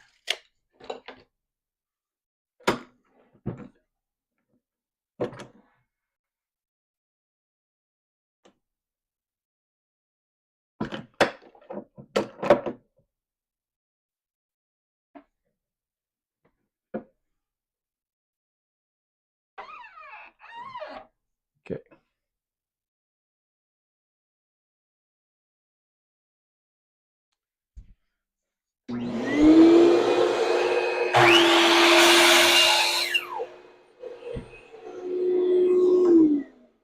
So, hey, we've got Tim List and Not Your Average Woodworks and Andy Lowe. Thanks for being here, everybody. You got some early birds. Early. Yeah, that's what I am. I'm early. Huh.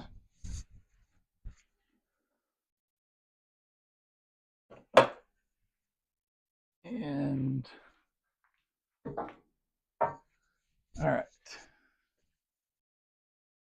So let's figure out the stretcher now.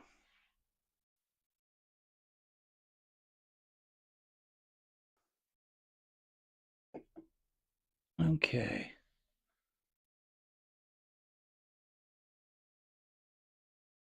I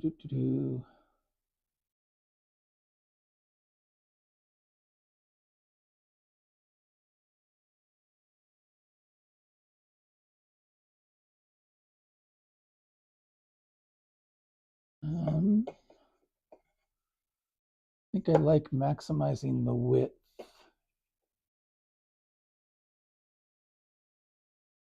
So I think I'll cut this guy in half. Well, I'll clean off the sides, cut this guy in half, and then I think maybe I'll just chisel out the angle there.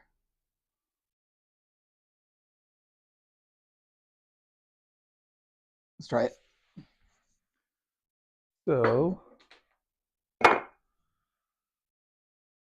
I'll get rid of my crosscut sled again.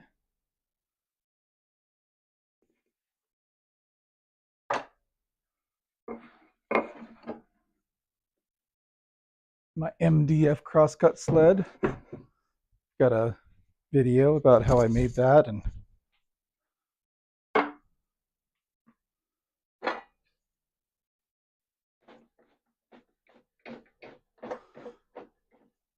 I was really proud of myself on avoiding the 5-cut method for squaring it off.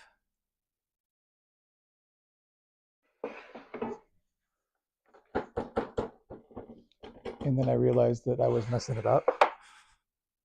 Wasn't working. And eventually I realized that the reason why was that the squares that I was using, one of them wasn't square. Like, oh, that will do it.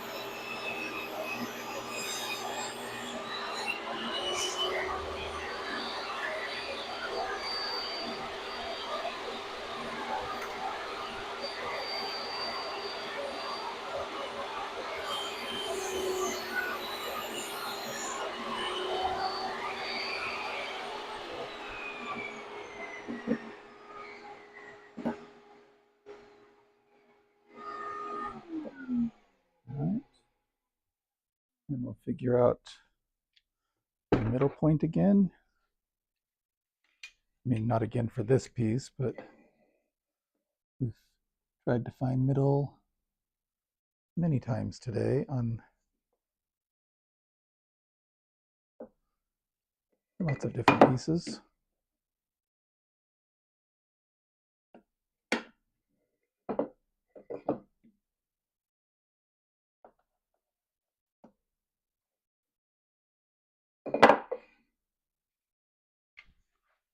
Okay.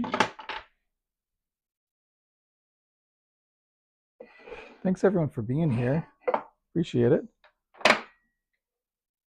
Hope you enjoy the content, and if you do, feel free to subscribe or become members, or any way you want to show support.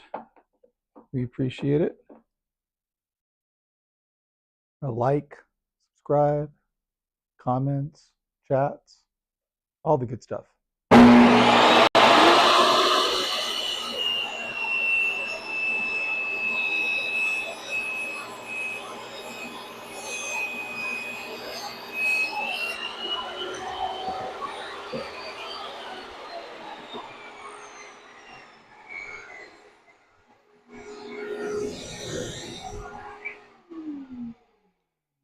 Okay.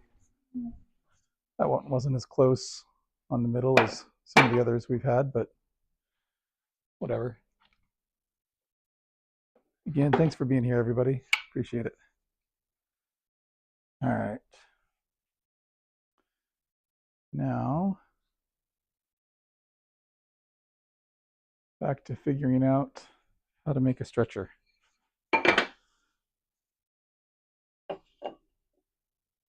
Okay. I think I should probably only have it go, well, have it go over a little. No, I'm only going to have it go to the edge. So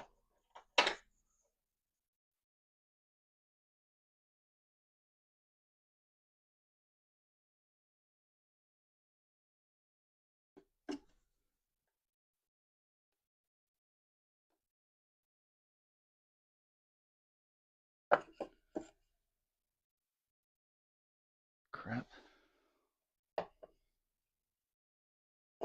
Okay, I see what happened there.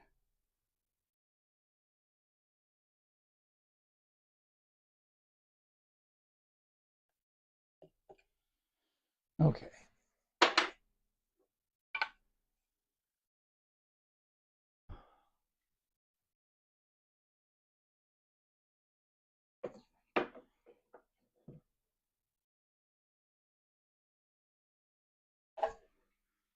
Put this guy back in. I'm just going back and forth between all the different machines. It's so much fun. Robert, thanks for being here.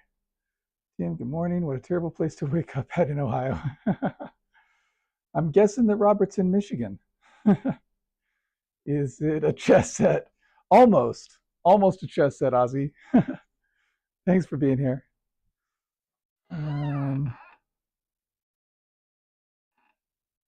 Let's see, right about there. But I'm going to move this so that it's not in my way as I'm trying to make the cut.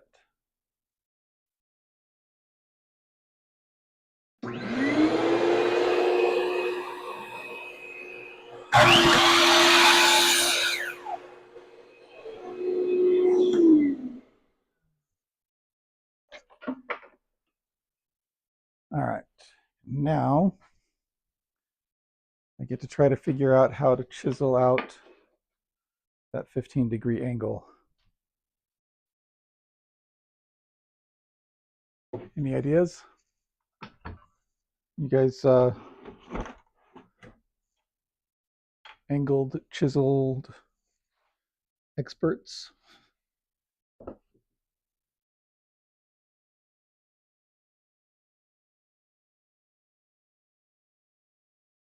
Okay.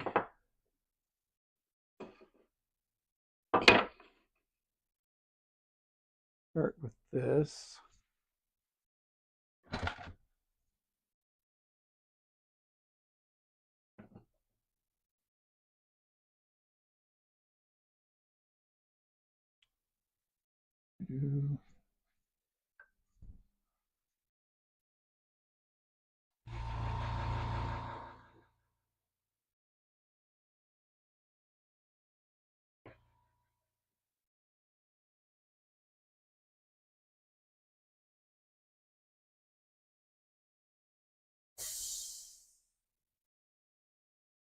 There's the air compressor again.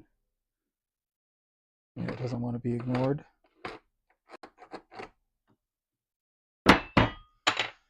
Okay. Let me find.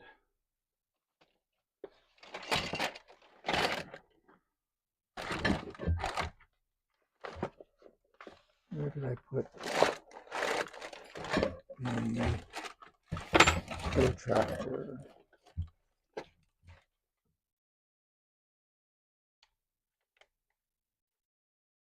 I think I had it over here.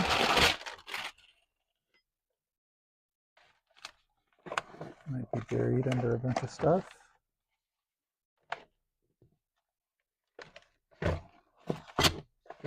certainly not looking like it's over here. Did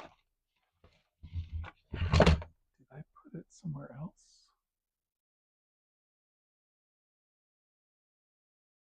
I was cleaning things up the other day, which is always dangerous. Where did I clean it up to?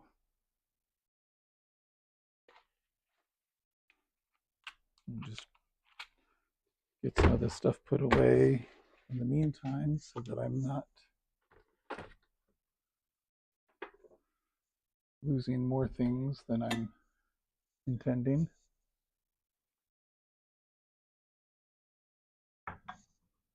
Okay. Some pencils over there. Sander over there. Clamp.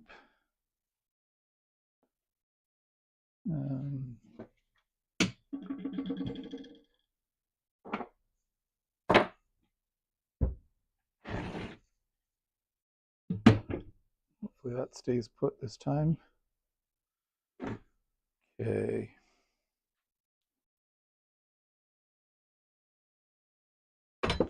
Oh, is it? It fell down. Oh, there it is. It fell down earlier. Along. Oh, there's my calipers. Huh. See, all sorts of things fell down over here. Who should I blame for that? All right, so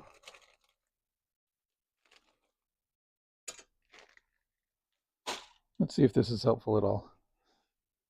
All right, so, all right.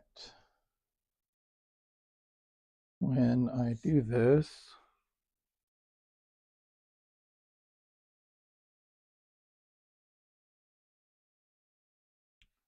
my focal point is going to be from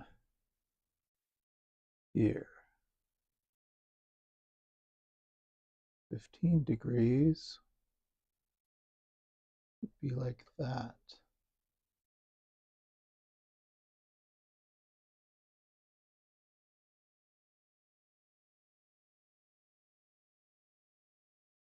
And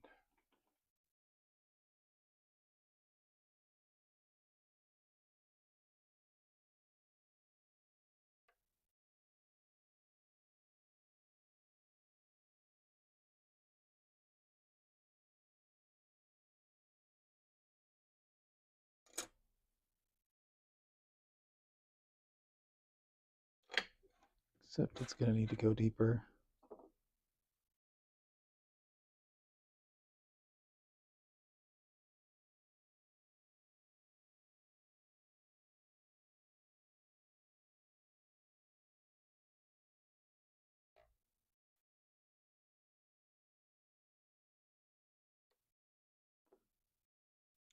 Okay.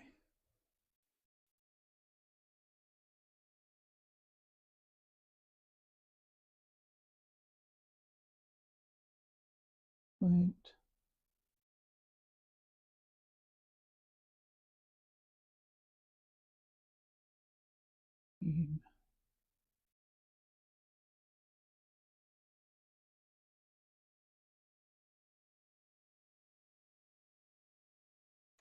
Okay, let's label the other side too.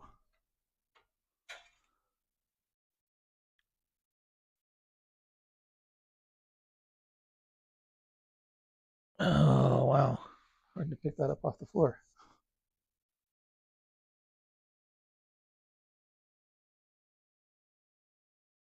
Point 15.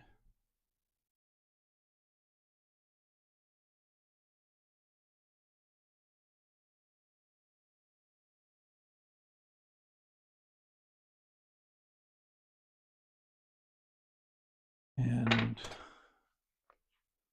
probably take off my eye and ear protection. That'll make it easier for me to do what I'm doing here. 15.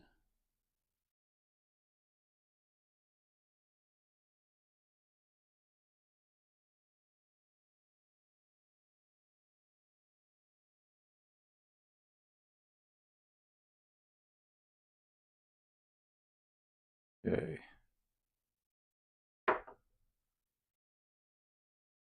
And then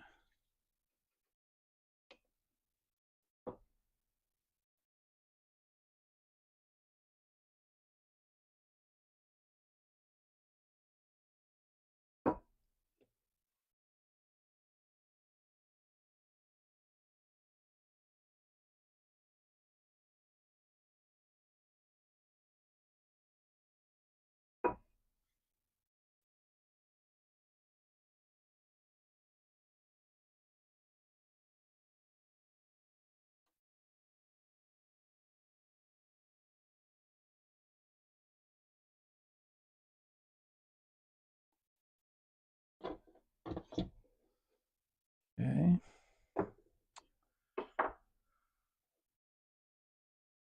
And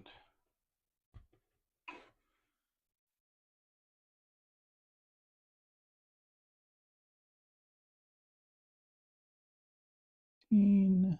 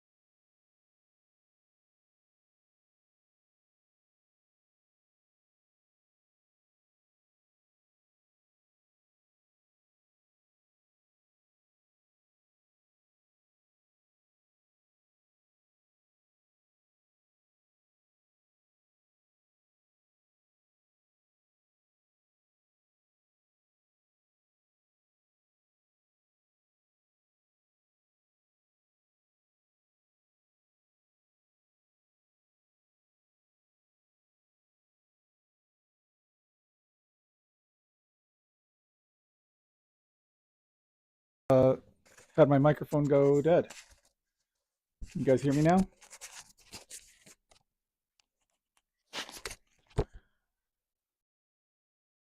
Maybe that's why I wasn't having too many people comment earlier. Maybe my mic's been dead for a while. Let's see. Lion's been busy remodeling my bathroom. Nice. Vincent doesn't hear sounds either. That sounds fun. Does he know? I didn't know. No sound. Hopefully there's sound now. Can you hear me? Let me know if you can hear me. My microphone claims to be on, but yeah, we'll see. Oh, that's the wrong direction, isn't it? Yeah. What? Or no, that's fine. But it's not very far in. Is that far enough? Probably.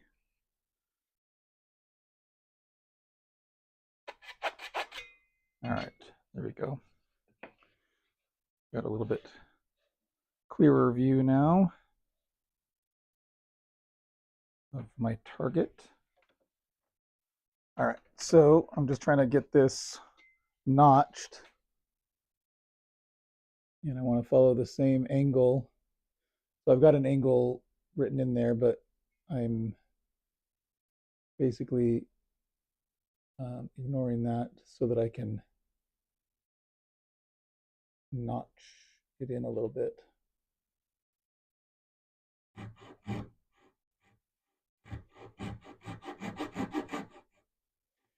And then I'll try to follow that same angle.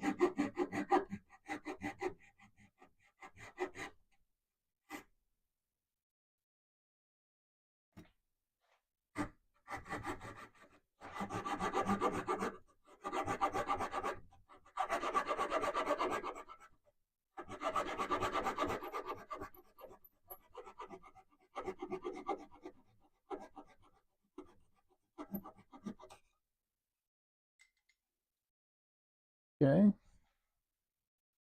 that's probably close. I think I'm a little bit thicker on this side than on this side. But you know what? This doesn't have to be exact. None of what I've done so far has been exact. So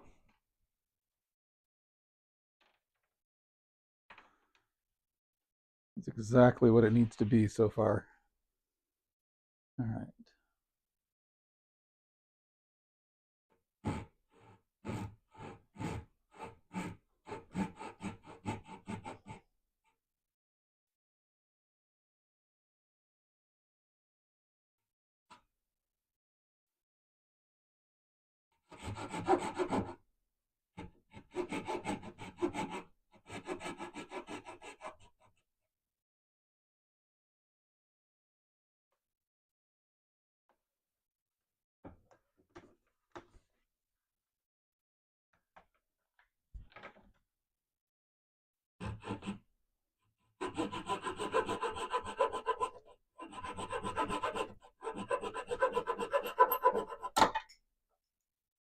Okay.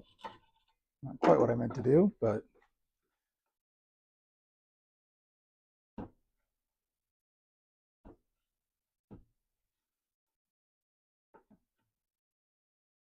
all right. Let's see.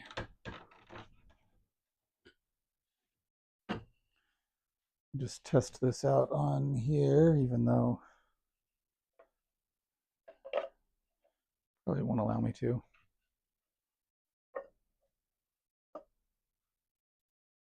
You know what? I'm going to say that's good enough.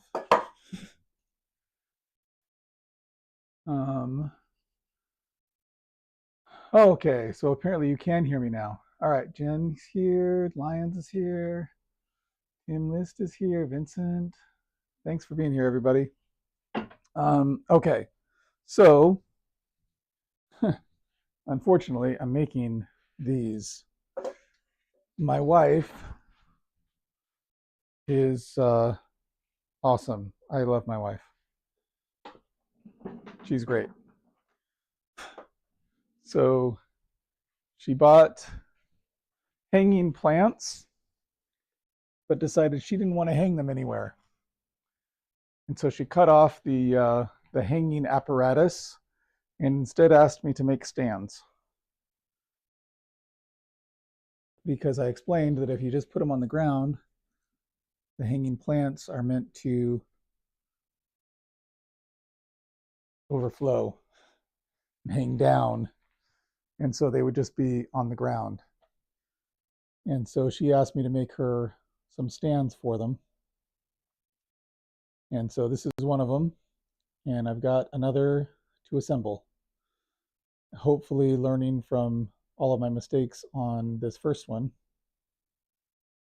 And I'm hoping to make it more stable and everything, because this one, yeah,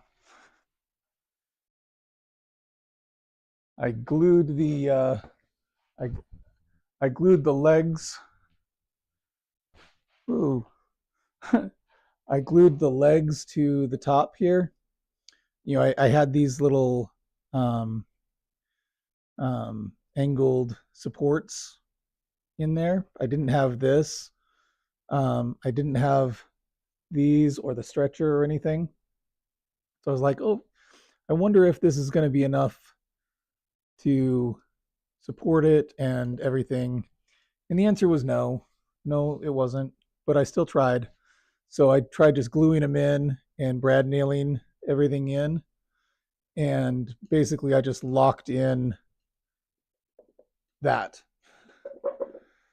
So if I get ambitious, then I might sand off the tall ones here and try and make it level.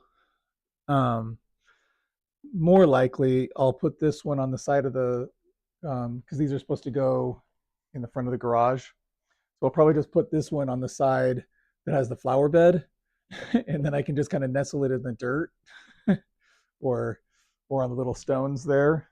So I don't have to worry about it being on actual flat ground. So that's that's what's probably more likely for me to do. But anyway, that's what I'm doing. And this is out of redwood. Just repurposing some redwood that I salvaged from someone that was getting rid of an old deck. So glued up a little panel and then used a lot more glue on everything else here. So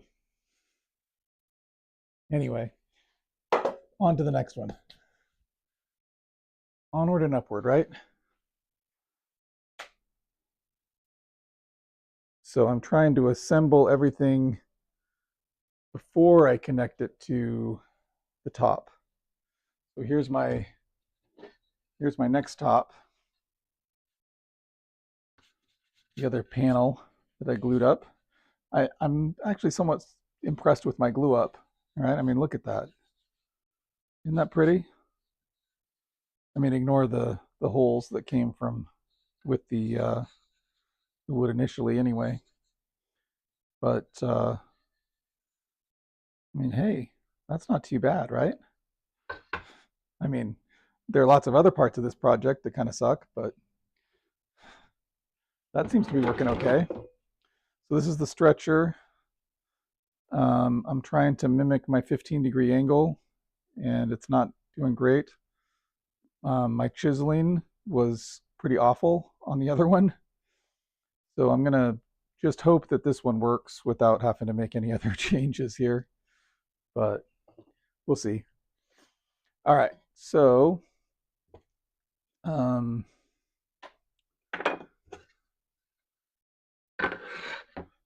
this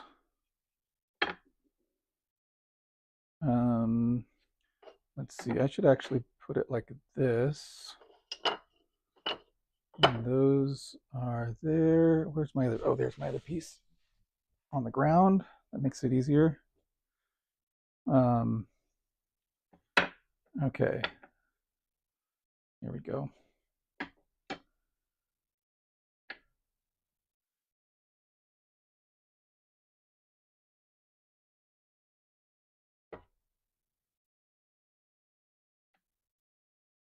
All right.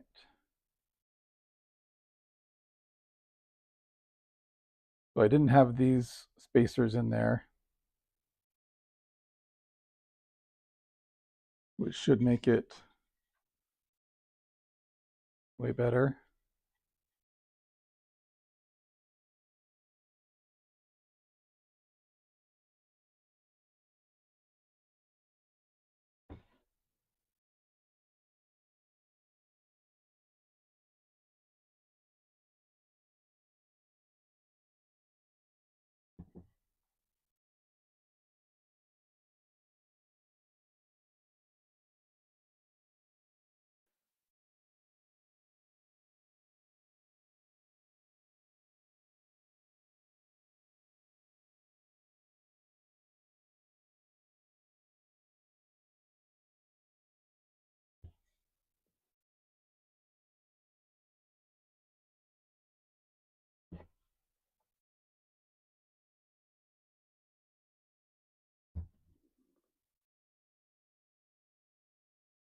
All right, so that seems like it should work. So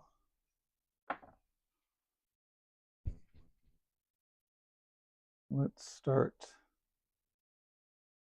gluing this up.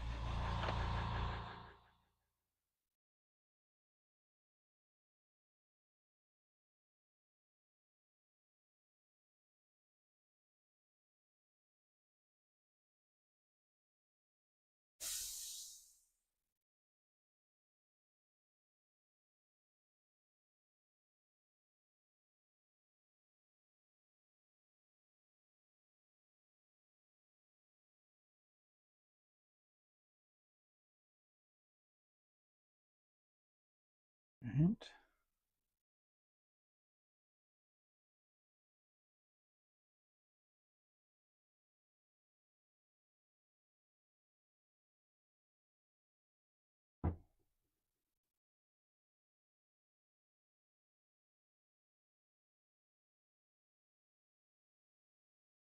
So what do you guys think?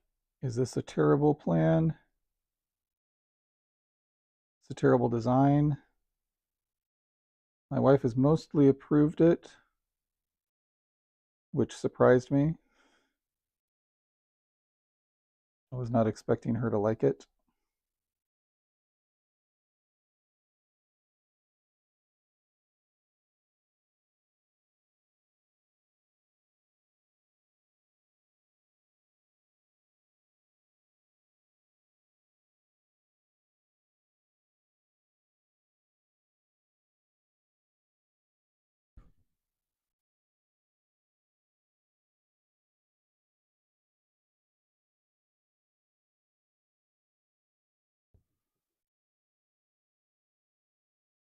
I want to get these 4 pieces glued down,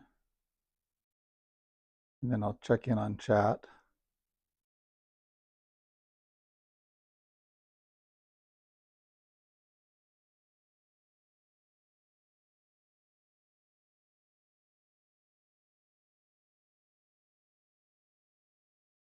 Um, when my wife first presented the idea of the hanging basket, she's like, "Oh, we can just, take off the hanging stuff and place them here in front of the house."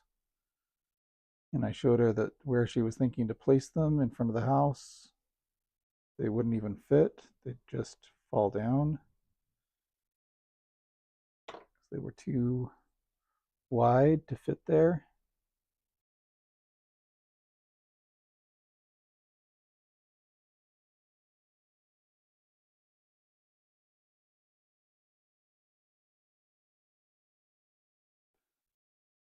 So I was like, hey, why don't we hang them up in the backyard?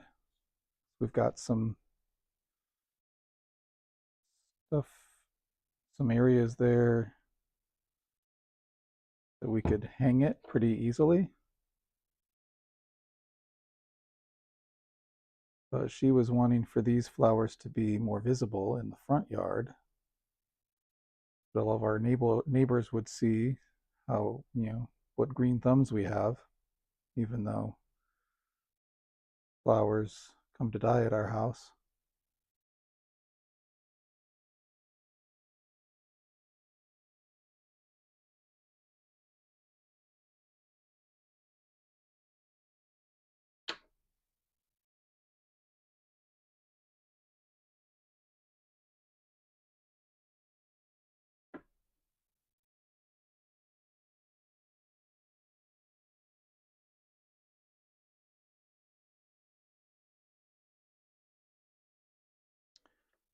The reason I've placed these pieces this direction is that I'm hoping to give more support for my panel that I glued up.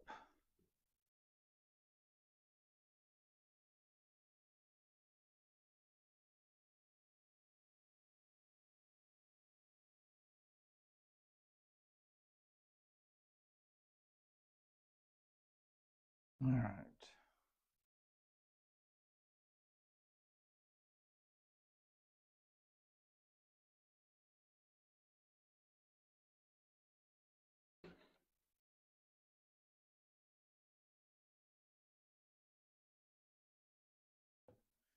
And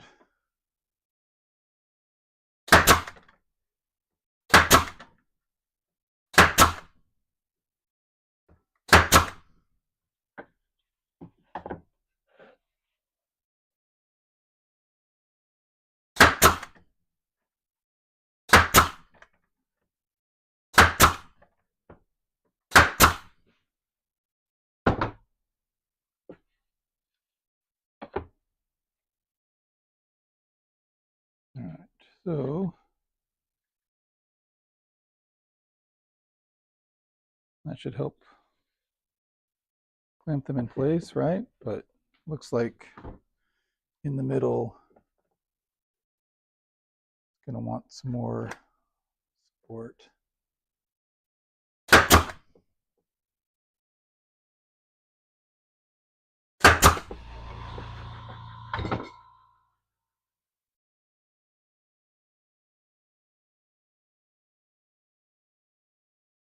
Okay.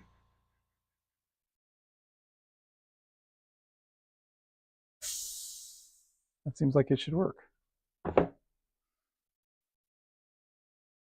And I'm going to put something relatively heavy on there to try to keep some pressure on there. All right. Okay, let's catch up on chat. Sorry, guys, for neglecting you during the glue up. I think on my earlier glue up that I messed up so much. Is it cedar? Yeah, someone was telling me that usually you need 5 arms during a glue up. Okay. I'm on your back. Hey, Jen, Lines, how are you? What am I making? Okay. Shave it with your knife. Yeah, my knife has been interesting. All right, let me,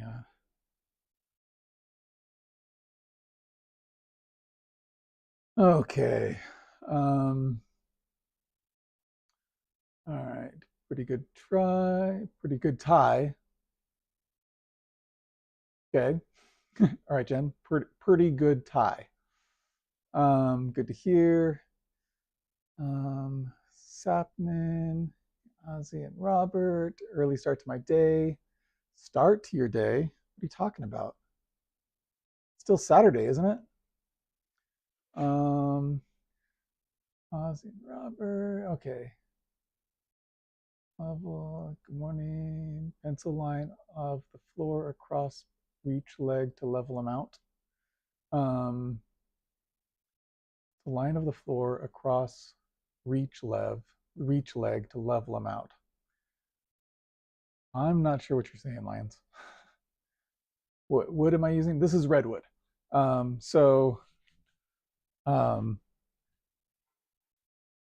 have a bunch of old redwood deck boards that I got from someone that was throwing out their deck.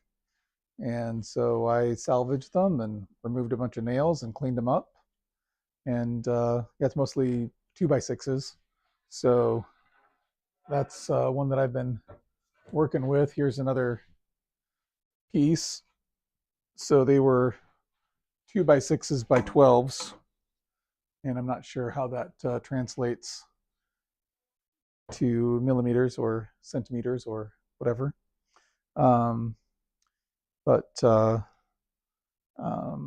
This is actually what I built my workbench out of, mostly. So my vertical supports are the 2x6s. I cut the 2x6s into 2x3s for my horizontal supports. And I repurposed the plywood and a 2x4 from the old bench to make this one. But yeah, 2x6 deck boards are out of redwood is what I'm making this out of. Looks or rate to me, good effort. Yeah, the effort is what's important, right? Right? Who cares about results? Delan, morning everyone. Okay, why is Delan's handmade woodworking your favorite channel? Probably because of all the awesome interviews you do, Delan. Let's see. Still here? How's you? I'm surviving here. Delan is apparently awake, which is awesome. Let's start. All right. Sorry, pencil line off the floor across each leg to level them. Pencil line off the floor across each leg to level them. Okay, I think I see what you're saying. Is like put a pencil on the floor and put a mark on each leg where it hits the floor, and then cut there. Is that what you're saying? Maybe I'm understanding what you're saying. Maybe not. Okay.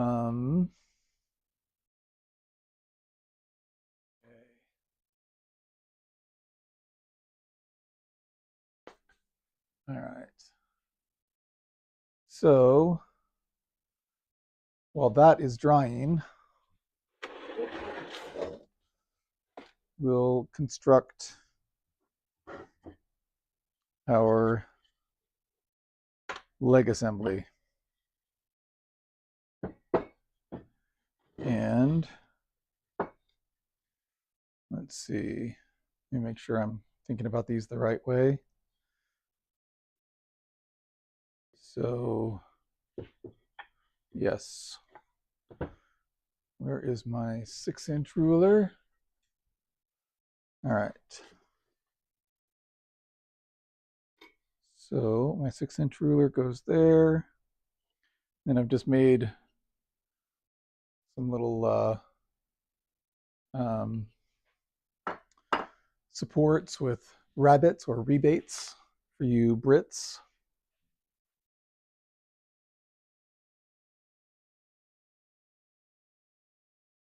And I'm going to place these 6 inches from the legs, or 6 inches from the base of the legs.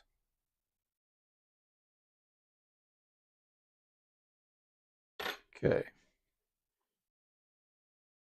And I'm using Tight Bond 3 since these are going to be outdoors.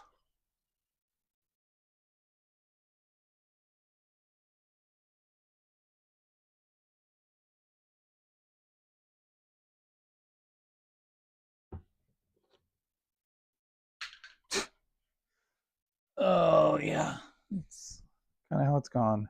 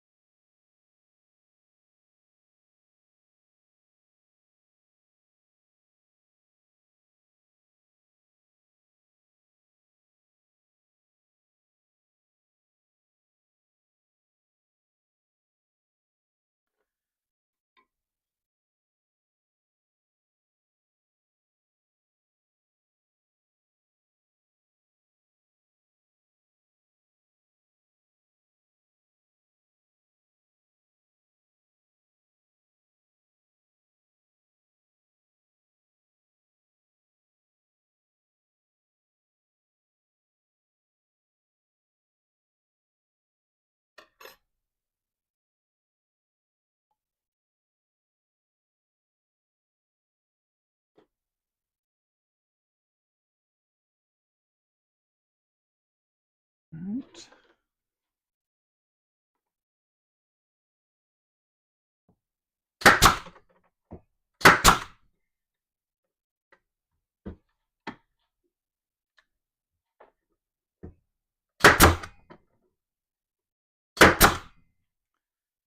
All right.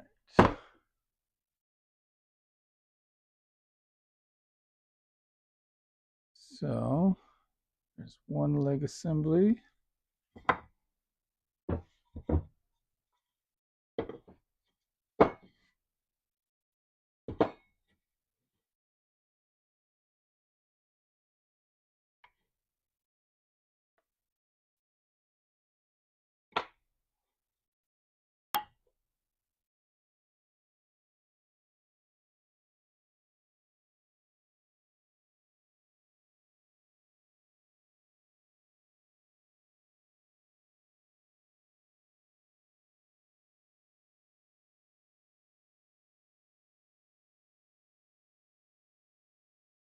Okay.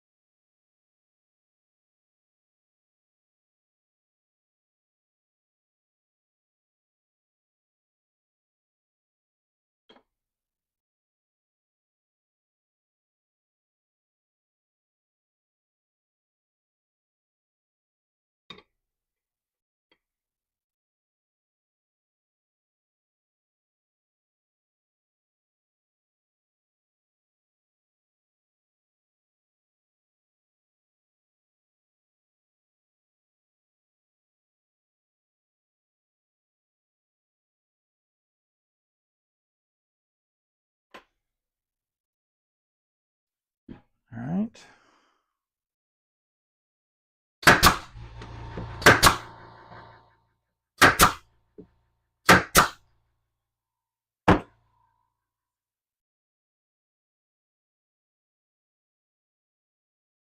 And second leg assembly done.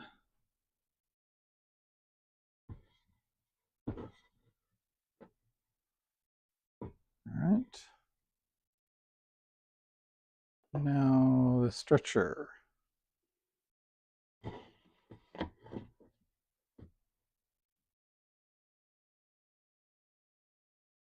Huh. It looks like it might actually work a little bit.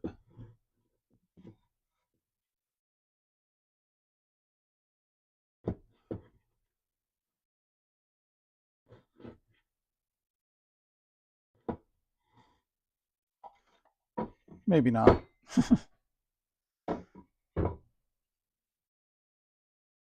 Yeah. It's not great, these notches and everything, but I've having a heck of a time trying to get those clean. So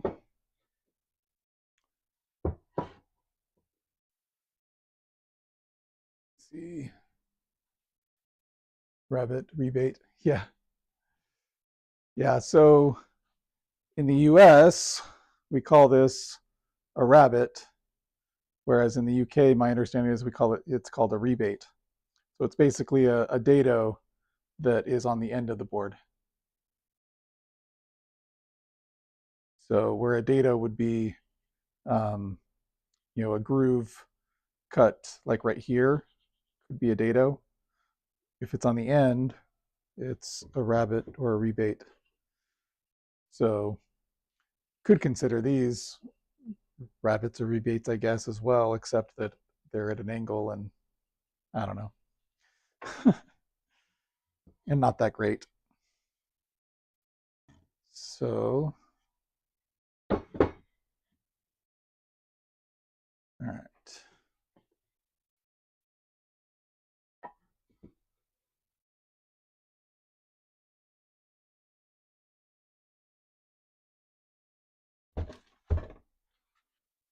So here's the idea.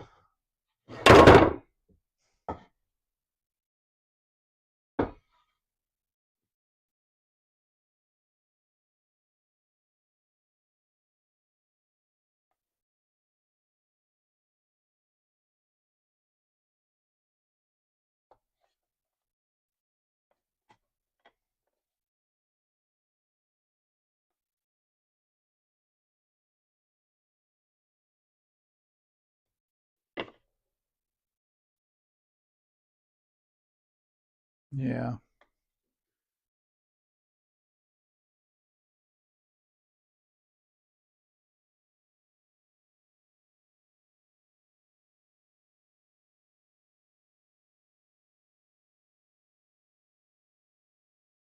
Let's do it.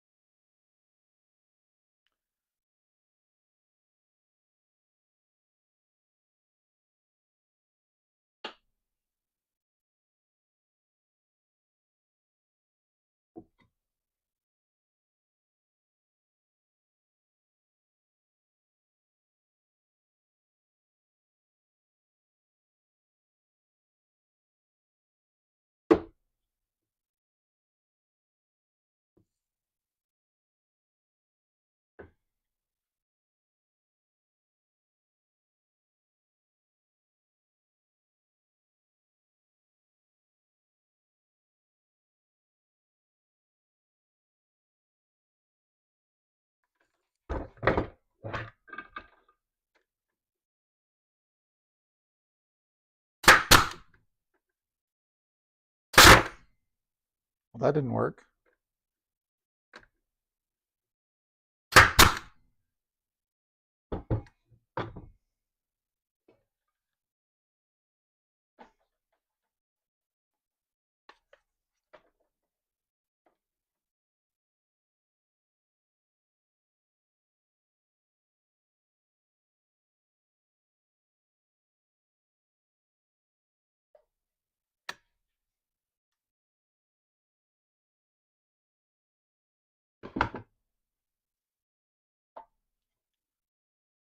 Okay.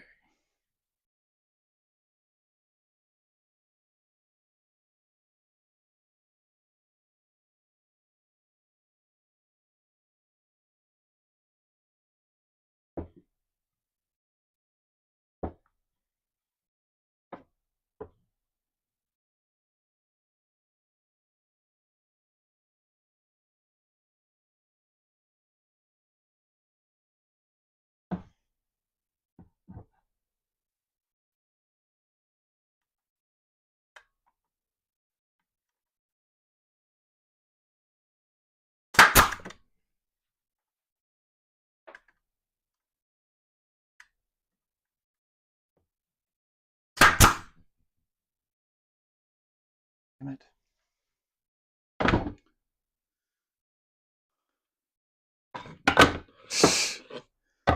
keep forgetting this isn't actually assembled. And those nails went in crazy places. All the wrong places.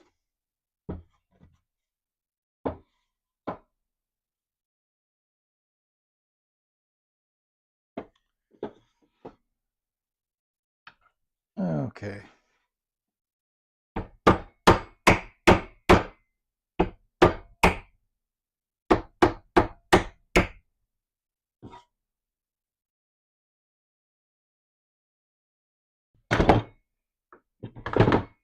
I am going to use my dedicated nail removal gun.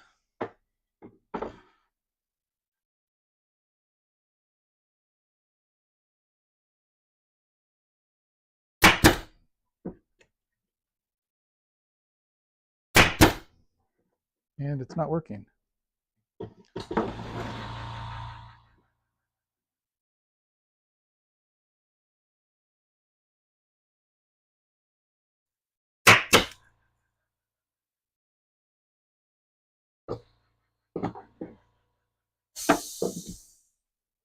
All right, looks like that exposed enough of the nail to not pull it out.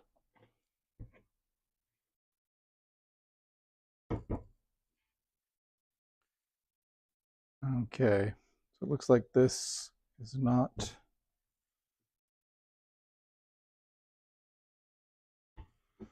a good enough nail removal tool. Son of a...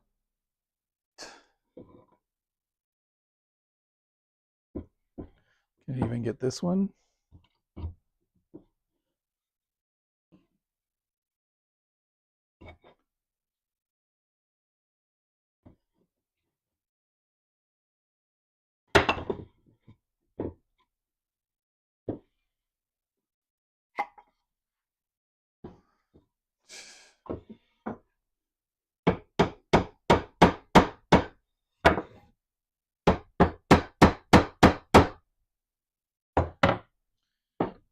My goodness.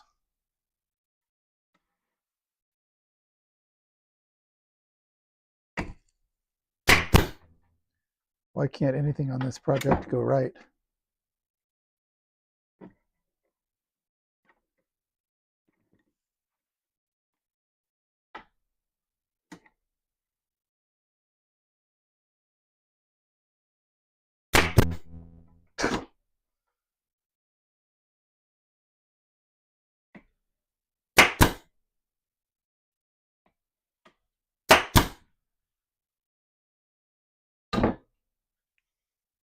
Just chewing everything up here. It's great. It's just great.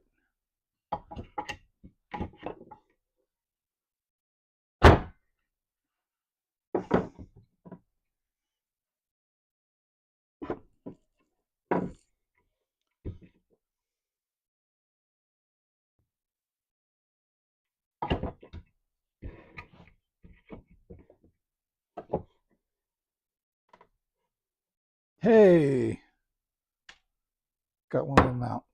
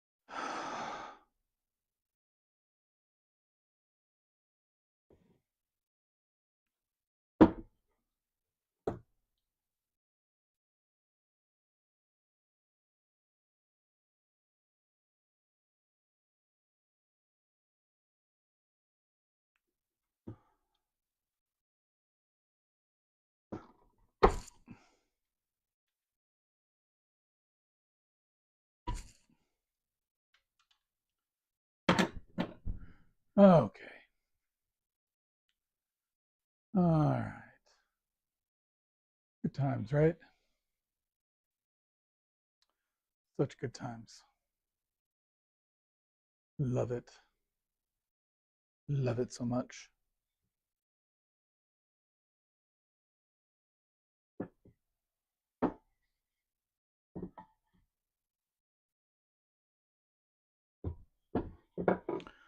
Let's try that again.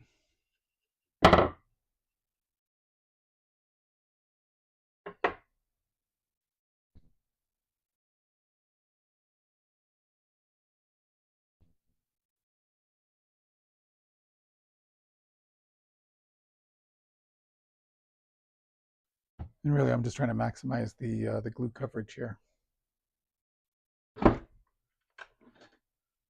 That's why I keep messing up.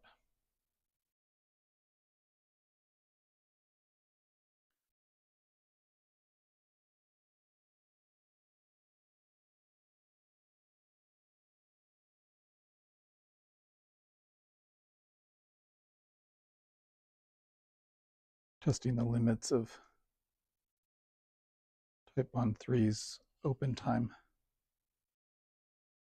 Figured it's a lot more open time than Type Bond 1 or Type Bond 2. So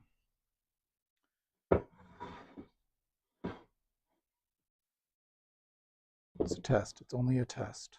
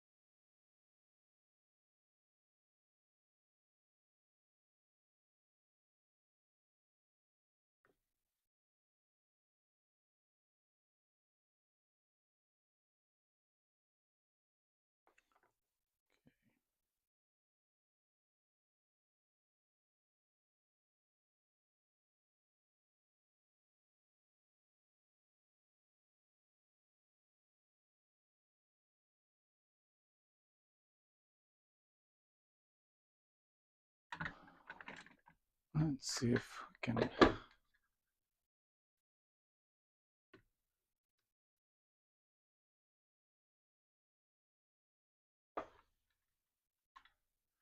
Gently clamp.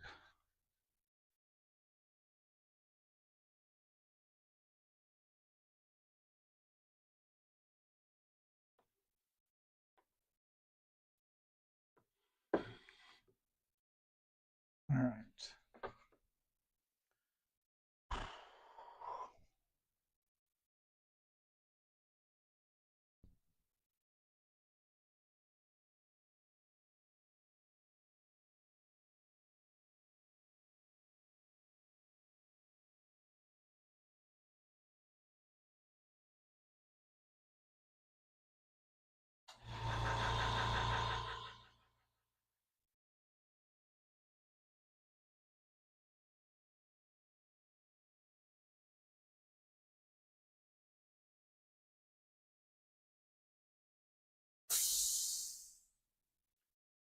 All right. And I'm going to put a fair amount of glue on each of these because, again, this is end grain.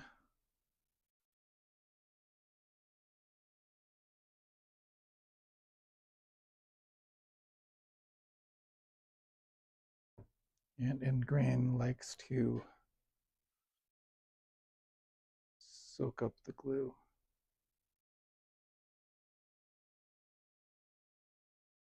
So I'm going to put an initial dose on each of these legs, spread it around.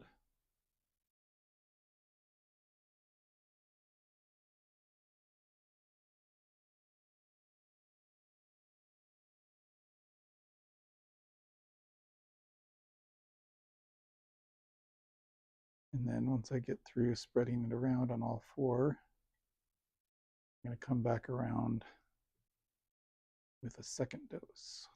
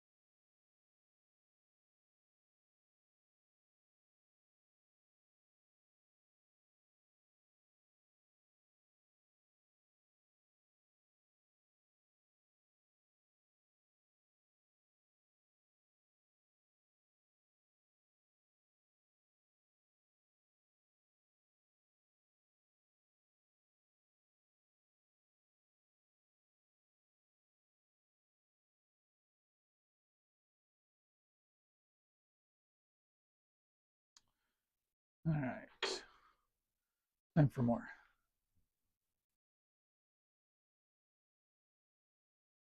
And look at how dry this guy is already.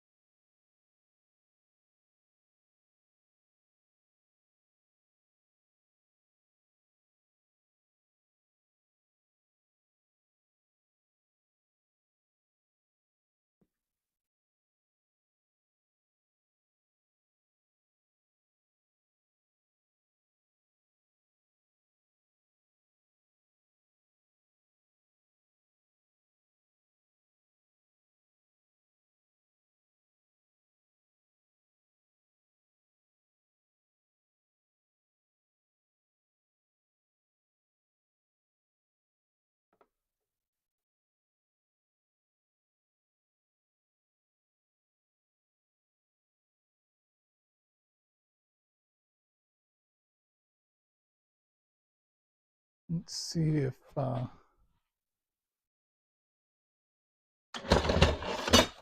can clamp this down.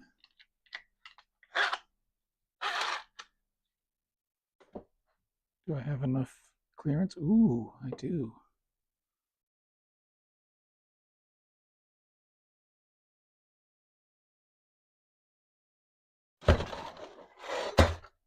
Sometimes it's nice to have long clamps.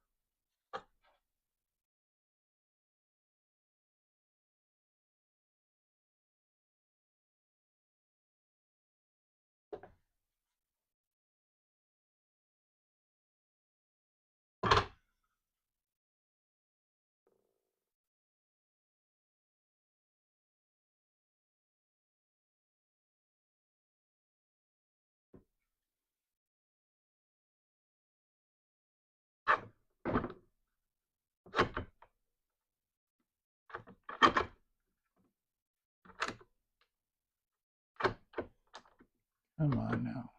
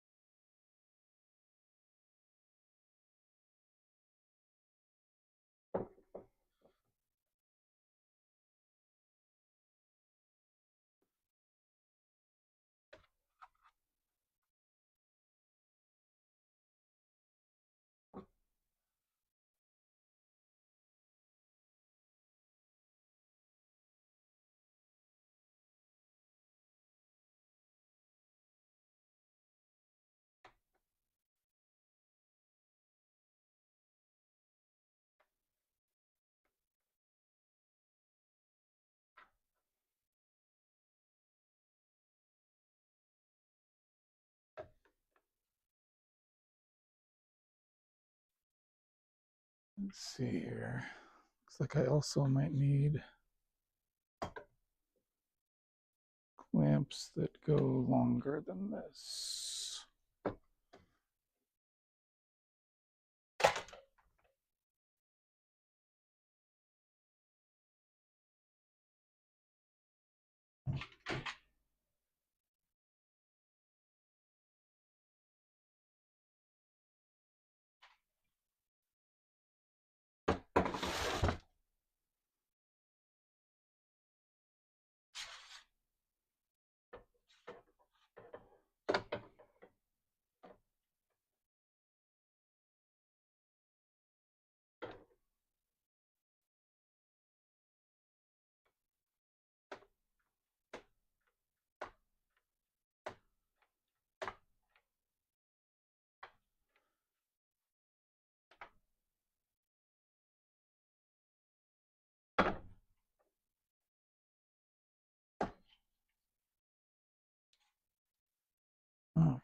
Looks like having it hanging off the side isn't going to work.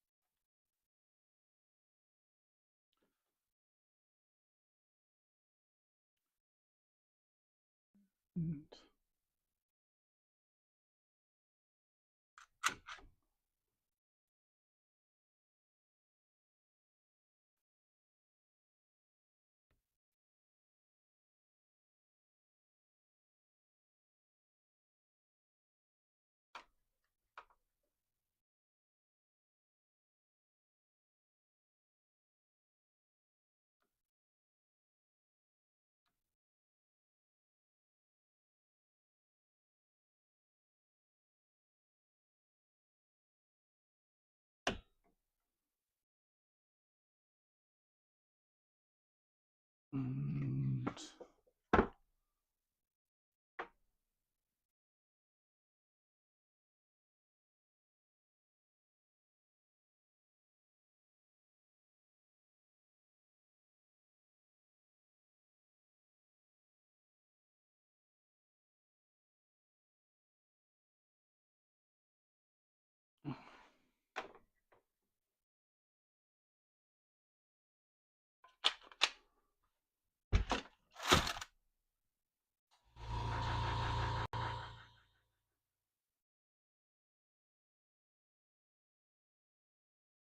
okay, I have an idea.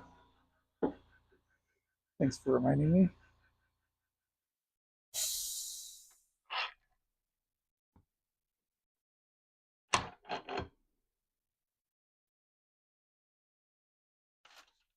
All right.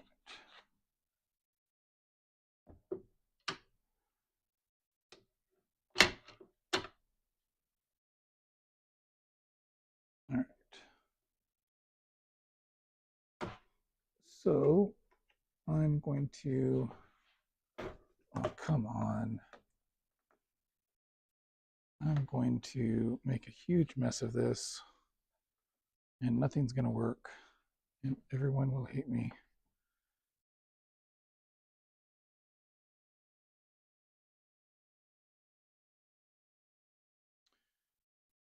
Okay, let me switch back to the brad nailer.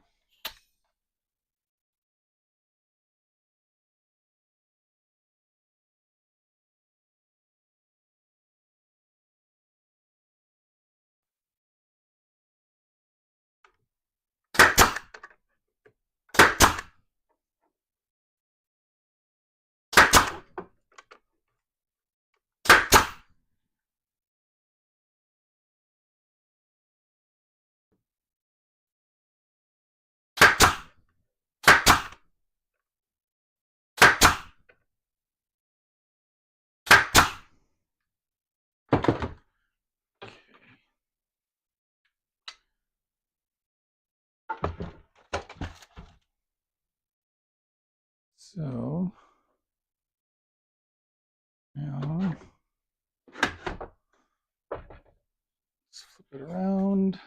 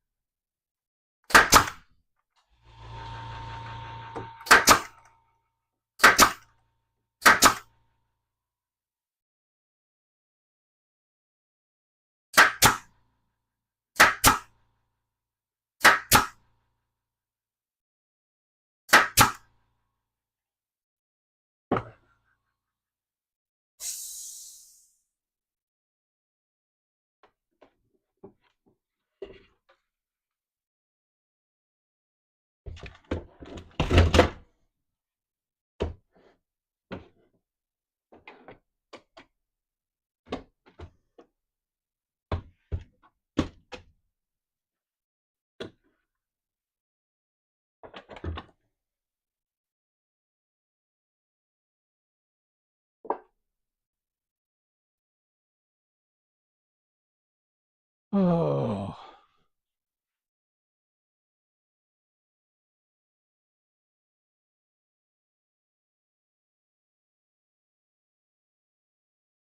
So this one, very wobbly. This one, little wobbly, less.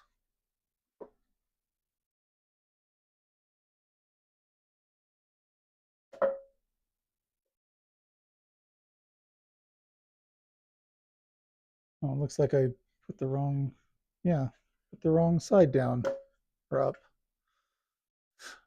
Brilliant. Oh well.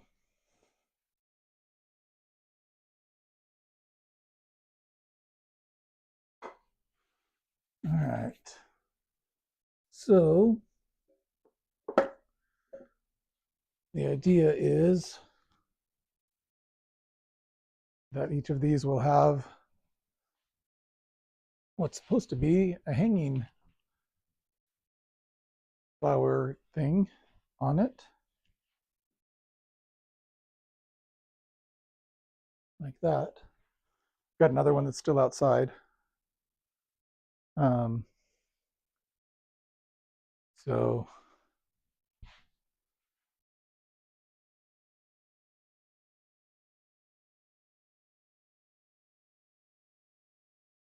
and then the flowers have room to hang down some. So there it is.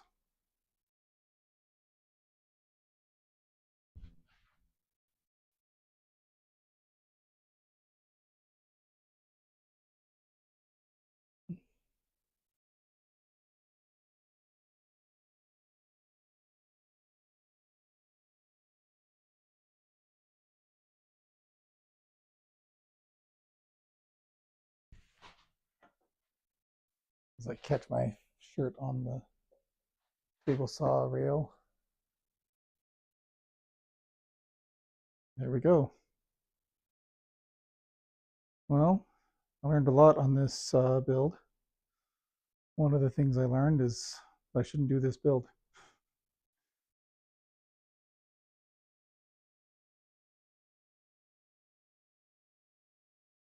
Hey Keith, you want some of my energy? Still at it, somewhat. I think I'm wrapping up here. What time is it anyway?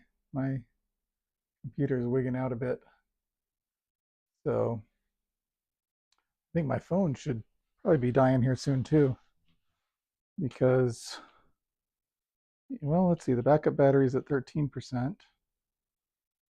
Let's see what. Oh, phone's at 91%. So it's finally working properly. Had some issues with it the last couple of times out. So let me do some cleanup here. We can chat a little bit while I'm cleaning up and see what 5:17 in the morning. Oof. Okay.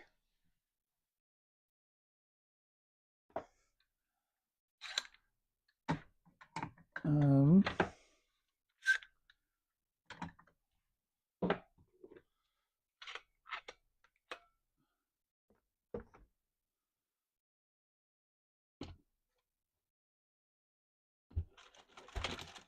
get all these clamps put away over there.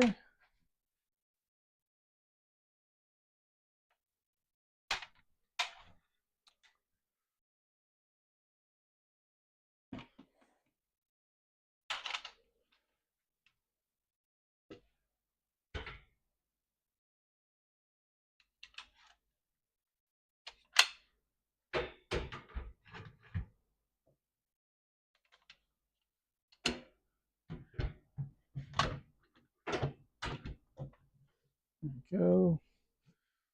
Almost there.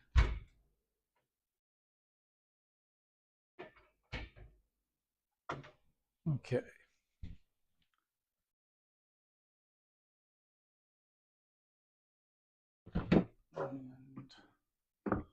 That there. All these can go into garbage. My Japanese. Whoa.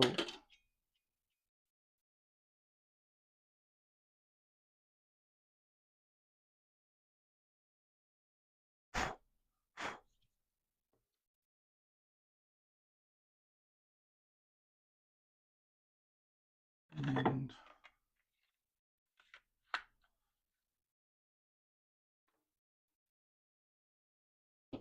okay.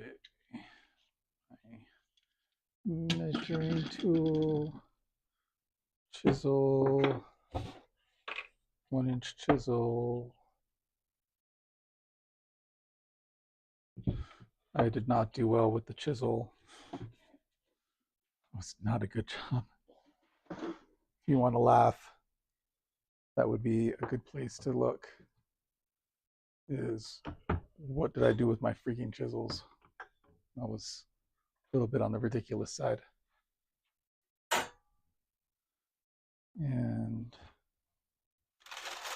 let's see if we can protractor away in the proper place this time. Well, I guess I put it away in the right place last time. I just couldn't find it because I dropped it. All right, let's close up the tight bond 3. We'll get the parchment paper from earlier. Try to pick up all these rad nails that I had to pull.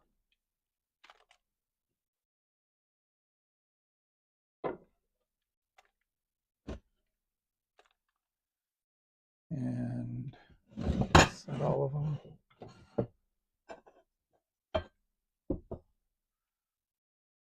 Looks like it.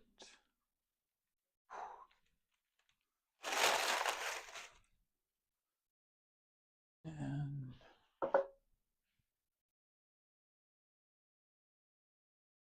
okay, I'll turn off the air compressor. Whew.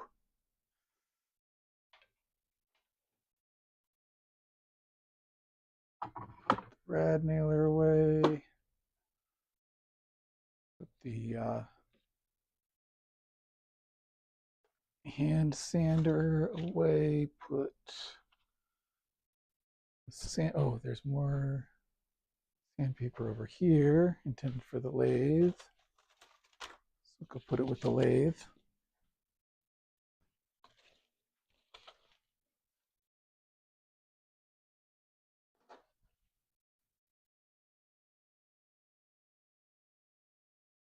Put the bar oil away.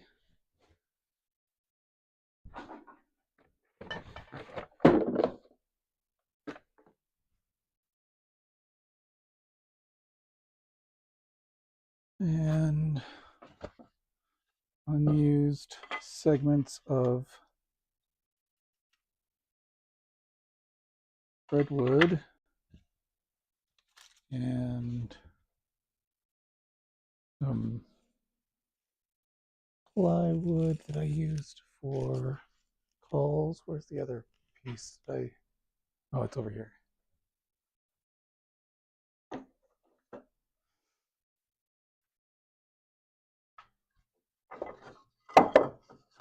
Just put this in with the scrap.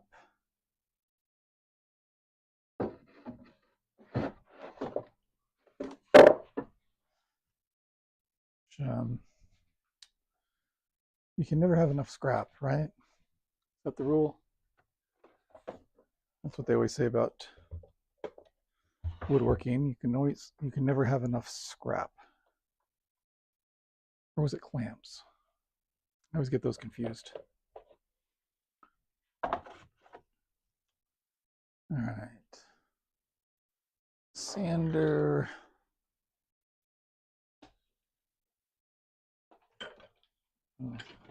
Put this over here for the moment. That away. 4 o'clock Mountain Standard Time? My clock was saying 5. Where are you at, Keith? You're not Mountain Standard Time, are you?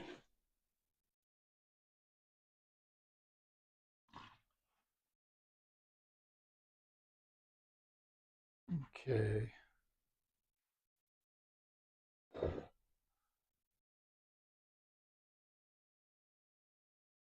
Tape measure.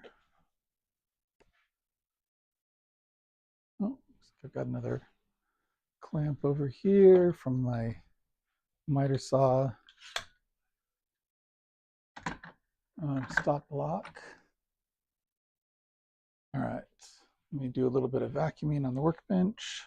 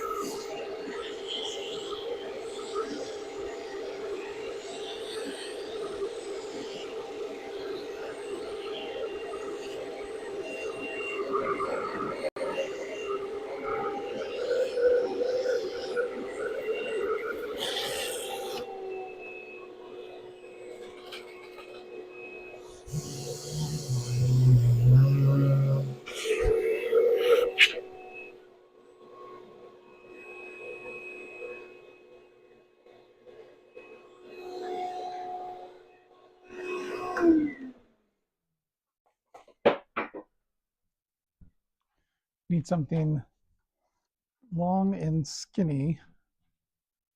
Clear this out. There we go. Otherwise, my attachment will not work.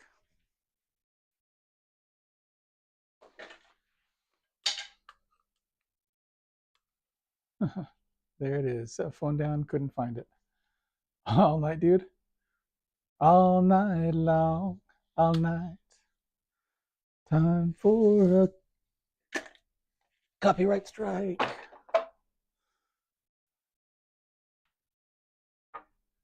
All night. Fell asleep during yours and woke up to Pelado at least 4 times. What can I say? All right.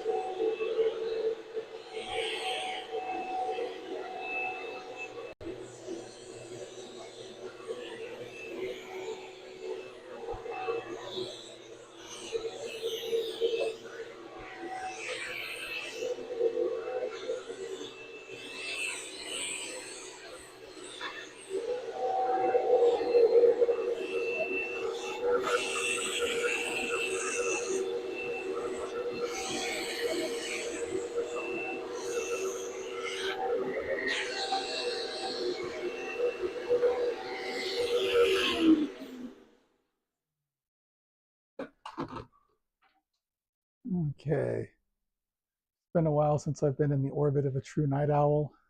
Needs to share that energy. Yeah, sometimes it would be nice to just feel like I needed to sleep. And sometimes I do, but a lot of times just don't feel the need. Um, there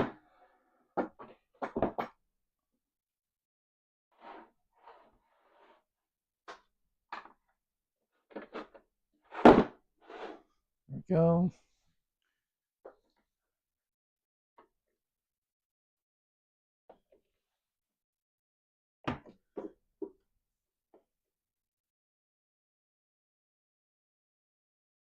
Okay.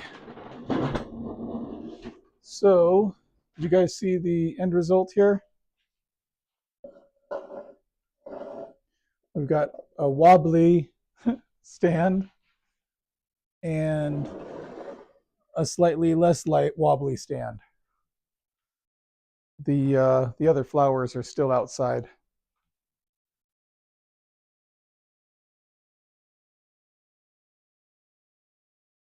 What do you guys think? Be honest.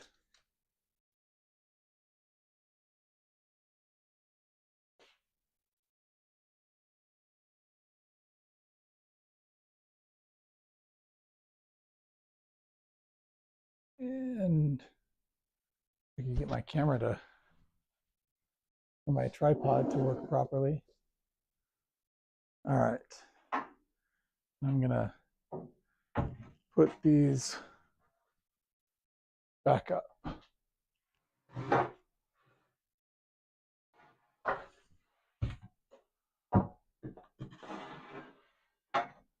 Because I did not have to use them.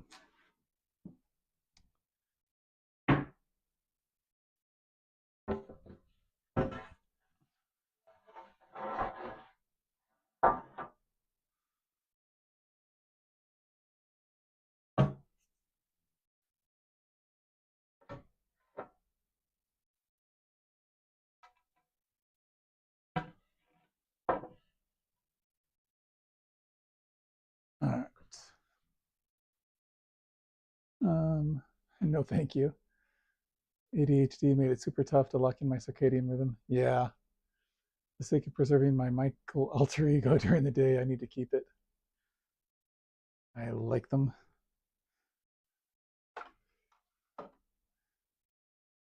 Which, oh, you like the, I was trying to figure out what were you saying you liked.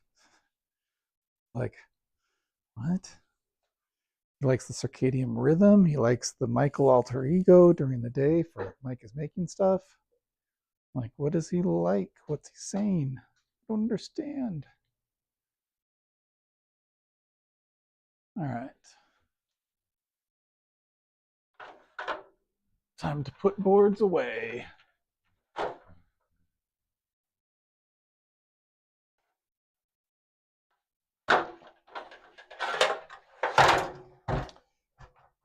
I was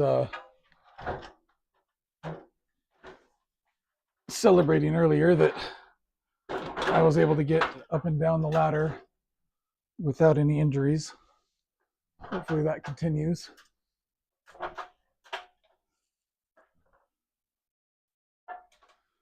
All right.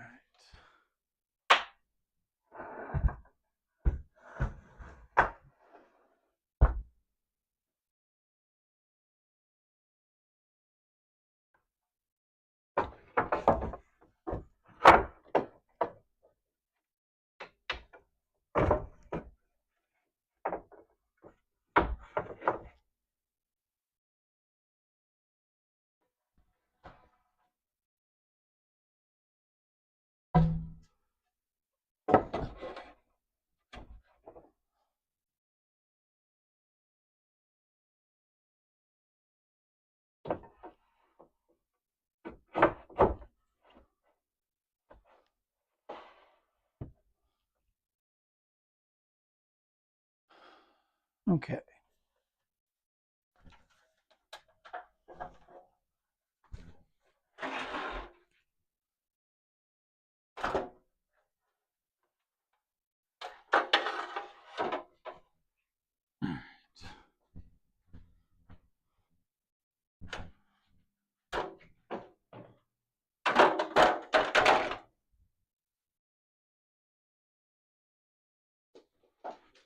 And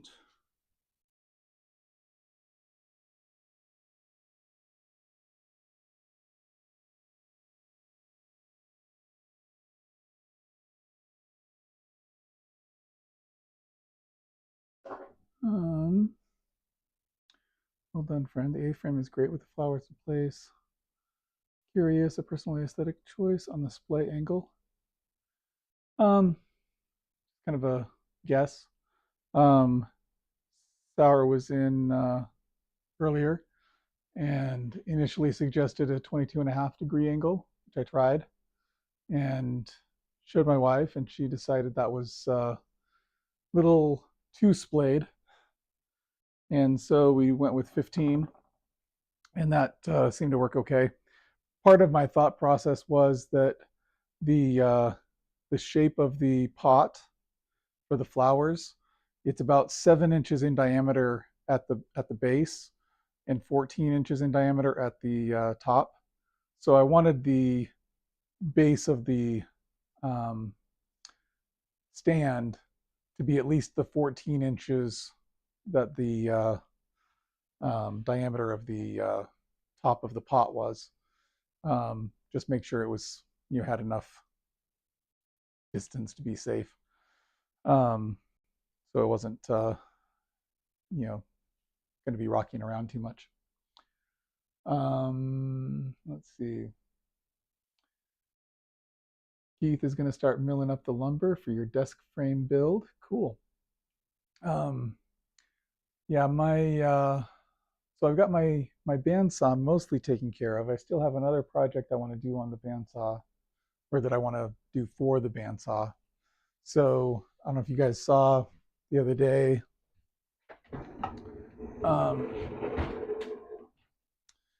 I added these fence rails out of angle iron.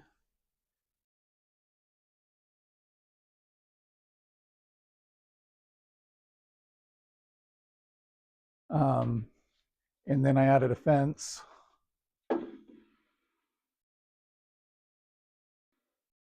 that can slide along it, and then I can just clamp it down to the fence rails wherever I need to. But I also made the rails, I put a little slot in the where those bolts attach. And the idea there is that I can lower this by about 1/2 inch. And so I want to put a 1/2 inch sheet of plywood on top. And so the plywood will extend out about 16 inches this way and about 16 inches that way. So it'll be about 48 inches total. It'll go all the way to the edge of my rails. It'll extend a little bit past here, and then I'll have it cut out for the where the table is. And then I'll have a support down here and a support back there to make it a in-feed and out-feed support. So I can use this for milling stuff up a little easier, because the table here is only about 14 inches wide, and so I've got 6.5 inches of in-feed, 6.5 inches of out-feed, so can't support very large pieces. And I've got a bunch of wood. Oh, I've got a bunch of wood. I've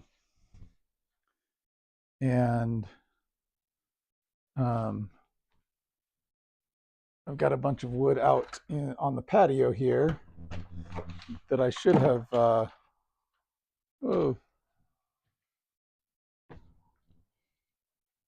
I should have painted the edges, or the ends. But this is some pear wood that I want to mill up.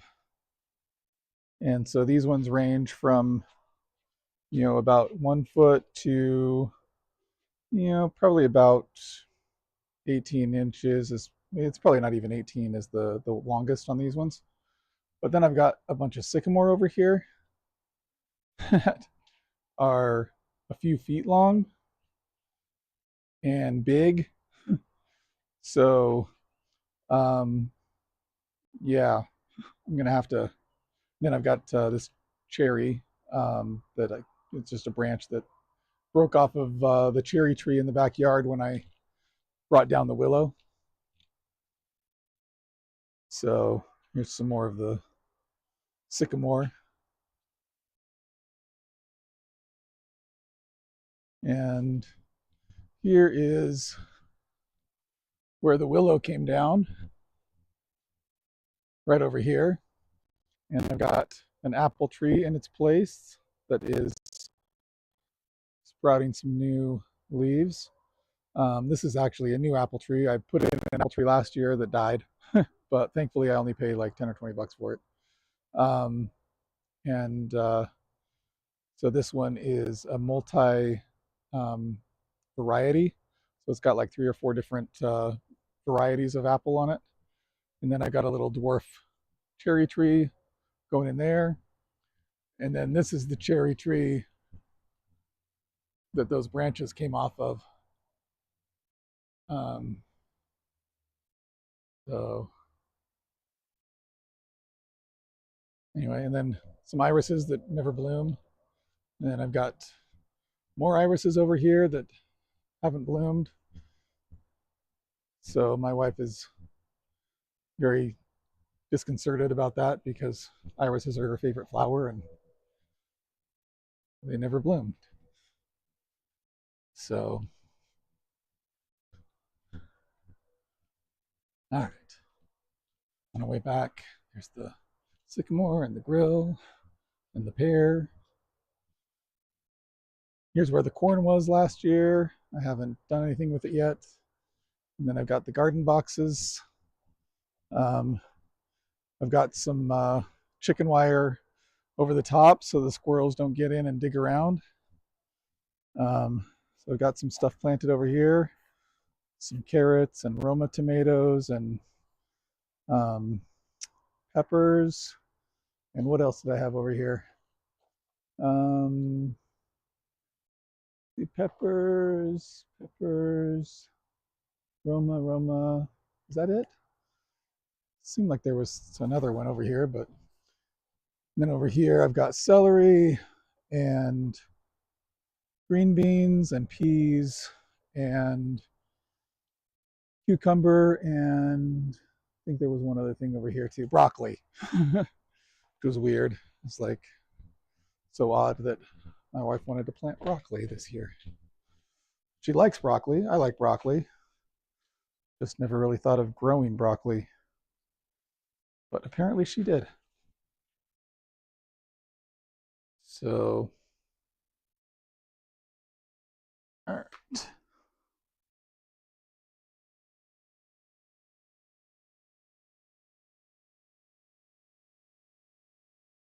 All right. And close up the door to the outside. Flashlight away.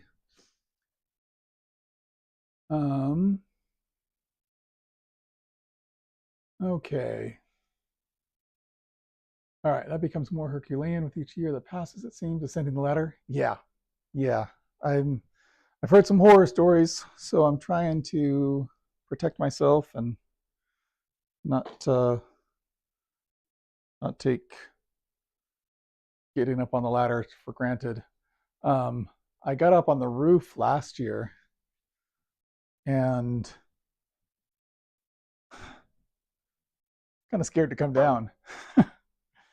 Went up there with the blower because I had a bunch of leaves that were accumulating in a couple spots and I didn't want them decomposing there and causing problems. So went up there, blew the leaves off, and then I didn't really trust myself getting back down on the ladder. Luckily, my sister and brother-in-law came over and they moved the ladder to a different location and held on to it, so I felt a little safer coming down off the ladder, off the roof, using the ladder. Yeah, higher penalty for errors. Amen. Called offset from the wall. Back on vertical. Yeah, so I should have been on vertical and horizontal the whole time.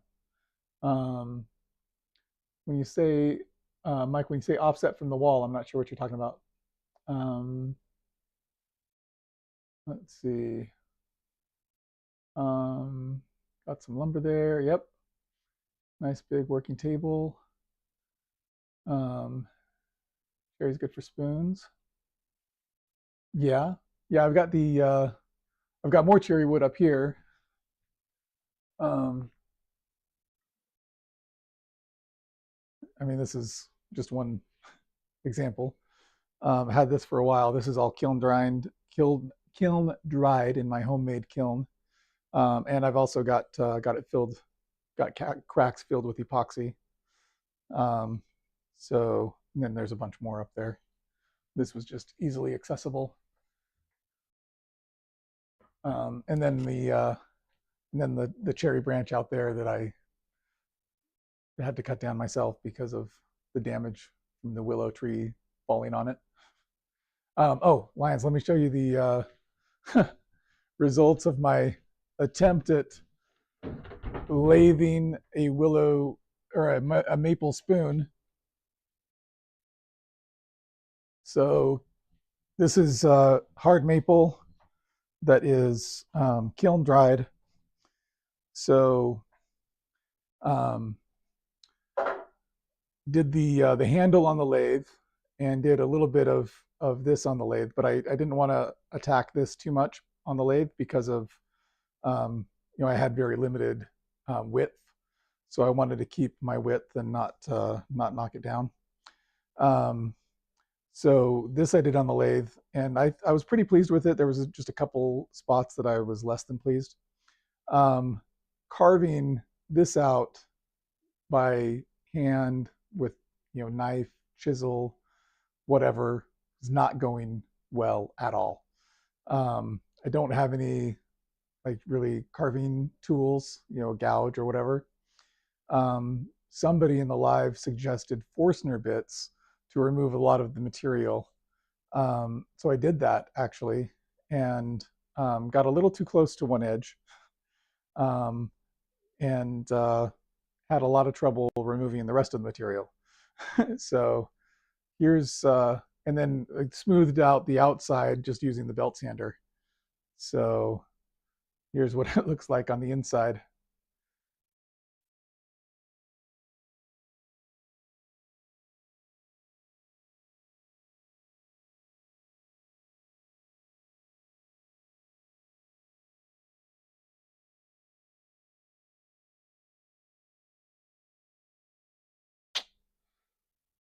Quite the maple spoon, right? All right. Sycamore seems to have spilled over into chainsaw mill territory. Yeah, I'm definitely going to need to use the chainsaw to get it small enough to use on the bandsaw. My bandsaw has a resaw capacity of 12 inches. It only has a 3/4 horsepower motor right now, but I've got a 2 horsepower motor right there to replace it with. So I figure with the 2 horsepower, that should be plenty power to get it through the 12 inches of the resaw capacity, even on relatively hard hardwoods. I could be wrong, but I think it should be fine. What isn't fine is my electrical here. I don't have any 240 volt outlets, and this 2 horsepower motor can run on 120, but it's at 18 amps at 120, and basically my whole shop has a single 20 amp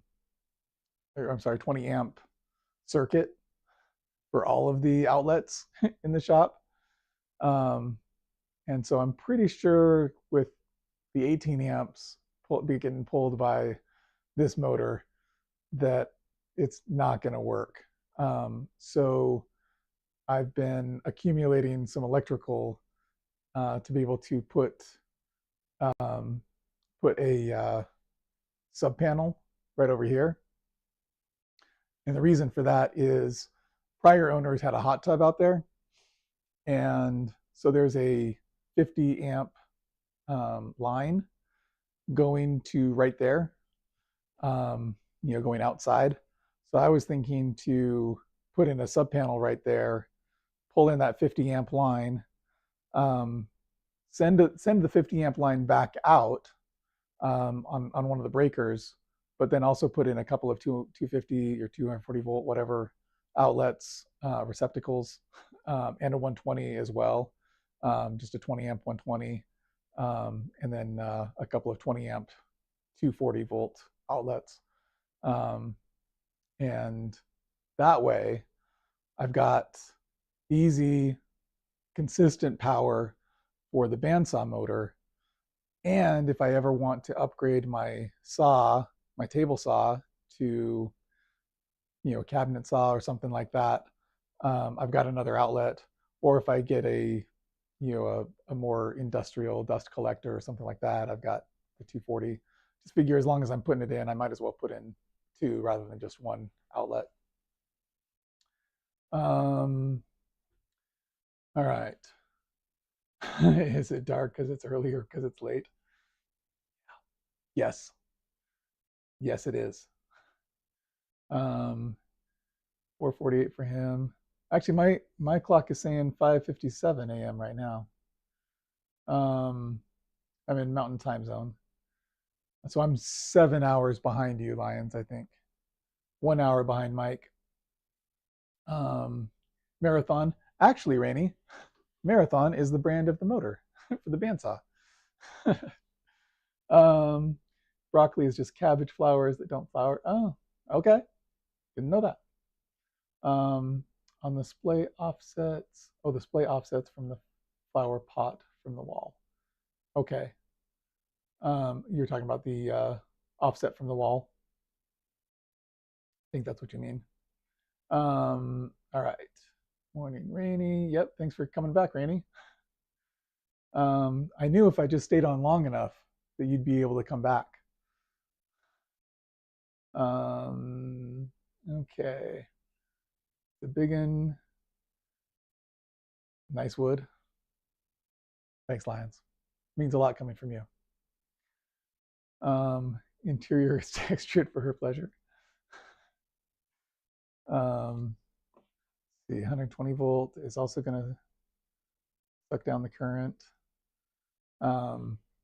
Yeah, and I'm not anticipating, so this will be an entirely separate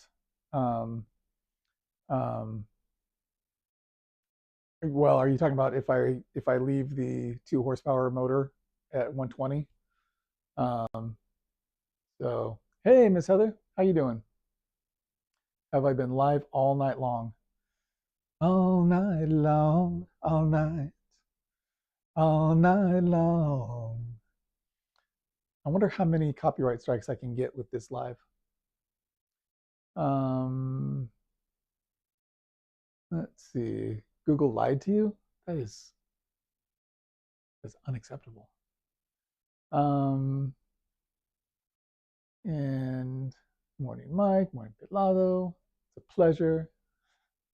Always a pleasure, Lions. It's always a pleasure when you and I get together. Morning, Heather. Lions. All right. So what are you guys planning for the day? Anyone else going to church or just me? I am supposed to be teaching the 10-year-olds. My wife is not teaching with me today.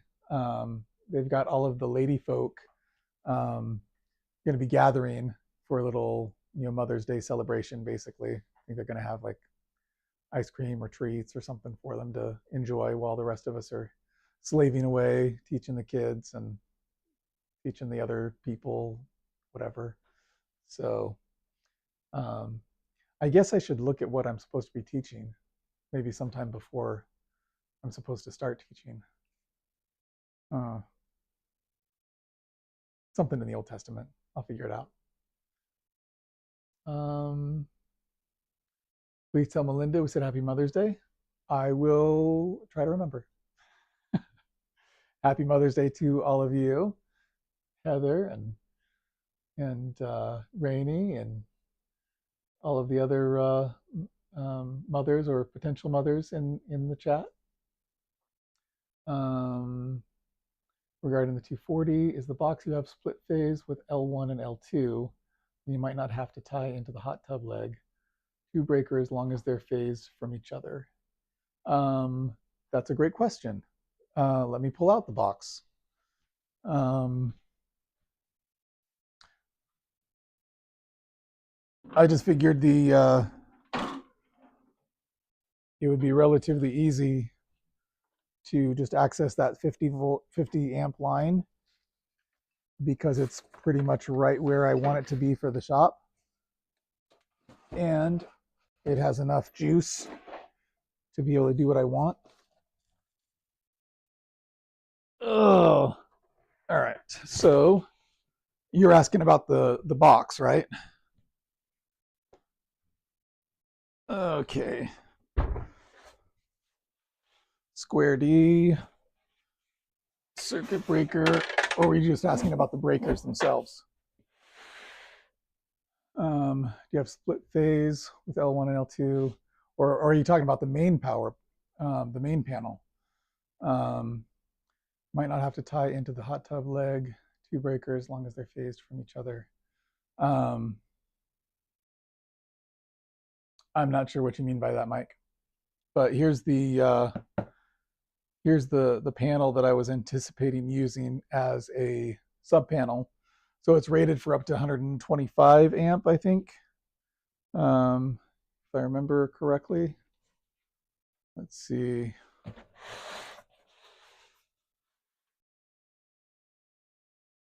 I don't even see. Yeah, 125 amp indoor. So my main panel is a 200 amp panel. And like I said, it has the 50 amp, the currently unused 50 amp line going to a non-existent hot tub. How did the plant stands turn out? Well, you tell me. They're right over here.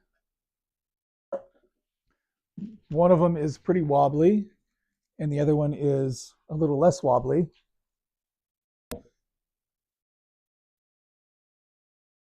So I've only got one of the plants on the stands. So you tell me, what do you think? How do they look?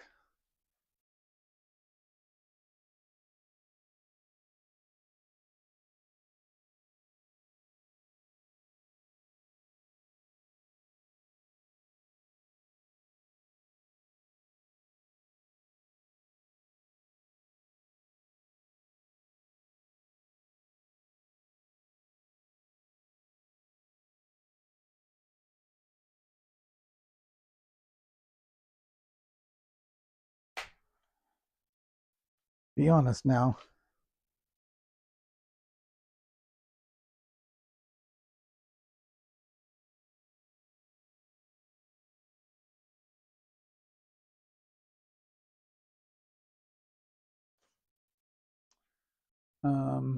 Yeah, happy Mother's Day. Thank you. Hey, no problem. You're welcome. The breaker box I already have in service. So the breaker box I have in service is a 200 amp, and I don't know much more about it. But what I do know is that I've got a 50 amp line going right where I need it. Otherwise, I think I'd have to run, a line from the breaker box over here to put in a receptacle. But maybe I'm maybe I'm missing something on that. Let me know. See, they're cute. Oh, I'm glad you like them. Okay, I will hush. I lack context. I assumed being in a garage like me, your 200 amp main panel was right there. Is the panel in the room with us right now? Yeah, it is, but it's over there. So basically, I've got a double deep um, garage here. So I've got the car, well, the minivan, and then the shop back here, and the panel is near the front there. So I'd have a 40-foot run to get from the main panel back here, which, you know, it's not terrible, right? But I also have a 50 amp line that's already right there. So, and if I put in a sub panel there, instead of just having a single amp, you know, a single line or whatever, I can have multiple. So anyway, that's what's on in my mind anyway. So that's a project to come. So steal my brain for your garage panel one day. Steal Mike's brain. That's a much better idea. Much better idea than stealing my brain. That is for sure. Okay. Anytime. Morning, Tim. Yep. Oh, Tim's back. Hey, Tim. Thanks for being here. All right. Any other questions, concerns, jokes? Anyone else have any fun plans for the day?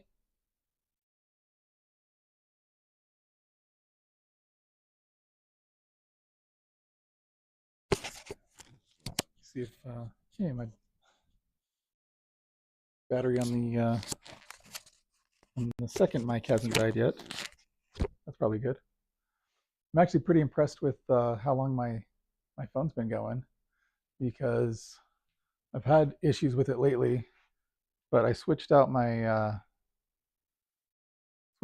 power cable, so now it's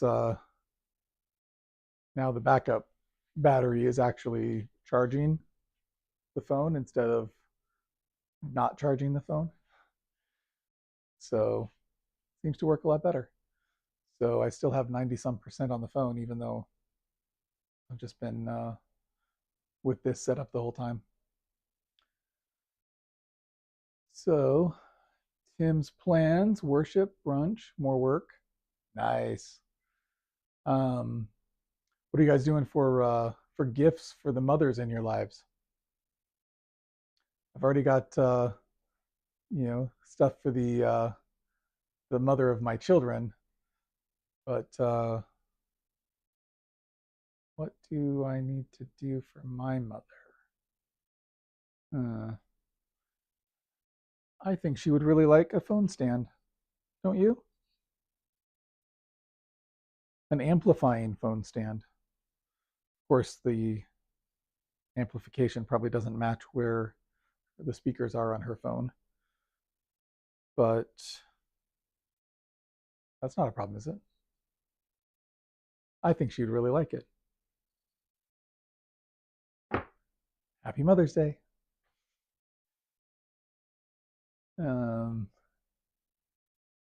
And Miss Heather went crazy at the Dollar Tree yesterday for her mom. Big baller over there. Nice. So, what kind of exciting Dollar Tree treasures is your mom going to be collecting?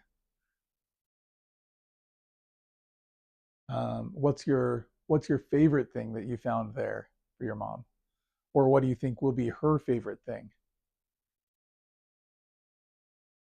Um, Mother of my kids gets Dollar General card.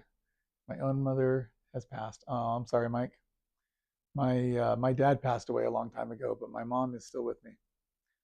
Not with me here, but with us in general. still still alive, um, and living at her house. Not the house I grew up in, but the house she moved into after. Um, Lots of beauty supplies. She's always buying stuff to put in her hair, so now she has lots. It's nice that she has hair. You know, thanks for kind of rubbing that in for the rest of us, Heather. Appreciate it. Very sweet of you, kind of you.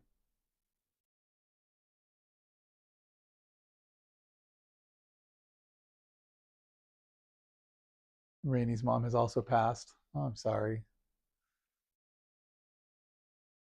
Perhaps today, for those of you whose mothers have passed, you can reflect on, the good times that you had while she was around. Gave my bride a handmade gift. She loves it. Nice. Roll up a touch. Me? Oh, I wonder how we get an alternate for our subs if we choose ourselves during electrical. Neither of us have hair to stick up. Yeah. Yep. Um, yeah.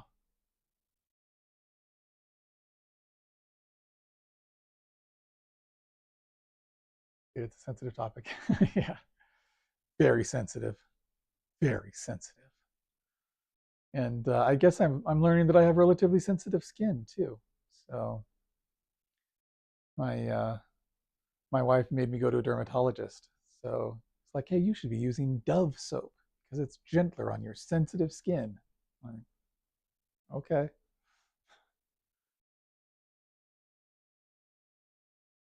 So, any other big plans for the day? Anyone planning to go live today? And if so, when are you thinking to go live?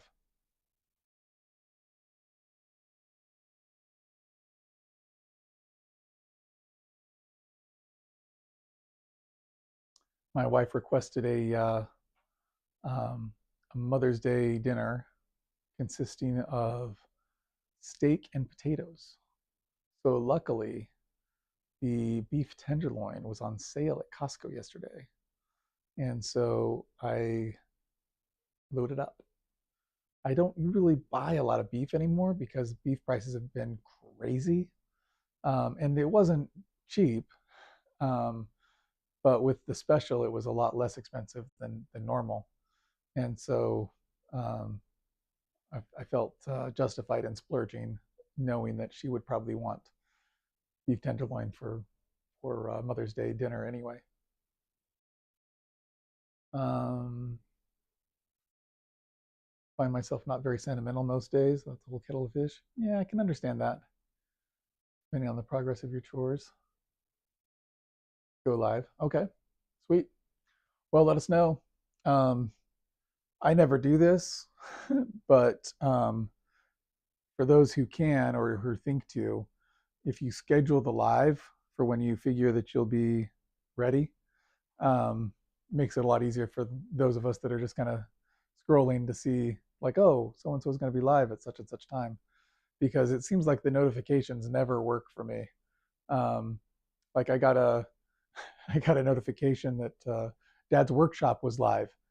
I was like, oh, then I look and it's like 7 hours ago. I'm like, oh, thanks. That was very useful to tell me that they're live 7 hours ago. But you know, um, yeah, gotta celebrate not having to celebrate about the missus, not your mom. Good clarification, Heather. Good clarification. So is that for me too about the notifications? Yeah, it's kind of ridiculous. I'm like, what is even the point of the notifications if I'm like the live stream, to me at least, the most fun is when I can be present for the live, right? Participating, communicating, whatever. And similarly, I feel like when everyone can be joining me for my lives, it's more fun, right? Because there's the banter, there's the intrigue, There's the question and answer.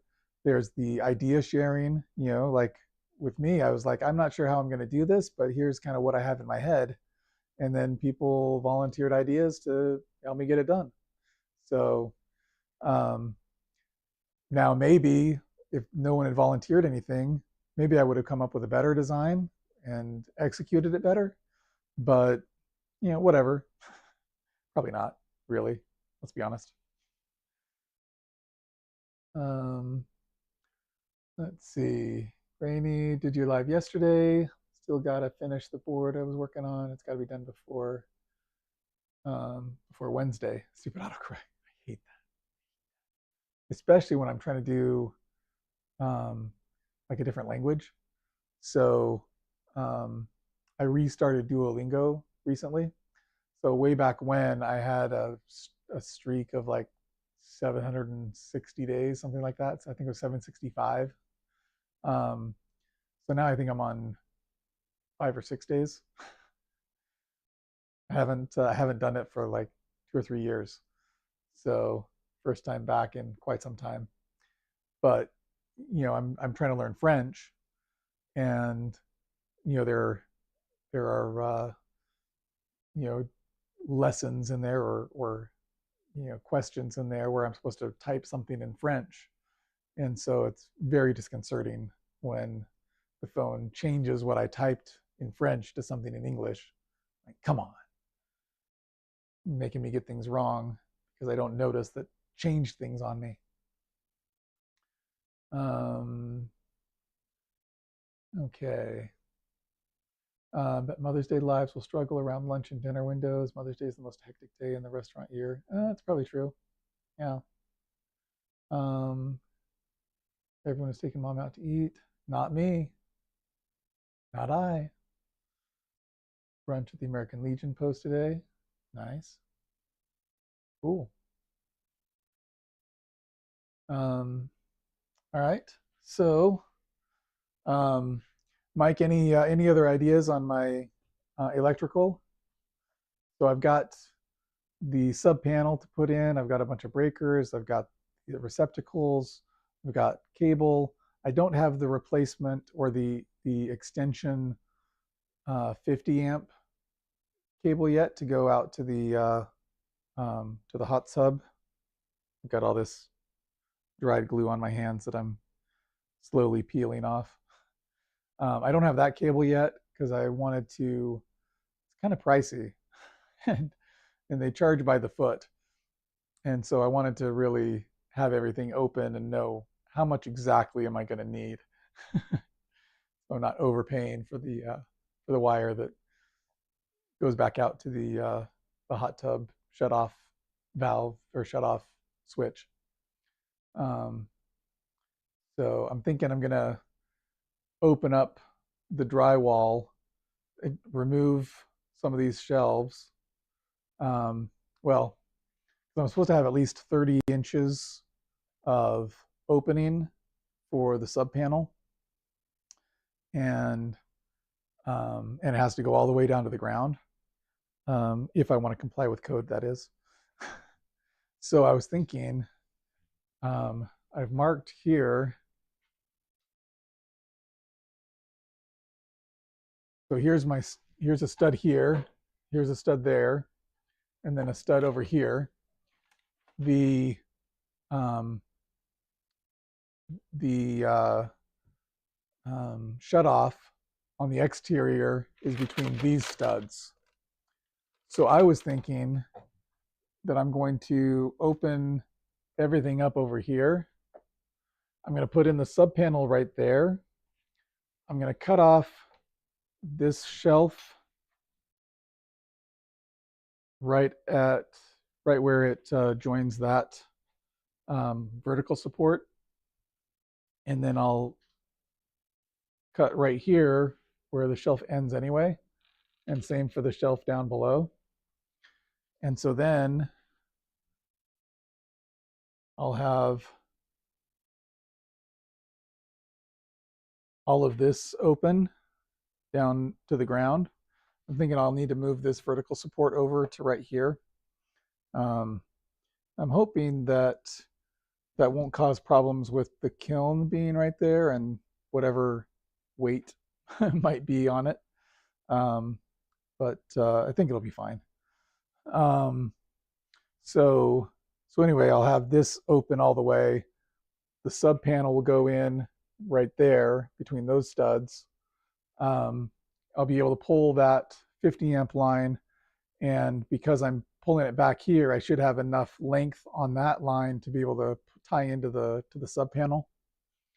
And then I'll just go down with the 250 volt, 240 volt, whatever those outlets, receptacles, um, and then I've also planned to put in a 120 volt. There's also a 120 volt already over here. I think it's actually right here, and so I'll add another 120 volt outlet on a different circuit from this sub panel. So that way I'll just have more options. More options are good, right? So that's kind of the plan. So if you have any ideas on making it better or not messing it up, let me know. Okay. In settings, general keyboard, you can turn on multi-language predictive text. It will stop the reverting to English. Oh, okay. I might try that. Is that in Android? I have a Galaxy, Samsung Galaxy phone. Okay. Minor. Oh, thanks for being here, Minor. Let's see. Heather's going to be grilling steaks. Not a big fan of going out to eat. Maybe I'm just cheap. True, but steaks isn't cheap. Beef is pricey nowadays. Unless maybe you're doing pork steaks. Those could be less expensive. But I will also be, well, I don't know if I'm going to grill the steaks. I think I might throw them on the smoker. Maybe. I'm not sure.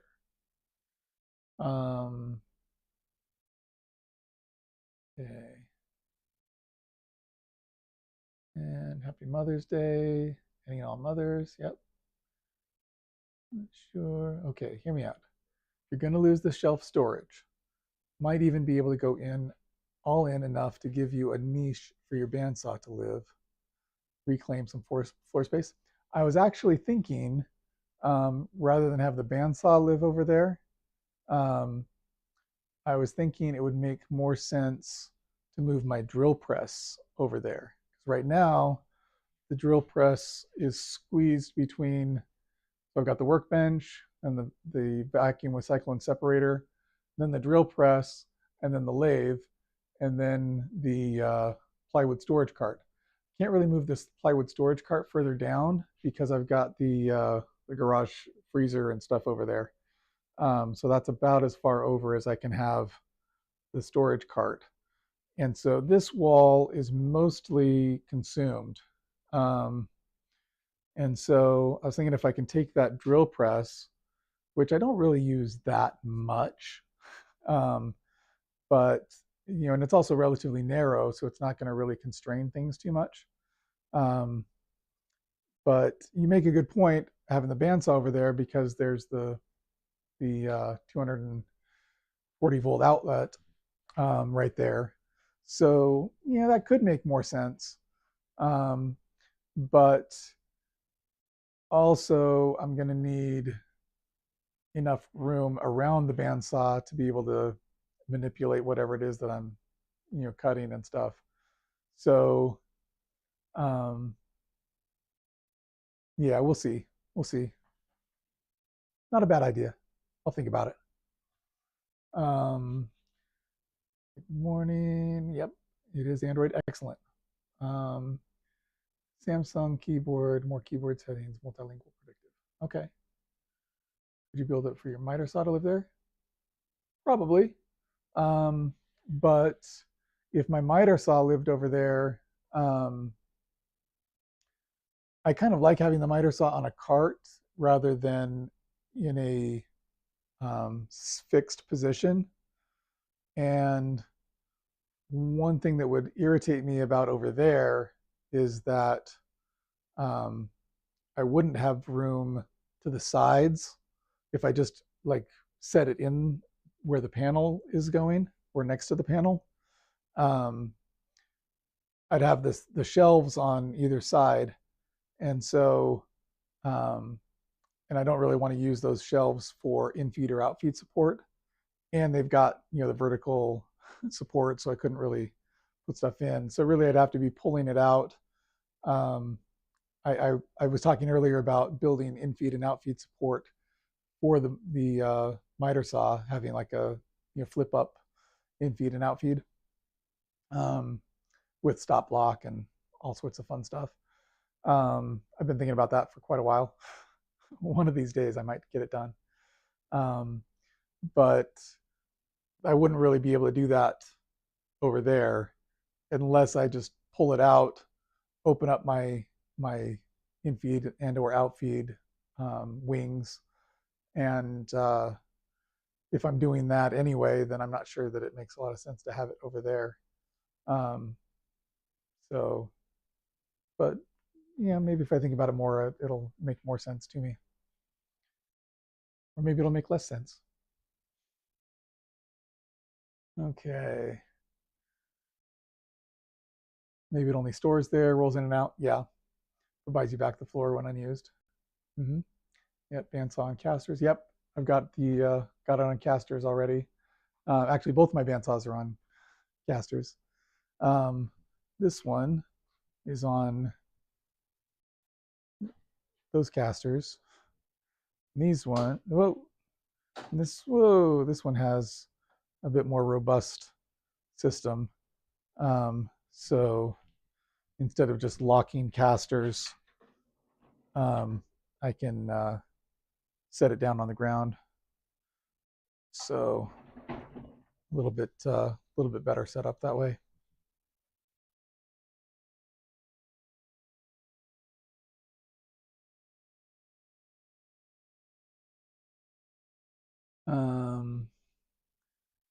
Setup only has to make sense to you. Yeah, true. So true. And both bandsaws with problems. Yeah. So this Delta bandsaw is more for like milling and resawing. So I'm intending to keep the thicker. I think I've got a 3/4 inch blade on there right now. It's the blade I got. Well, it's one of the blades I got from the guy that I bought it from. It doesn't seem to be that great of a blade. It's a bit warped in places, so making a lot of noise as it rattles through right now. I'm not sure if it'll get any better, but it cuts, though not that great. I mean, it cuts just fine. It's just not a very fine cut. So it's a pretty messy cut. My little 1/8 inch blade on the other bandsaw, obviously it can't go through as much, but it's giving a cleaner cut than the 3/4 inch blade on the Delta. So that's the idea. The Delta would be for milling and resawing, and then I'm keeping the 1/8 inch blade on the Craftsman, and then that can be used more for my curvy cuts and stuff. And I don't have to be changing blades all the time on depending on what my intent is. I can just go to the machine that is intended for whatever it is that I want to do. Oh, the truth comes out. Mike also has 2 bandsaws, but the second is a portaband. Okay. You need to build a stand, so I have a metal bandsaw station somewhere. Cool. Your bandsaw caught fire last week. Taking that as a sign to buy a new one. I would take it as a sign of something. I don't know if buying a new one is the exact message I would take from that, but that's definitely a message you can take. Hey, Wes. Good to see you. Yeah, diagnosed it. Did you figure out why it caught fire? Um, because yeah, that's maybe less than ideal. Um, and if the conditions still exist for a new bandsaw, that if it's a shop issue rather than a bandsaw issue, you'd want to make sure to take care of that before introducing a new bandsaw. Um, yeah, morning, Wes. Thanks for being here. Happy Mother's Day to you and your family. Let me know if you have any fun plans for the day. Minard has two old school Shopmaster bandsaws, so not end of the world problem. Okay. Shopmaster. Are those Delta? Um, are those like a 10-inch or like 9 or 10-inch bandsaw? Shopmaster variety? I think I've seen those on Marketplace a few times um, because I'm always looking at stuff like that.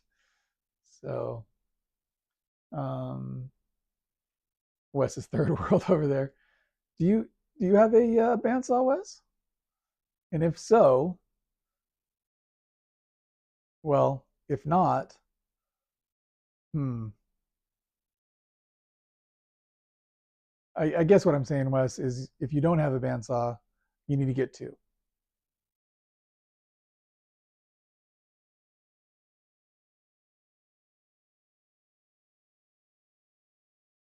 Let's see. Mike says, actually found that they can have fires. Pretty common to tell the truth. Accumulation of fine dust from the cuts drift through the casing and, for example, will build a bridge and start switch. Ah, good to know.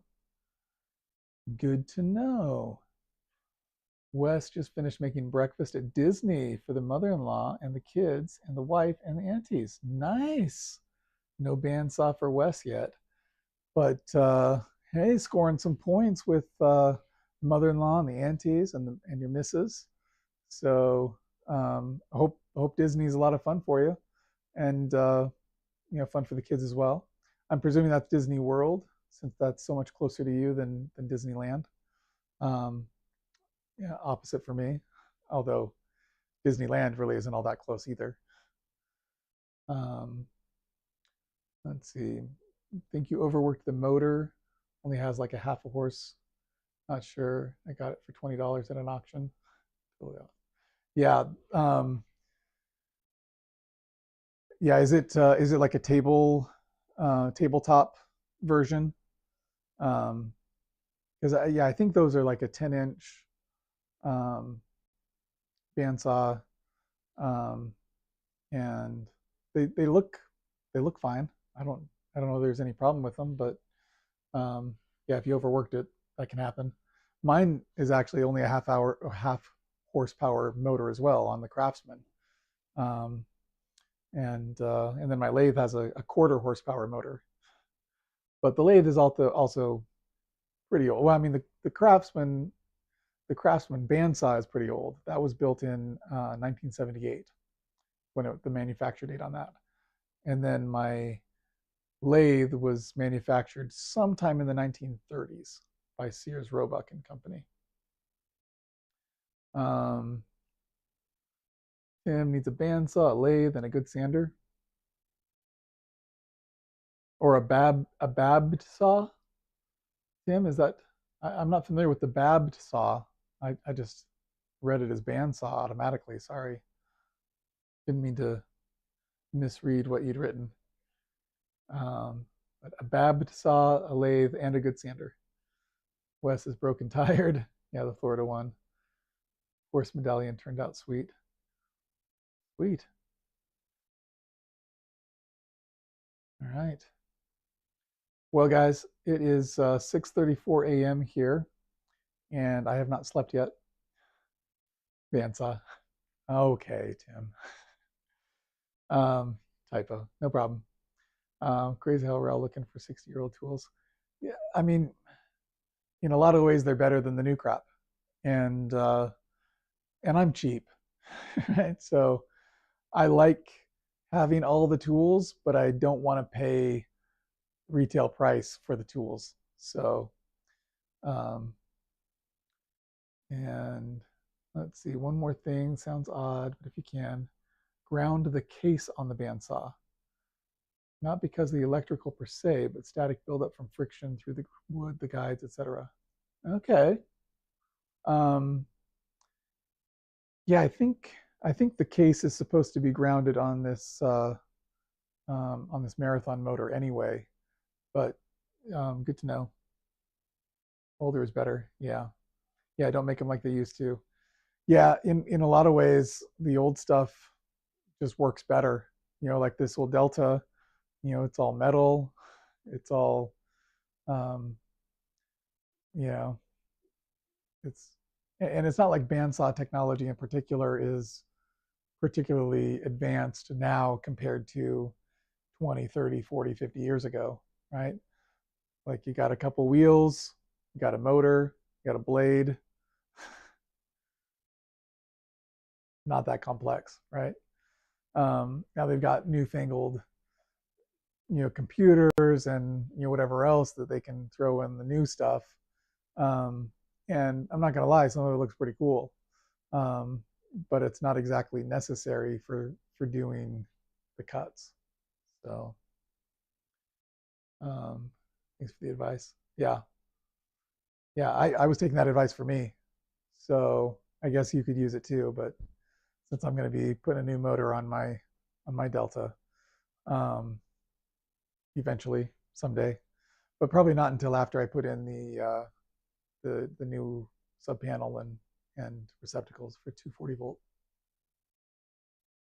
All right, like I said, it's after 6 a.m. here. I haven't slept yet. I'm supposed to be teaching Sunday school to the 10-year-olds in church in about 6.5 hours. So I'm thinking maybe I should get some shut eye before I do that. Also, I should look at what I'm actually supposed to be teaching. So, all right. Um, unless you get the Harvey, like John Malecki, that his bandsaw tells you, like everything on a screen. Yeah, yeah. I'm not paying for that, you know. So, if someone wants to, if someone wants to sponsor me, if Harvey wants to sponsor me and send me a bandsaw like that, I'll accept it, probably. Well, I guess it depends on what they want from me in exchange. Maybe it doesn't. Um, Need to get ready for church. Yep. Yeah, I need to get to sleep so that I can get ready for church in a few hours. Great chatting. Have a great day. Happy Mother's Day. Thanks everybody. Thanks for being here. Appreciate it. Um, Great having you. If you haven't already, feel free to subscribe.